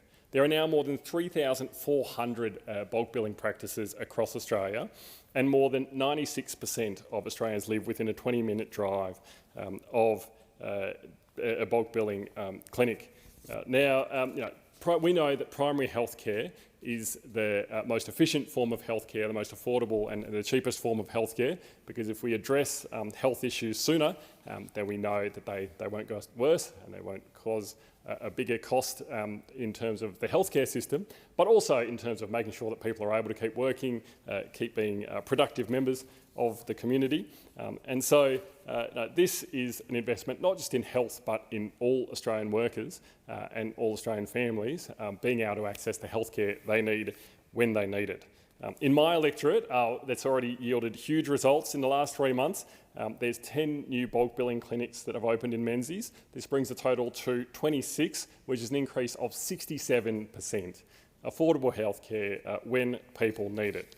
As well as this, one of the other areas that we've been able to deliver is $25 scripts for PBS listed medications. This is the lowest that PBS medications have cost in 20 years. And so just another way that we're making sure that people are treating their conditions early, they're getting the health care that they need early when they can manage it themselves, and also helping with cost of living relief, because we recognise that there has been pressure on household budgets, on Australian families, and we want to make sure that we're addressing it. I'm proud to be part of a government that's delivering for my community and delivering for everyday Australians. Thank you, Deputy Speaker. I commend this bill to the House. I thank the member for Menzies. The question is that the bill be now read a second time, and I call the member for Deakin. Oh, sorry. I call the member for Warringah. Thank you, Mr Deputy Speaker. Australia's budget is too exposed to global fossil fuel shocks and too soft on capturing a fair return from our own natural resources. The war involving Iran and disruption around the Strait of Hormuz is a brutal reminder that energy security is national security and that price shocks overseas hit Australian households, freight, food and inflation at home. If Australians are being asked to absorb the pain of global instability, then gas exporters exploiting Australian resources should be paying more back to the Australian public. That means reforming the petroleum resource rent tax properly, and it means seriously considering a 25% export tax on LNG exports as a budget repair and resilience measure. The deeper point is renewable energy and a renewable economy are not just climate policies. They directly translate to economic security and national resilience. As we're here talking about appropriation budget, we need to talk about those aspects. Australia remains dangerously exposed to imported oil shocks. Our fuel system still depends heavily on liquid fuels, and the government's own stock holding framework only requires private industry to hold minimum days of supply. If government supports fuel security, it must also support the transition to lower emissions transport, because lower emissions transport is itself part of energy security. And now the current conflict involving Iran has shown exactly why. Around 1/5 of global oil transit passes through the Strait of Hormuz, and the International Energy Agency has warned that the present disruption poses a major threat to the global economy.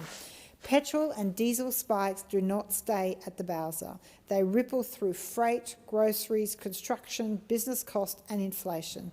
And that is how an overseas conflict lands directly in the Australian household budget. An electrified transport sector, including heavy vehicles, is critical to immunising ourselves from uncontrollable and unpredictable international crisis. At the same time, our tax system still gives Australians a rotten deal on our main resource, gas. The PRRT is far too weak. The 90% deductions cap should be at the minimum reduced to 80%, and that exemptions and excessive deductions have allowed huge export volumes and huge profits to generate far too little public revenue. Ordinary Australians are exposed to every international oil shock, but multinational exporters exploiting finite Australian resources still do not return a fair share to the Australian people. First, reform of the PRRT so it actually works as a resource rent tax, not a permission slip for minimal returns. Reduce the deductions cap from 90% to 80%. Remove the 7-year exemption, tighten uplift, carry forward and integrity rules, increase transparency and crack down on profit shifting. Second, we are well past time to apply a 25% LNG export tax. Australians own these resources. Australians should receive a better dividend for them. Third, at a time where Australians are already exposed to global oil shocks and rising transport costs, the last thing this country should be doing is making it harder for people to switch to electric vehicles. If we are serious about cutting emissions, improving fuel security, bringing down long-term household costs, we should be accelerating the shift away from petrol dependence, not putting new obstacles in the way. An EV is not just a cleaner car, it's a small piece of national resilience because it does not draw on those fuel reserves. What makes this worse is a contradiction that is now coming out of the government's position. It cannot claim to support cleaner transport and lower emissions while simultaneously now floating new taxes on EVs and winding back incentives that help people make the switch. Today it's been reported that the Albanese government is considering introducing a EV tax through the form of a road user charge, beginning with electric vehicles. It's poor policy design.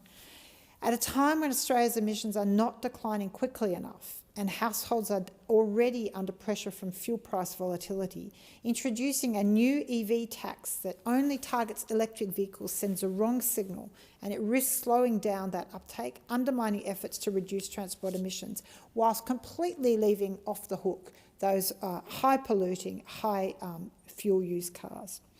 A well-designed road user charge could be a sensible long-term reform, I don't deny that. However, it should be applied fairly across all road users with a structure that ensures higher emitting vehicles pay a greater share of the cost, in particular those heavy-duty utes and American vehicles that are dangerous on our roads.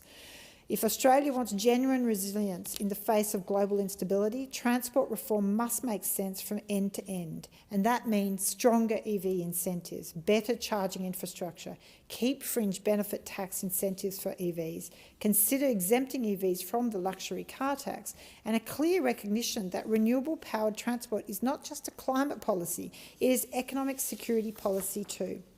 The war involving Iran has exposed a hard truth. Australia is still too vulnerable to crises we do not control. We cannot keep running a budget that socialises the pain of global oil shocks while privatising the gains from Australian gas exports.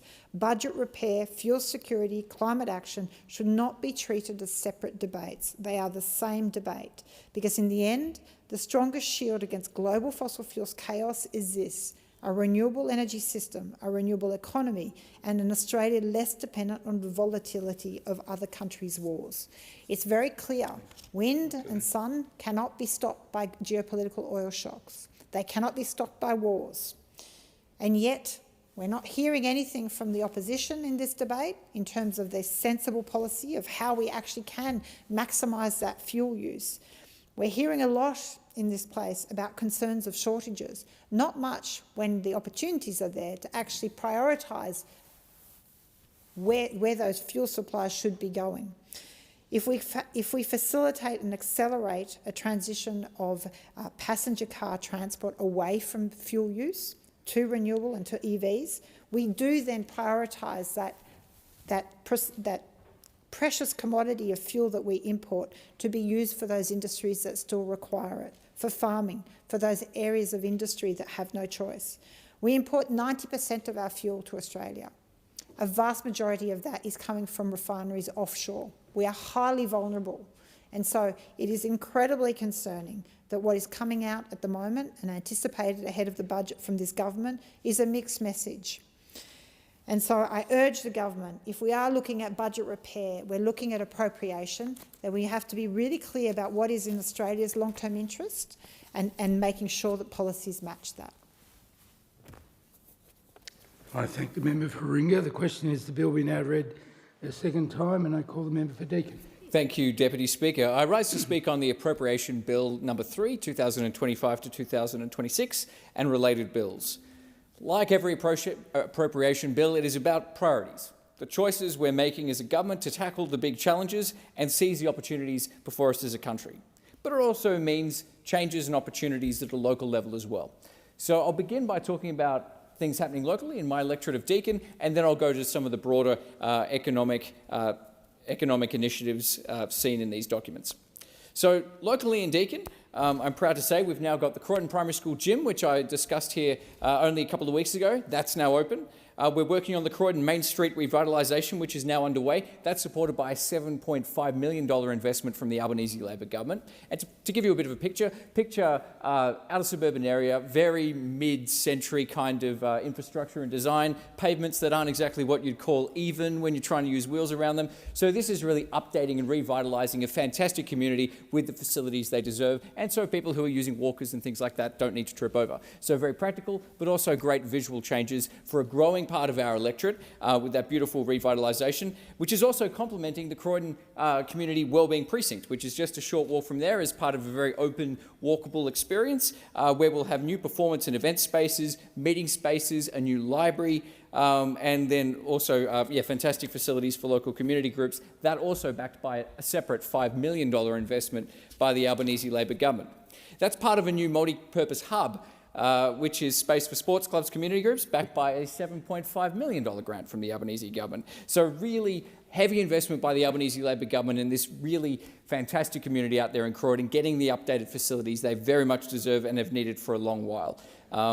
No longer will we be taking a journey into the time tunnel and seeing what facilities look like 50 years ago. We will finally have the facilities our community groups very much need as they continue to grow and thrive. Another fantastic project now open, Forest Hill Reserves redevelopment project. This was advocated for in 2022 when I was the candidate for Deakin, and I was very, very happy to see this actually opened up after being elected as a Member of Parliament. Finally, 21st century, we have female-friendly change rooms, something that we might take for granted in a lot of parts of the world, but certainly in my electorate, for a long while, we've gone to many sports facilities and you look for the female bathroom and you realise there isn't one. So we've been working on that for a little while now, and finally this great facility will have a brand new female-friendly change room with unisex amenities as well, but plenty of room for everyone, a refurbished social room, upgraded kitchen, referee facilities, improved public toilets as well. And I just really want to thank the Forest Hill Football Netball Club and the Forest Hill Cricket Club as well, who have both worked together really well in advocating for those projects. And another bit of work we're doing is the Ringwood North Reserve Pavilion redevelopment. That has been announced. That's a $2 million investment, and we'll be building a two-storey, very accessible pavilion, again, female change rooms, an elevated multi-purpose space, and a new viewing area for spectators as well. Again, bringing these things into the 21st century so we can actually have inclusive clubs and as many people as possible playing sport without feeling like they need to get changed in their car in the car park, which has sadly been the reality for many individuals, particularly women, for far too long. Another exciting development is the Nuttawading Basketball Centre, which serves our area as well. It comes across it's close to the member for Menzies seat as well as the member for Chisholm's. That is a $45 million investment in a fantastic new facility. Young people are playing basketball at levels that certainly are unfamiliar to me as someone from the many generations of just football and cricket, but that has received huge take-up and is engaging a lot of communities. So expanding that to really just reflect demand that's been there pent up for years to make sure it's serving as many people as possible, and that will be something we'll hopefully get a little bit more support from the Victorian State Government if possible, as soon as possible. The centre, like many things in our part of the world, outer suburbs, these things are ageing, and this is no different. The funding will deliver more courts, better and more accessible facilities, and more space for people of all ages playing basketball, as well as netball and other sports as well. But now going on to kind of the broader picture for what this means for Australia. In around healthcare, the maximum co-payment for medications on the PBS has now gone down to the lowest level it's been since 2004. 22 years ago. And that is, of course, in addition to the freeze of the price for those on healthcare cards, which has also been frozen by this government. So people aren't having to choose between their medicines or, sadly, as had become too common, getting prescribed something by their doctor but not feeling like they can afford to pay for it and missing out on the benefits of those medications. So this just makes things a little bit easier for those people, particularly those who have to go on multiple medications simultaneously, because that can be very expensive. We've also seen the single largest investment in Medicare for over 40 years. I mean, $8.5 billion delivering more bulk billing around Australia. And in my local electorate of Deakin, that is 12 fully bulk bill clinics available to the people of Deakin, and that's 12 of 3,400 around Australia. So finally, that Medicare card is doing what we all expected to do, and people can go to the doctor when they need healthcare and ensure that they're not going to lose a heap of money, as well as adding to their concerns at that time. A lot of people were missing out on essential healthcare because they simply could not afford it. And this important work around Medicare means that we're finally able to return Medicare back to its original promise. And it's something I think everyone in the government is incredibly proud of. And despite the naysayers, this has been successful. Doctors have realised that this makes economic sense. They have started offering these services, and it continues to expand over time as the economics really does stack up on this as well. And as was noted by the member for Menzies, investing in primary health is essential.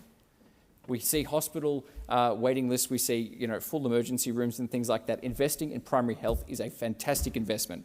It's the best bang for buck you can get in the healthcare system if we can deal with things early, before they get out of hand and before hospitals are required. So it's incredibly important work, and I know that the mission of strengthening Medicare continues.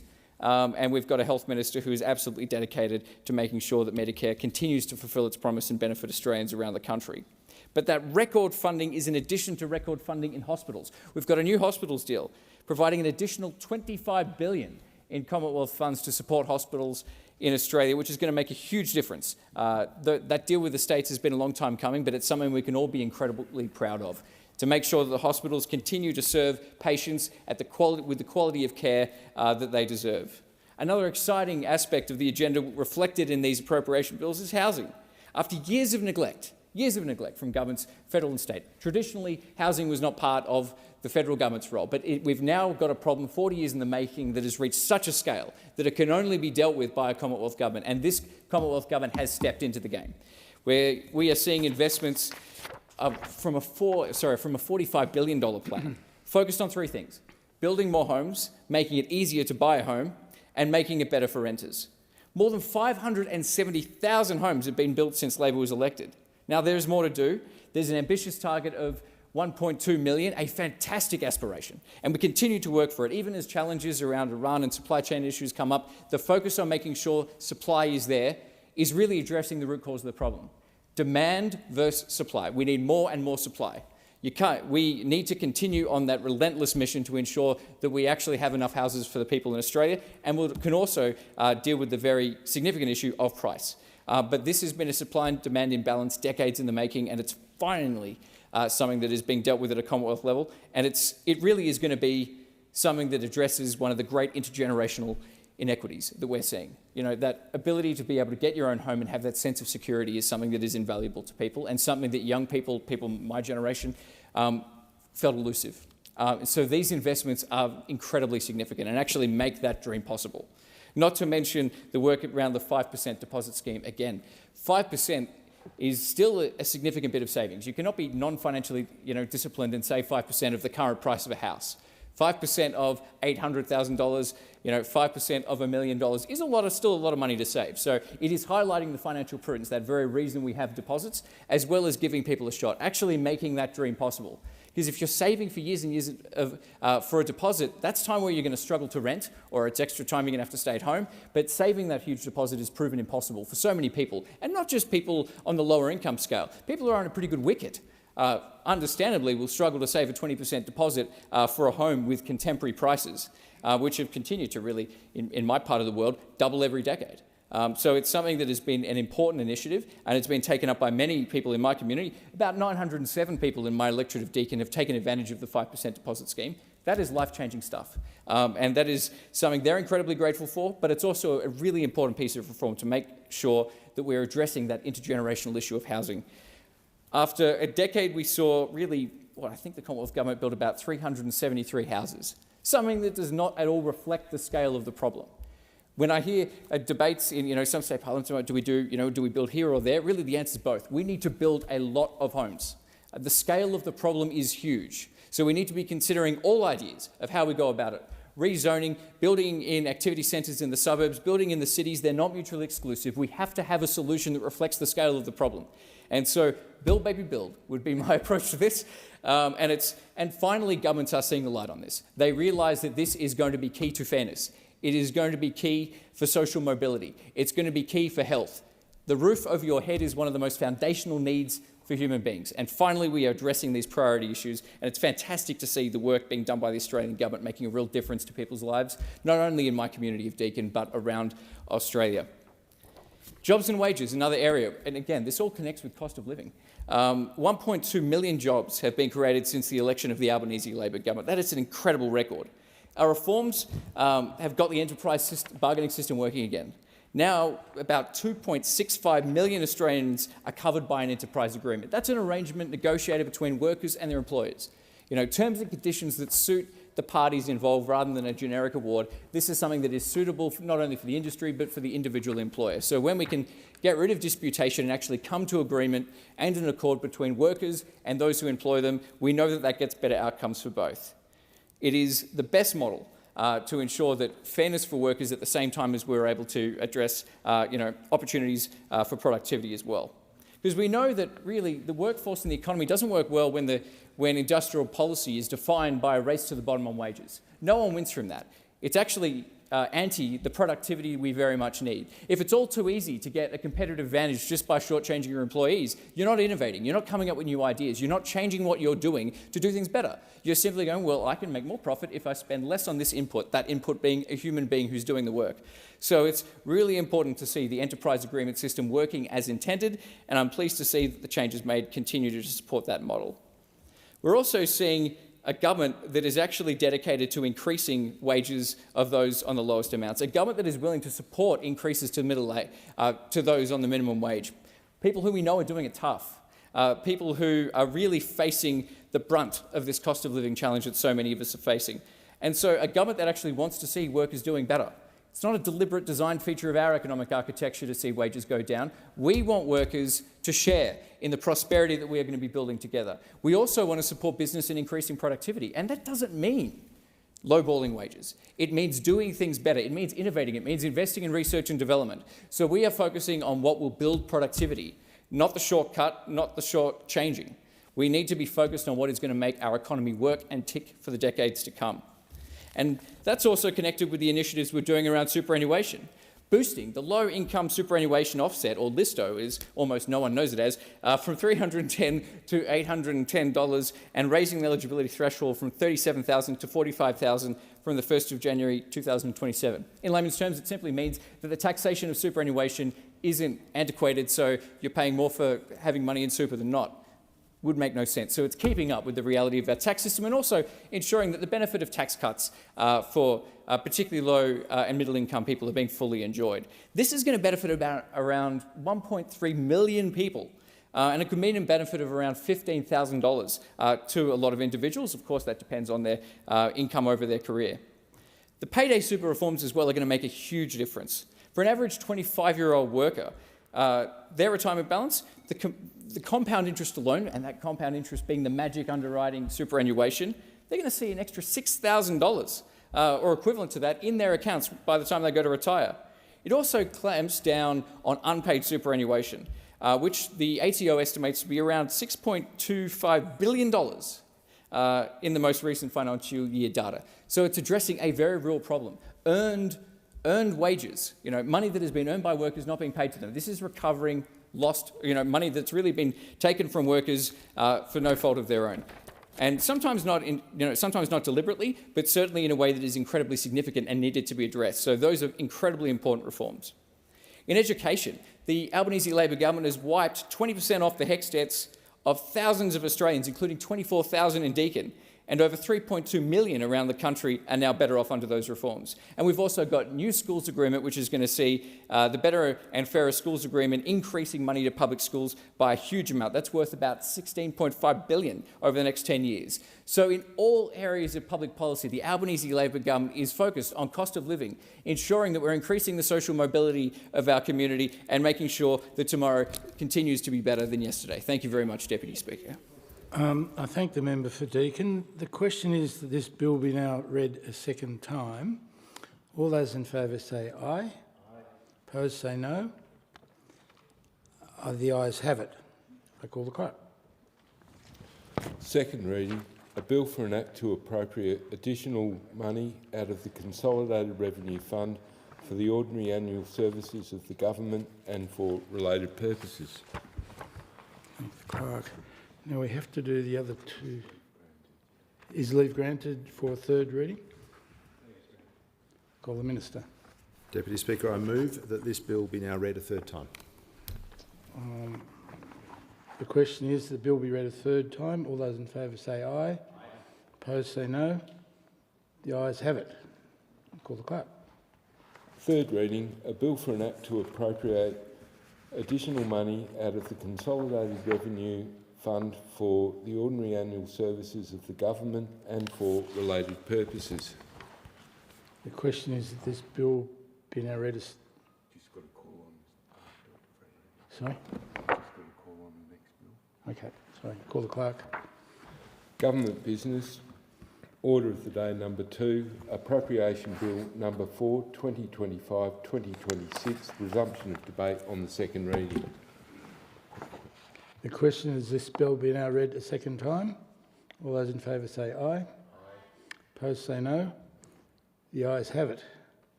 I call the clerk. Second reading, a bill for an act to appropriate additional money out of the Consolidated Revenue Fund for certain expenditure and for related purposes. Is leave granted for the third reading to be moved immediately? Leave is granted. Call the Minister. Deputy Speaker, I move that this bill be now read a third time. The question is this bill be read a third time. All those in favour say aye. Aye. Opposed say no. The ayes have it.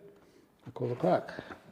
Third reading, a bill for an act to appropriate additional money out of the Consolidated Revenue Fund for certain expenditure and for related purposes. The question is this bill... Sorry, I call the clerk. Government business, order of the day number 3, Appropriation Parliamentary Departments Bill number 2, 2025-2026, resumption of debate on the second reading. The question is that this bill be now read a second time. All those in favour say aye. Aye. Opposed say no. The ayes have it. I call the clerk. Second reading, a bill for an act to appropriate additional money out of the Consolidated Revenue Fund for expenditure in relation to the Parliamentary Departments and for related purposes. Thank you. Is leave granted for the third reading to be moved immediately? I call the Minister. Deputy Speaker, I move that this bill be now read a third time. The question is, this bill be now read a third time. All those in favour say aye. Aye. Opposed say no. The ayes have it. And I call the clerk. Third reading, a bill for an act to appropriate additional money out of the Consolidated Revenue Fund for expenditure in relation to the Parliamentary Departments and for related purposes. Good. Now I call the clerk. Government business, order of the day number 4, Treasury Laws Amendment, Genetic Testing, Protections in Life Insurance and Other Measures Bill 2025, resumption of debate on the second reading and on the amendment moved by the member for Kooyong. Thank you. The original question was that this bill be now read a second time. To this, the honourable member for Kooyong has moved as an amendment that all words after that be omitted with a view to substituting other words. The question, therefore, now is that the amendment be agreed to. And I call the member for Cornwall. Thank you, Deputy Speaker, and I seek to continue my remarks. In other words, the voluntary system and the effectiveness of industry self-regulation had not provided the certainty Australians need. And when people avoid potentially life-saving knowledge because of financial fear, government has a responsibility to act. And when people are avoiding potentially life-saving medical knowledge because of financial fear, government has that responsibility to step in. This issue has also been examined by leading experts in genomic medicine. Dr. Jane Tiller, ethical, legal and social advisor in public health economics at Monash University, wrote recently about the significance of these reforms. As she observed, and I quote, "The bill that would ban life insurers from discriminating against Australians based on results of genetic testing has been introduced to Parliament. It follows almost a decade of research, consultation, community pressure and political efforts to end this form of genetic discrimination." That observation captures how we arrived at this moment. This reform has not emerged overnight. It has been shaped by years of research, evidence and engagement with clinicians, scientists, patient groups and the broader community. Dr. Till and others have also highlighted the central problem that this legislation addresses, the fear that genetic information may be used against people when they apply for life insurance.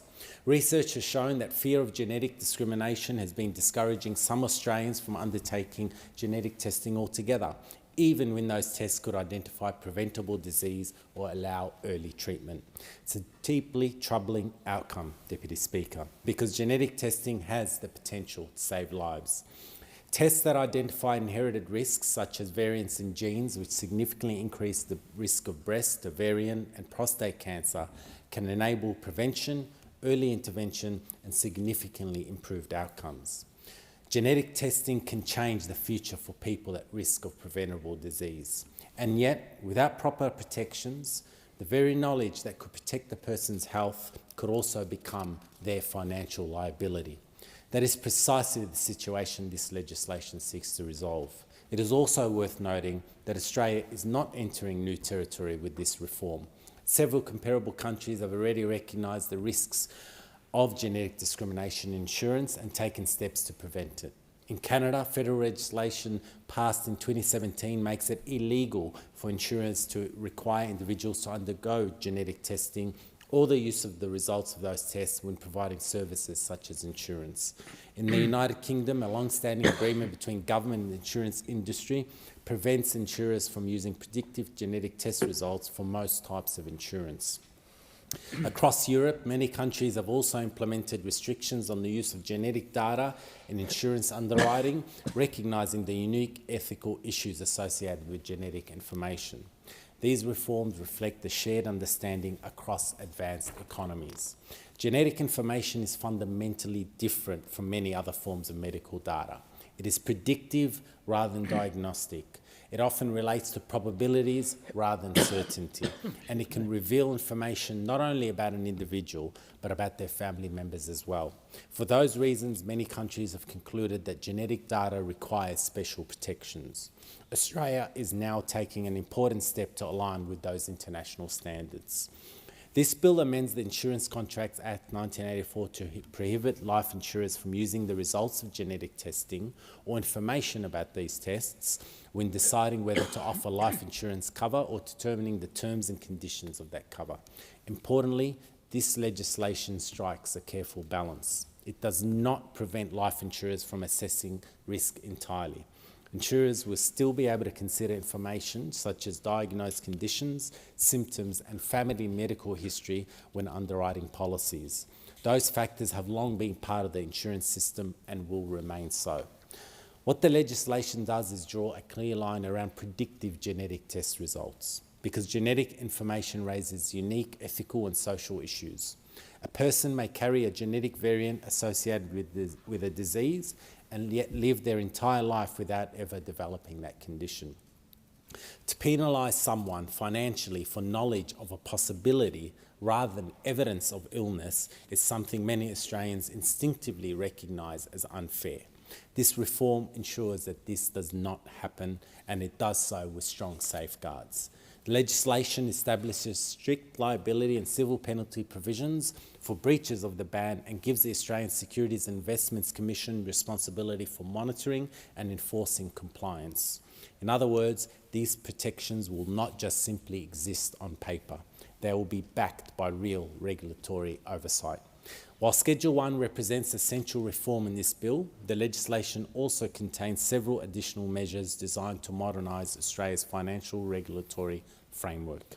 Schedule 2 introduces licensing exemptions for certain foreign financial services providers, allowing them to provide services to Australian professional and wholesale investors under defined conditions. This will help ensure that Australian investors, including superannuation funds, can access a wider range of global financial services and investment opportunities. Schedule 3 modernises the legislative framework governing Australia's participation in multilateral development banks and the International Monetary Fund. These institutions play a critical role in supporting economic stability and development around the world, including in our own region. And Schedule 4 repeals the planned Stage 2 financial advisor registration requirement, reducing unnecessary regulatory burden while maintaining appropriate oversight of the financial advice profession. Deputy Speaker, genetic science is advancing rapidly. Over the coming decades, genetic testing will become a routine part of healthcare. More people will learn about their inherited risks. More people will understand their biological vulnerabilities, and that knowledge has the potential to dramatically improve health outcomes. But if our laws do not keep pace with scientific progress, we risk creating a new form of inequality. We risk creating a world where people are penalised simply because they have access to better medical knowledge about themselves. That is not a future Australians would accept. A person's DNA should be a tool for better health, not a barrier to financial security. And the knowledge that could save your life should never be used against you. This legislation ensures that genetic knowledge remains a tool for prevention, for treatment, and for better health, not a mechanism for discrimination. And it is for those reasons, Deputy Speaker, that I commend this bill to the House. I thank the member for Cornwall. The question is that the amendment be agreed to, and I call the member for Adelaide. Thank you, Deputy Speaker. Deputy Speaker, I rise to support this bill, and I'm very proud to support the introduction and the implementation of this Treasury Laws Amendment, Genetic Testing Protections in Life Insurance and Other Measures Bill 2025. And it is very long overdue, Deputy Speaker, and I'm together with the members on this side, we stand very proud in support of stronger protections for people undergoing genetic testing, or ensuring that any genetic testing that's done will not be detrimental in terms of other financial products or insurances that they wish to purchase to protect their lives, in case there's a death, there's something to protect the family with, or to protect the costs that are incurred with health insurance. And that's why this particular bill is very, very important. We need to ensure that we have measures in place that protects and gives stronger protection to people that want to undergo genetic testing or have to go through genetic testing. Deputy Speaker, genetic testing is a good thing. It can monitor the traits in your ancestors, in your body, and Deputy Speaker, I don't have to tell you, being a former, well, still a doctor, how important it is. But at the same point of time, we don't want people who will put their health at risk, perhaps discovering that all the males in their family suffer from prostate cancer, for example, or have had a history of prostate cancer. Therefore, it makes sense to have a test done to see if you perhaps have the same genetic makeup that will most likely, or give you a high likelihood of coming up with prostate cancer. And that would only be a good thing if you discover it early. You can take precautions, you can have regular testing, and do a whole range of things that does protect you, or put measures in place to protect you. The dangerous side of it is that when we want to purchase a financial product such as life insurance or general health insurance, it could be very detrimental. And at that point, that person would have to make a decision of whether they will go ahead with the genetic testing so they can get all the information and all the details about their family history, because perhaps, as I said, I gave you an example of prostate cancer. It could be a whole range of other things, in order to protect themselves into the future. But at that point, they'll have to make a decision if these laws aren't in place. And that decision will be, will I lose my life insurance? Will I be able to get cover for myself? Will I be able to get health cover? Will I be able to afford the premiums or the excesses that they may impose upon me because of this genetic testing? And we should never, ever be able to have things in place where someone has to make a choice about their health. Health shouldn't be a choice. We should be doing the best that we can for our health as individuals, as governments, and as all of us as a community. And this bill is one of those bills that protects not only the health of people, but also protects the issues that could affect people as well in terms of financial costs, or even worse still, not being able to get any cover at all. Across the country, individuals, families are choosing to undertake genetic testing so they can make sense of their health, prepare for the future, and make informed decisions that may one day save their lives.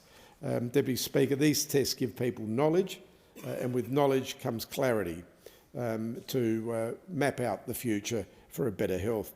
And yet for far too long, that same information that can guide someone to life-saving treatment, has been a source of anxiety rather than empowerment. And as I explained earlier, could be detrimental in terms of costs and cover with insurance, etc. People who sought knowledge found themselves caught in a system that made them feel vulnerable, judged, and sometimes even punished, Deputy Speaker, instead of being supported for taking proactive steps. Too many faced barriers precisely when they needed the understanding the most. Deputy Speaker, across communities, including countless people who began reaching out to my office as early as February last year, the message was consistent, and it's consistent by the public out there, and I'm sure it's consistent with all of us who have constituents that come to talk to us about this particular issue. And the message is quite clear. This is what I'm hearing from them. This isn't fair, and we need to make it fairer. This isn't fair. People's shared their stories, their fears, their hopes, and their belief that a society built on compassion should not allow people to be disadvantaged, Mr. Speaker, simply because they choose to learn more about their health, more about their genetic makeup, and more about the things that they perhaps could be prone to, and the things that they should be doing to prevent any negative health. So these voices, the people who have come to see me, steady and sincere constituents, carried a simple truth. No one should ever be penalised for doing the right thing, especially in health, Mr. Speaker. No one should have to choose between seeking life-saving medical insight and preserving peace of mind for themselves and for their families. Deputy Speaker, no one should ever be placed in that position. It being 7:30 p.m, I propose the question that the House do now adjourn. Give the call to the honourable member for Curtin. Thank you, Mr. Speaker. It is time to be bold. In 6 weeks, the government will hand down the 25-26 federal budget. Many commentators are already calling it the most important budget of the Albanese government, and they're right, because this is a moment that demands leadership and ambition. This is not a time for timidity. Long gone is the era where Australian governments could sit back and ride the wave of sustained economic growth. Our current environment is defined by compounding pressures, a housing system that's locking out a generation, stubborn cost of living pressures, an economy starved of productivity growth, deep and growing intergenerational inequity, and a world that is more volatile, more fragmented, and more dangerous than it has been in decades. Incrementalism will not meet this moment. Yet that is precisely what we have seen too often. A government that treats governing as an exercise in electoral risk management, focused on the last election and the next election, short-term politics, not long-term policy. Leadership is more than this. The Prime Minister often talks about making the Labor Party the natural party of government. If he's serious about this ambition, his government must tackle the hard problems head-on, not avoid them. The great reforming governments of both persuasions did not wait for perfect political conditions, they made them. So what would leadership look like now? First, it would mean tax reform. So we're not relying so heavily on taxing the share of the population that works as the population ages. Australians need income tax and direct relief, particularly for people doing it toughest, but leadership demands articulating how we pay for that relief. There are obvious places to start. We should tax gas companies properly so that Australians finally get a fair share of their own resources. When global tensions push up gas prices, countries like Norway and the UK collect more for their citizens. In Australia, companies collect the windfalls, while Australians pay more at home. That is a policy choice, not an inevitability. We should reform our generous housing tax concessions. The capital gains tax discount and negative gearing, as currently designed, are worsening intergenerational inequity and doing nothing to solve the housing crisis. These concessions overwhelmingly benefit older and wealthier Australians and distort investment away from productive activity and towards property speculation. And we should look carefully at other tax concessions that are overly generous to wealthy older Australians at the cost of younger working Australians, such as family trusts and superannuation. Second, leadership would mean treating housing as a national priority, not a political landmine. We do not just need demand-side tinkering. We need more homes faster and in the right places. That means sustained investment in social and affordable housing. It means planning and zoning reform to allow well-designed infill that builds communities, not just towers. It means prioritising construction workers and materials for housing, not crowding them out with lower priority infrastructure.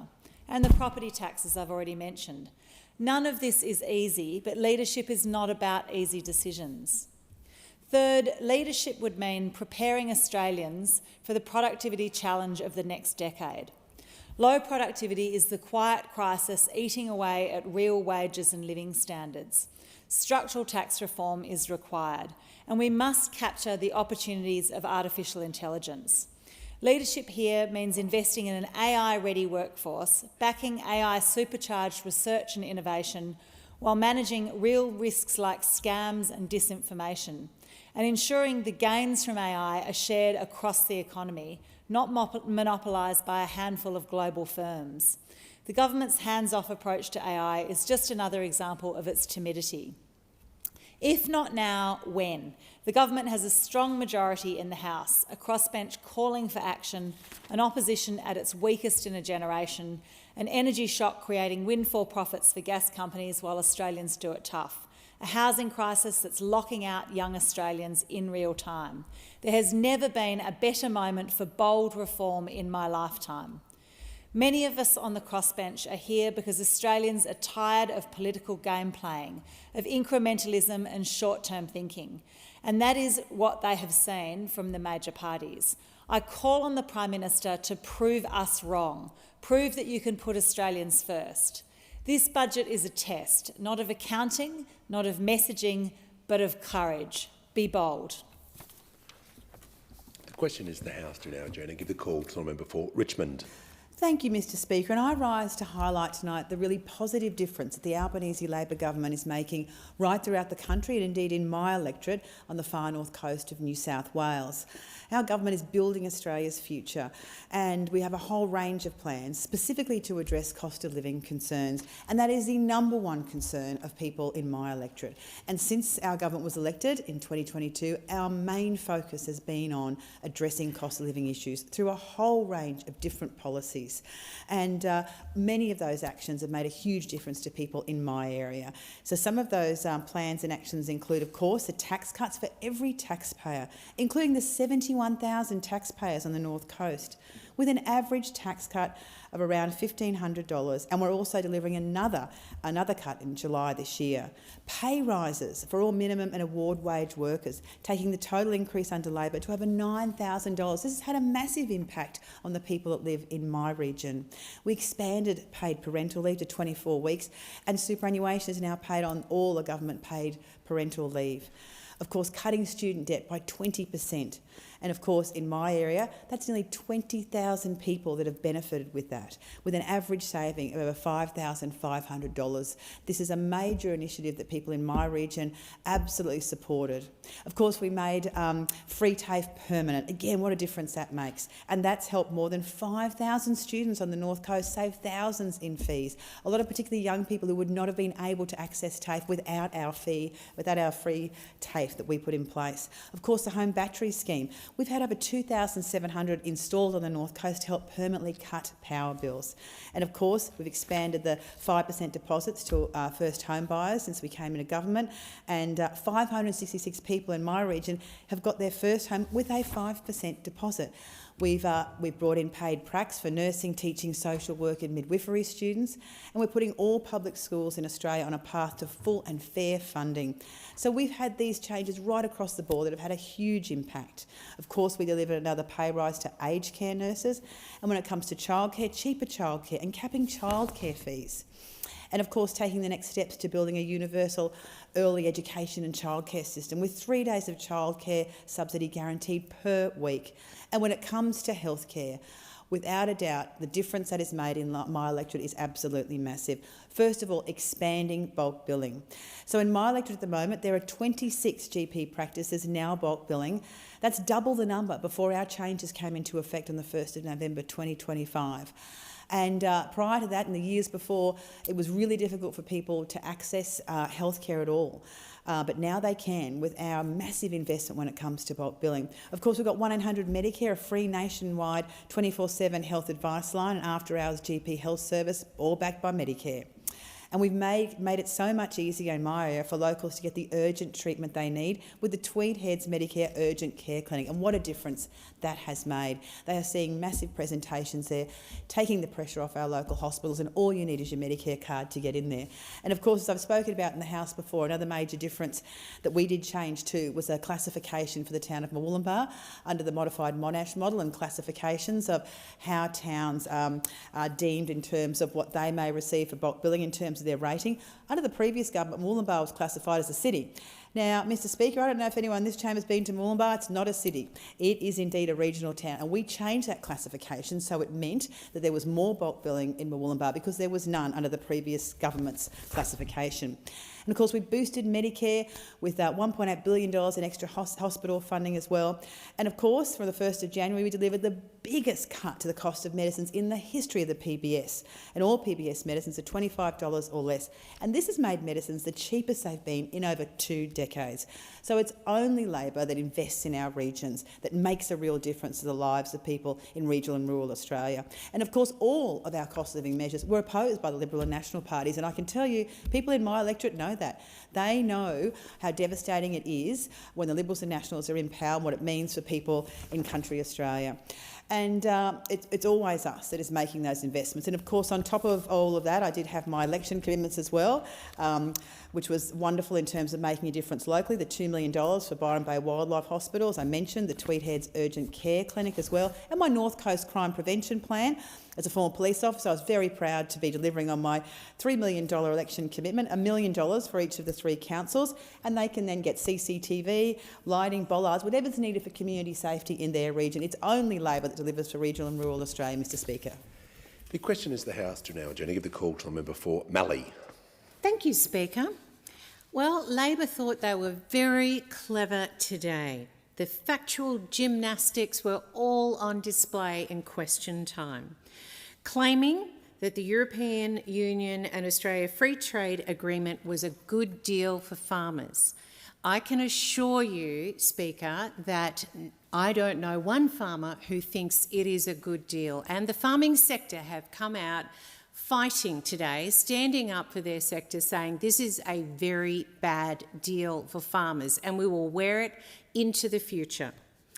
I want to begin by talking about sheep growers, which the Prime Minister claimed benefited from the deal. The sheep meat sector wanted a minimum of 67,000 tonnes into the EU duty-free, but what did they get? 25,000 tonnes after 7 years. The PM claimed it's a great deal on sheep meat, but Sheep Producers Australia CEO Bonnie Skinner said sheep producers have been sold out.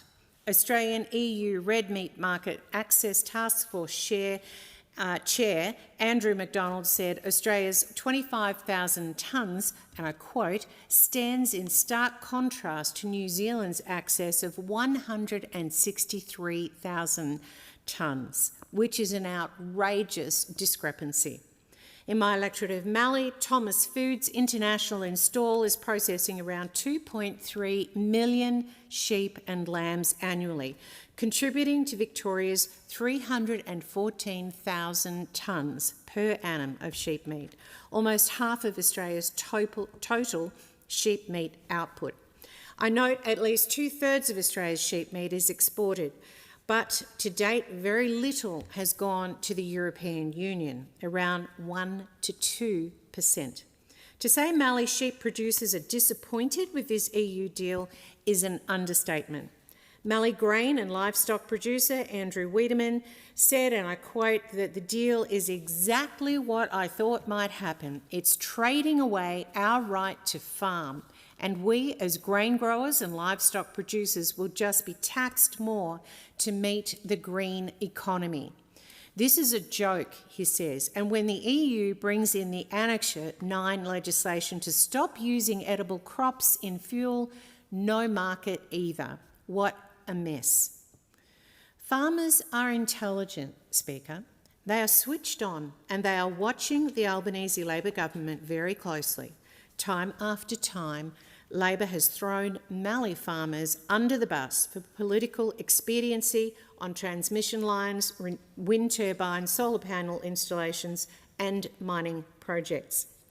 Australian Meat Industries Council CEO Tim Ryan told Sky News today the deal is a massive missed opportunity and a kick in the guts at a time when we can focus on new opportunities to expand. Victorian Farmers Federation President Brett Hosking from my electorate said, and I quote, "At a time when farmers are getting smashed by devastating water buybacks and skyrocketing fuel and fertiliser costs, we've been hung out to dry for the sake of getting the deal done." National Farmers Federation President Hamish McIntyre said today, "It is a very disappointing day for agriculture generally." Labor's chest beating in Parliament today about how good this deal is actually shows how little they understand about agriculture and regional Australia. They rattle off increases of export levels to the European Union, but don't say how far they've sold Australian farmers short in this deal. But it gets worse, Speaker.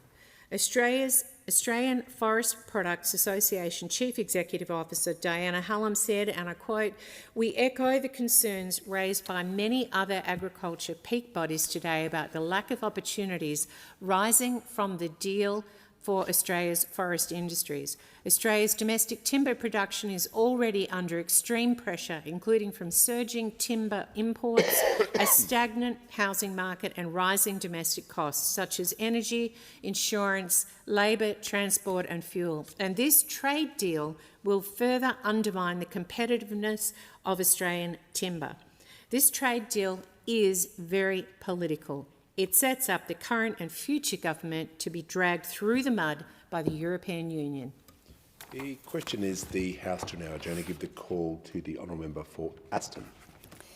Thank you, Speaker. Last Wednesday, I had the privilege of officially opening a new middle school teaching and learning centre at Heritage College Knox in Ferntree Gully, a moment that stands as a powerful symbol of what can be achieved when vision, collaboration and investment in education come together with a clear purpose.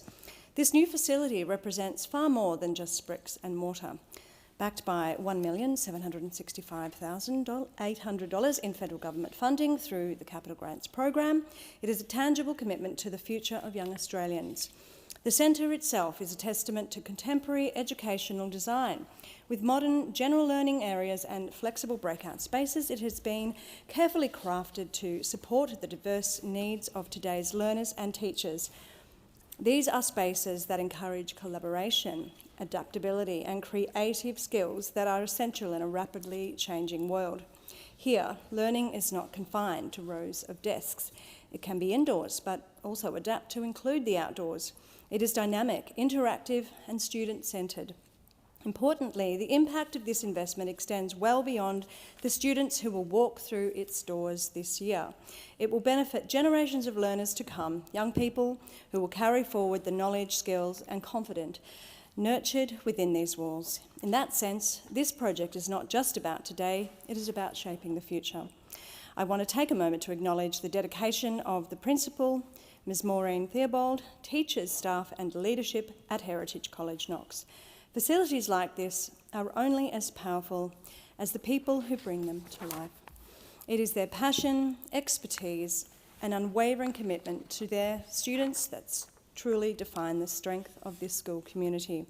Our government firmly believes that every student, no matter their postcode, deserves access to high-quality education and the resources necessary to reach their full potential. Speaker, investing in our future is not limited to classrooms alone. It also means building the infrastructure that supports thriving, connected communities. And this brings me to another important matter from my electorate and why I would like to update the House on the progress of the Henderson Road and Ferntree Gully Road intersection upgrade, an essential project for our local road network and a clear example of infrastructure keeping pace with community growth. This upgrade, supported by $14.3 million in Australian government funding, is being delivered in 2 stages. Stage 1, having been completed in November 2023, focused on improvements to the Henderson Road and Callets Road intersection in Rowville. It's already delivering meaningful benefits to local traffic flow and safety. Now, at the other end, Stage 2 is underway in Knoxfield, targeting the busy intersection of Henderson Road and Ferntree Gully Road. This is a critical junction in a rapidly growing area, and the works being undertaken will significantly improve how people move through it each day. Once completed, the upgraded intersection will feature new and extended turning lanes to ease congestion, as well as a dedicated left-turn slip lane from Henderson Road into Ferntree Gully Road. These changes will reduce bottlenecks and improve travel time reliability, the value of which every commuter understands. Equally important are the safety enhancements. The project includes upgraded pedestrian and bicycle crossings, as well as bicycle priority crossings and lanterns, ensuring that all road users, not just drivers, can move safely and confidently. A new traffic splitter island and improvements to curb and channel infrastructure will further strengthen the functionality and safety of this intersection. A particularly significant improvement will be the removal of a redundant U-turn at Carrington Park. While seemingly small, changes like this play a crucial role in reducing conflict points and enhancing overall road safety. The benefits of this project are clear and far-reaching. It will reduce congestion, shorten travel times and create safer conditions for drivers, pedestrians and cyclists alike. But beyond those practical outcomes, it represents something larger. It reflects a commitment to planning and responding to the evolving needs of our community. Because ultimately, whether we are investing in schools or in roads, the goal is the same: to build communities where people can live, learn and play. These are the investments that matter. These are the decisions that shape not just infrastructure, but lives. And I am proud to be part of an Albanese Labor government that is delivering them. Thank you. The question is the House do now adjourn and give the call to the member for Fisher. Thank you, Mr Speaker. Australia is facing a convergence of emerging and significant pressures. A weak economy, rising costs and now a fuel crisis hitting families and small businesses across the country. Last Tuesday, the Reserve Bank raised the cash rate to 4.1%, the second consecutive increase and the 14th rate rise under this Labor government. In Fisher, median house prices have reached $1.285 million. That single decision adds more than $200 a month to a typical mortgage. With another rate rise forecast in May, families are moving from pressure to genuine distress. And why is this happening? Because inflation remains too high. And as economists have pointed out this week, that is being driven by domestic conditions, not global ones. When a government spends at record levels, it puts too much money into the economy. Too much money chasing too few goods pushes prices up. When prices rise, the Reserve Bank steps in with the only tool it has, and interest rates go up, and Australians pay the price. Cause and effect, driven by decisions made right here in Canberra. But, Mr Speaker, the situation has now taken a more serious turn. As of this week, fuel prices on the Sunshine Coast and across the country have surged dramatically. People in my electorate are now paying up to $3 a litre for diesel and around $2.85 for petrol. Petrol's up by more than 30%. Diesel's up by more than 40%, among the sharpest increases in fuel prices in the developed world. And the impacts are being felt locally. A local news report last night on the Sunshine Coast showed more than 70 service stations running dry across Queensland. Operators are dealing with a spike in drive-offs as families struggle to fill their tanks. Drivers are rationing, putting in $20 instead of filling up. Small businesses and families are wearing the cost. Truckies are feeling the pinch, and on the Sunshine Coast, businesses like Your Logistics Solutions have had fuel stolen directly from their vehicles, with losses of up to $1,800 in just one single incident. That's what this looks like on the ground, and it raises a serious question. Why is this country so exposed? Why is Australia so dependent on foreign fuel that a conflict on the other side of the world can bring us effectively to our knees? The National Farmers Federation has warned food prices could rise by up to 50%. Service stations have run dry, oil shipments have turned back. I was speaking with a farmer this morning who said his urea costs have gone up by 50% in just 3 weeks. 50% in 3 weeks. This did not happen overnight. For decades, fuel security was treated as someone else's problem. That complacency was not confined to one party, I will admit that.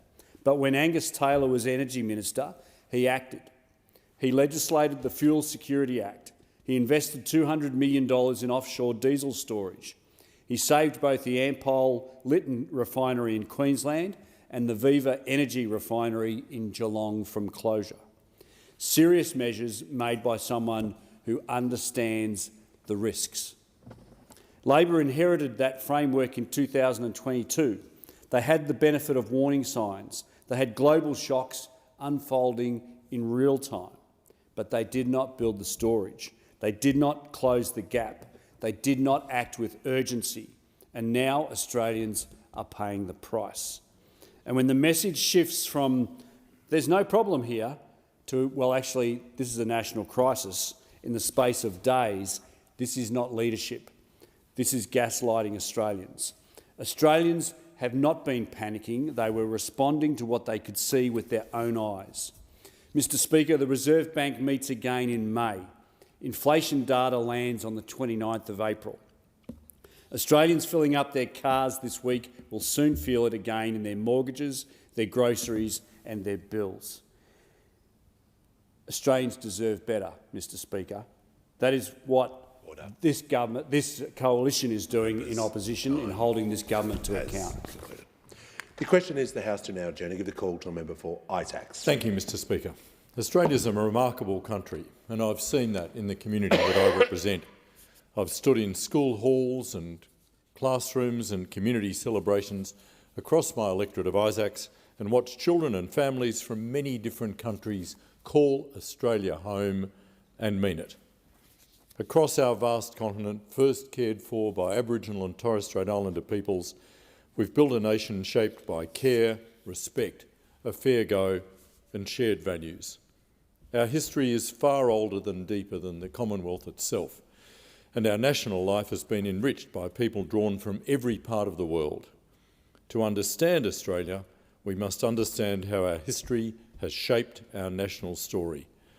It's the story of an ancient continent, home to the oldest continuous living culture in the world. It's the story of democratic institutions patiently built and renewed, of which we are rightly proud. It's the story of people who came here from around the world and built a life together. Our story is not one of sameness. For all our differences and all that remains unfinished, there is something enduring in the Australian character.